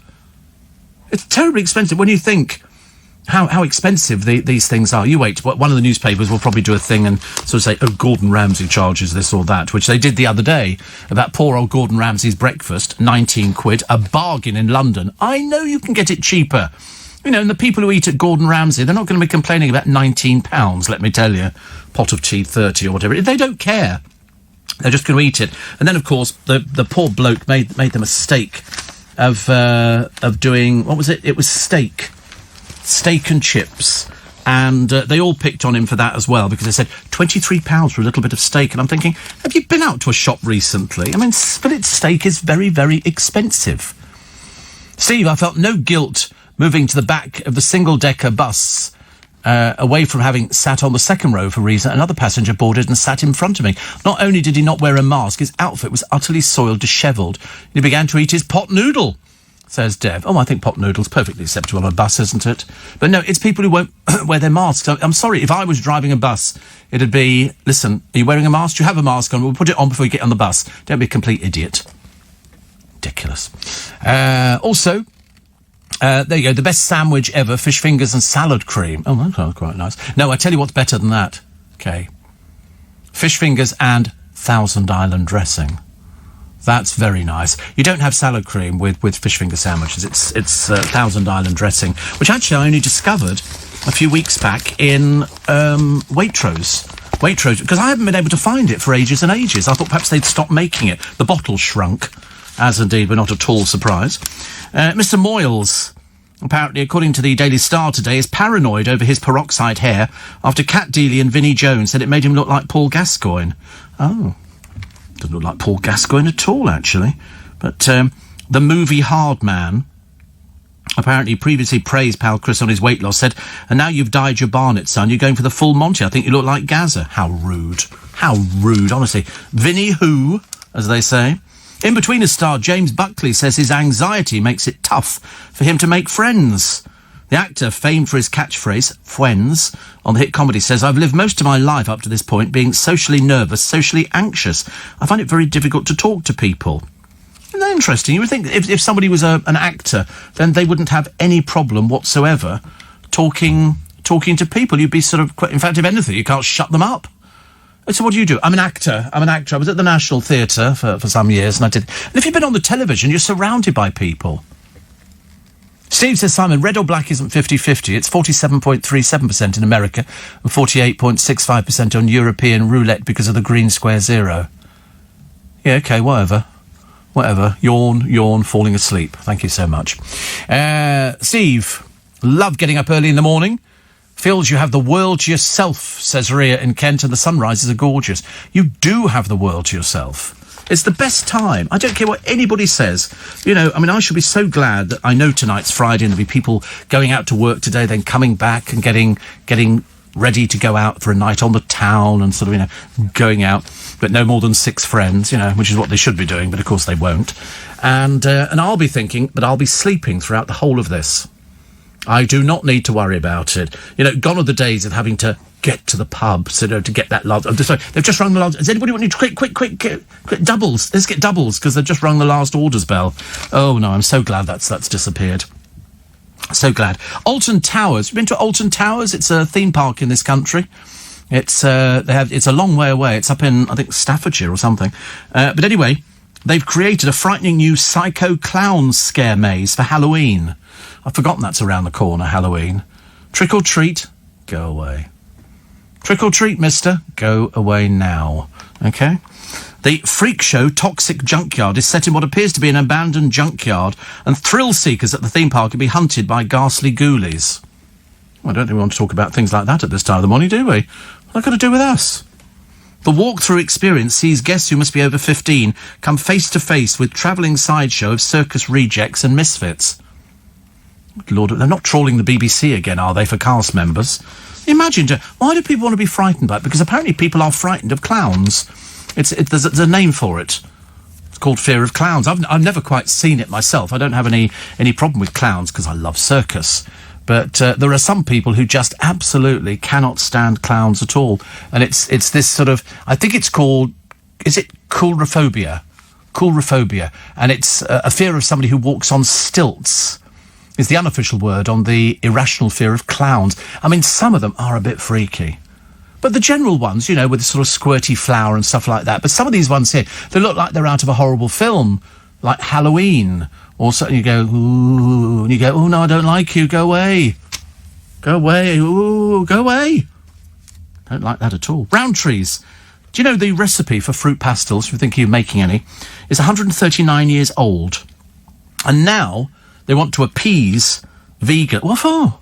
There's not enough vegans to make any difference. Until now, the recipe featured gelatin, an ingredient derived from collagen taken from animal body parts. So bosses at the firm, owned by Nestlé, used to be Nestles, now it's Nestlé, announced they'll omit the substance following years of complaints by veggie campaigners. What, they've been droning on for years about we can't eat your delicious fruit pastels because they've got Well, listen, what they've not eaten, they're not going to miss. Anyway, fans were warned the historic change will make the sweet slightly softer to chew. Oh, no, I'm sorry. They're either going to be tasty. I mean, can we still buy the other ones, please? So they're now vegan-friendly. The treat's being relaunched with the words now vegan-friendly prominently placed on the packs. I bet the price goes up. It's bound to, isn't it? It was all these things. They go, oh, yeah, the price is going up. And the Rowntree brand manager, who's called Meg Miller, says, we've had many requests over the years asking if we can make fruit pastels vegetarian or vegan. We want the brand to be enjoyed by as many consumers as possible. So the new squishier pastels were what consumers wanted, insisting the softer confectionery has been a market trend for a number of years. What a load of old codswallop. I've never heard so much rubbish in my entire life. So they're not too hard. You put them in your mouth and they soften up quite quickly. They do so. I've had fruit pastels when I could eat them. I've had things like that, but fancy having to pander to people. They say the priority was to preserve the fabulously fruity chew that has made fruit pastels a classic for almost a century and a half. Well, what are you changing it for, then? Well, because a few people wrote in and going, oh, we want to eat your delicious fruit pastels. Listen, if quite clearly they've got this gelatin in, they've not been able to eat them. So what they've not eaten, they've not missed. Tell them go eat something else. Go and eat a Twix or something like that. Honestly. Go and eat a Bounty bar. Oh, don't. Oh, I used to think that one, they used to say, moistened with pure syrup. And but when I watched the advert on the television for Bounty, there'd be some sort of half-clad girl wandering through a jungle or something. Where are you going to get a chocolate bar in the middle of a jungle from? I've got no idea. And then they go, I used to think it said moistened with pure soap. And I couldn't quite understand why you'd be eating a chocolate bar moistened with soap. Because I bought some tea tree hand wash the other day, because I like a medicated hand wash. And I'd forgotten I'd ordered it.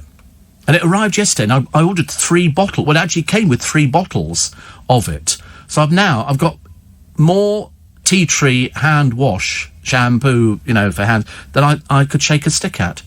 I mean, it's going to take the best part of 3 years to get rid of all this stuff. Because you only have a little squirt. It's a push plunger. It's quite a big sort of bottle. But I thought, no, let's be good. Let's be good. 84850 steve@lbc.co.uk. Cheryl says, Richmond veggie sausages taste like the real thing. No, not for me. Favourite sandwich, fish fingers with tartar sauce, says Mark.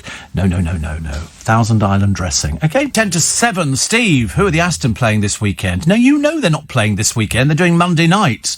And they're playing Sheffield at home, as you know, at 6. Mind you, that's quite good, because then you get the City game afterwards.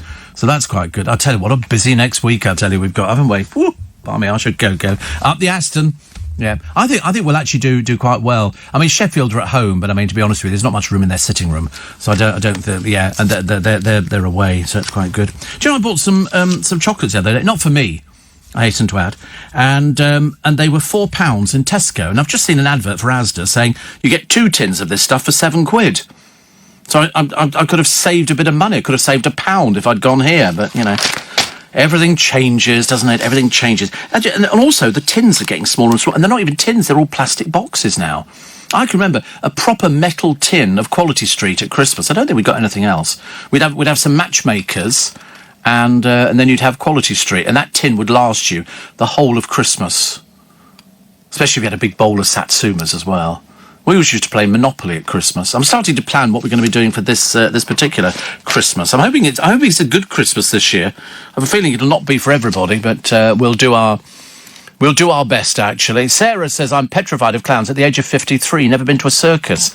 Really? Gosh. I mean, I wonder how you can cure that. There must be some way. Reggie says, you mustn't forget jelly tots. Oh, jelly tots. They've got the same in, haven't they? Haven't they actually got the gelatin in? And Liz says, what's it come to when we're too lazy to even chew a fruit pastil? For the love of God, there's no hope for us. I know. Just because a few people complain, they've changed the recipe, and now it's sort of chewy. You know, and sort of softer and squidgy. I'm not sure about soft and squidgy. Steve, why would you want your vegan sausages to taste like sausages if you're vegan? I've often pondered that one. It's like there's an awful lot of vegetarian and vegan stuff which sort of bears a striking resemblance to the original food as opposed to the cloned food, which they seem to have now. So sausages look like sausage. I think it was Linda McCartney had her own range, and they still do it. It's obviously very successful. I've never had it. I've never had anything vegetarian apart from a couple of salads and something like that. But then I spoil it, you see, by putting some ham on the top of it and putting some salad cream, because then you could use that. Thousand Island dressing goes with the fish. That's why it's Thousand Island. Okay, the clue is in the name. Steve in London says, what was her name? Cheryl. Veggie sausages taste the same as the real thing. No, they don't. Well, how would they know? How would they know? But then you can get everything now. A friend of mine told you he goes to a veggie supermarket in Brighton, and she goes in there for all sorts of little things, because it's quite expensive. I mean, I think you get penalised if you're a vegetarian or a vegan. You know, and apparently you can't have chocolate. Huh, yeah, right. Yeah, can't have chocolate. Why? Because it's got dairy in it. Oh, do you think all vegans adhere to that one? I don't think so. I don't think so. I would dare to suggest, you know, that people actually have eaten things that they probably shouldn't eat. You know, I don't want to make a big deal about it, as you know, Luke, but, you know. Steve says, Chris, what are your phobias? I don't have any. Oh, well, apart from snakes and things like that, I'm not really, producers be top of my list. Yeah, have you got a phobia about producers? Absolutely. No, it's snakes, I think. I've held snakes and tarantulas and stuff. Oh, it makes me feel queasy even thinking about it. Also, fear of heights, tall buildings, going near the edge of a tall building. I told you a friend of mine bought a flat in Victoria, because they've revamped the area here in London, and his flat was quite tall, but the balcony on it was all glass floor, glass wall. I couldn't step on it. I felt physically ill, because I'm thinking, say you fall through, and it's a long way down. And I looked at it, and he went, you can jump up and down on it. I said, you must be kidding. I didn't go anywhere near it.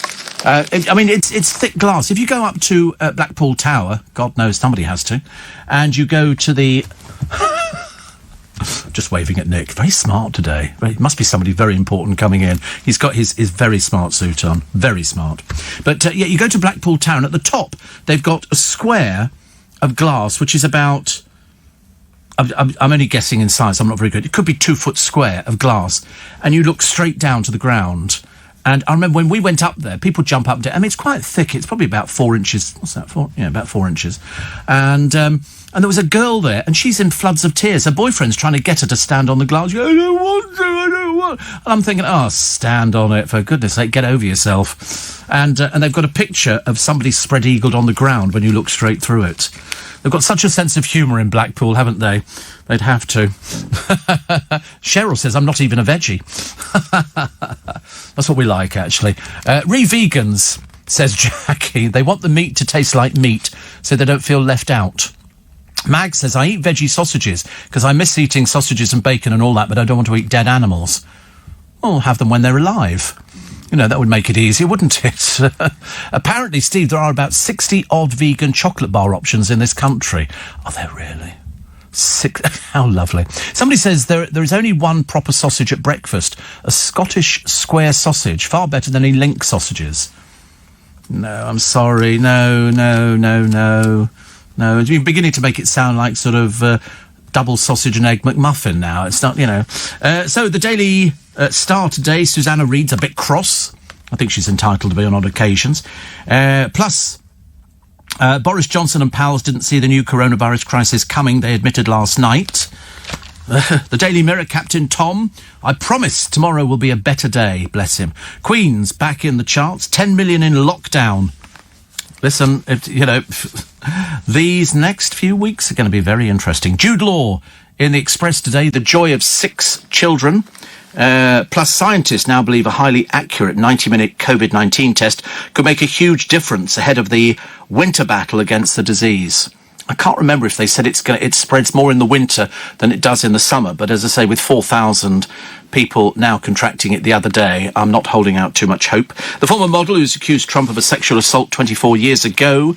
The Daily Mail today, the cost of maternity blunders. They say blunders on maternity wards costing the NHS nearly $1 billion a year.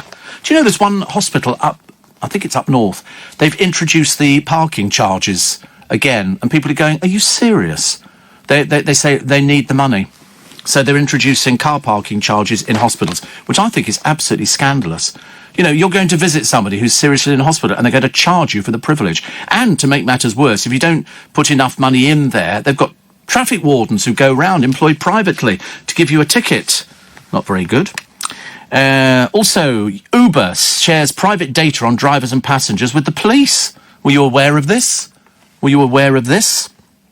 They've won support from the police to keep their licence because they hand over thousands of pieces of intelligence on drivers, passengers and journeys. I'm so glad I don't use Uber. They've got 45,000 drivers. They're used by 3.5 million people in London. And every time you do a journey, they pass your information to the police.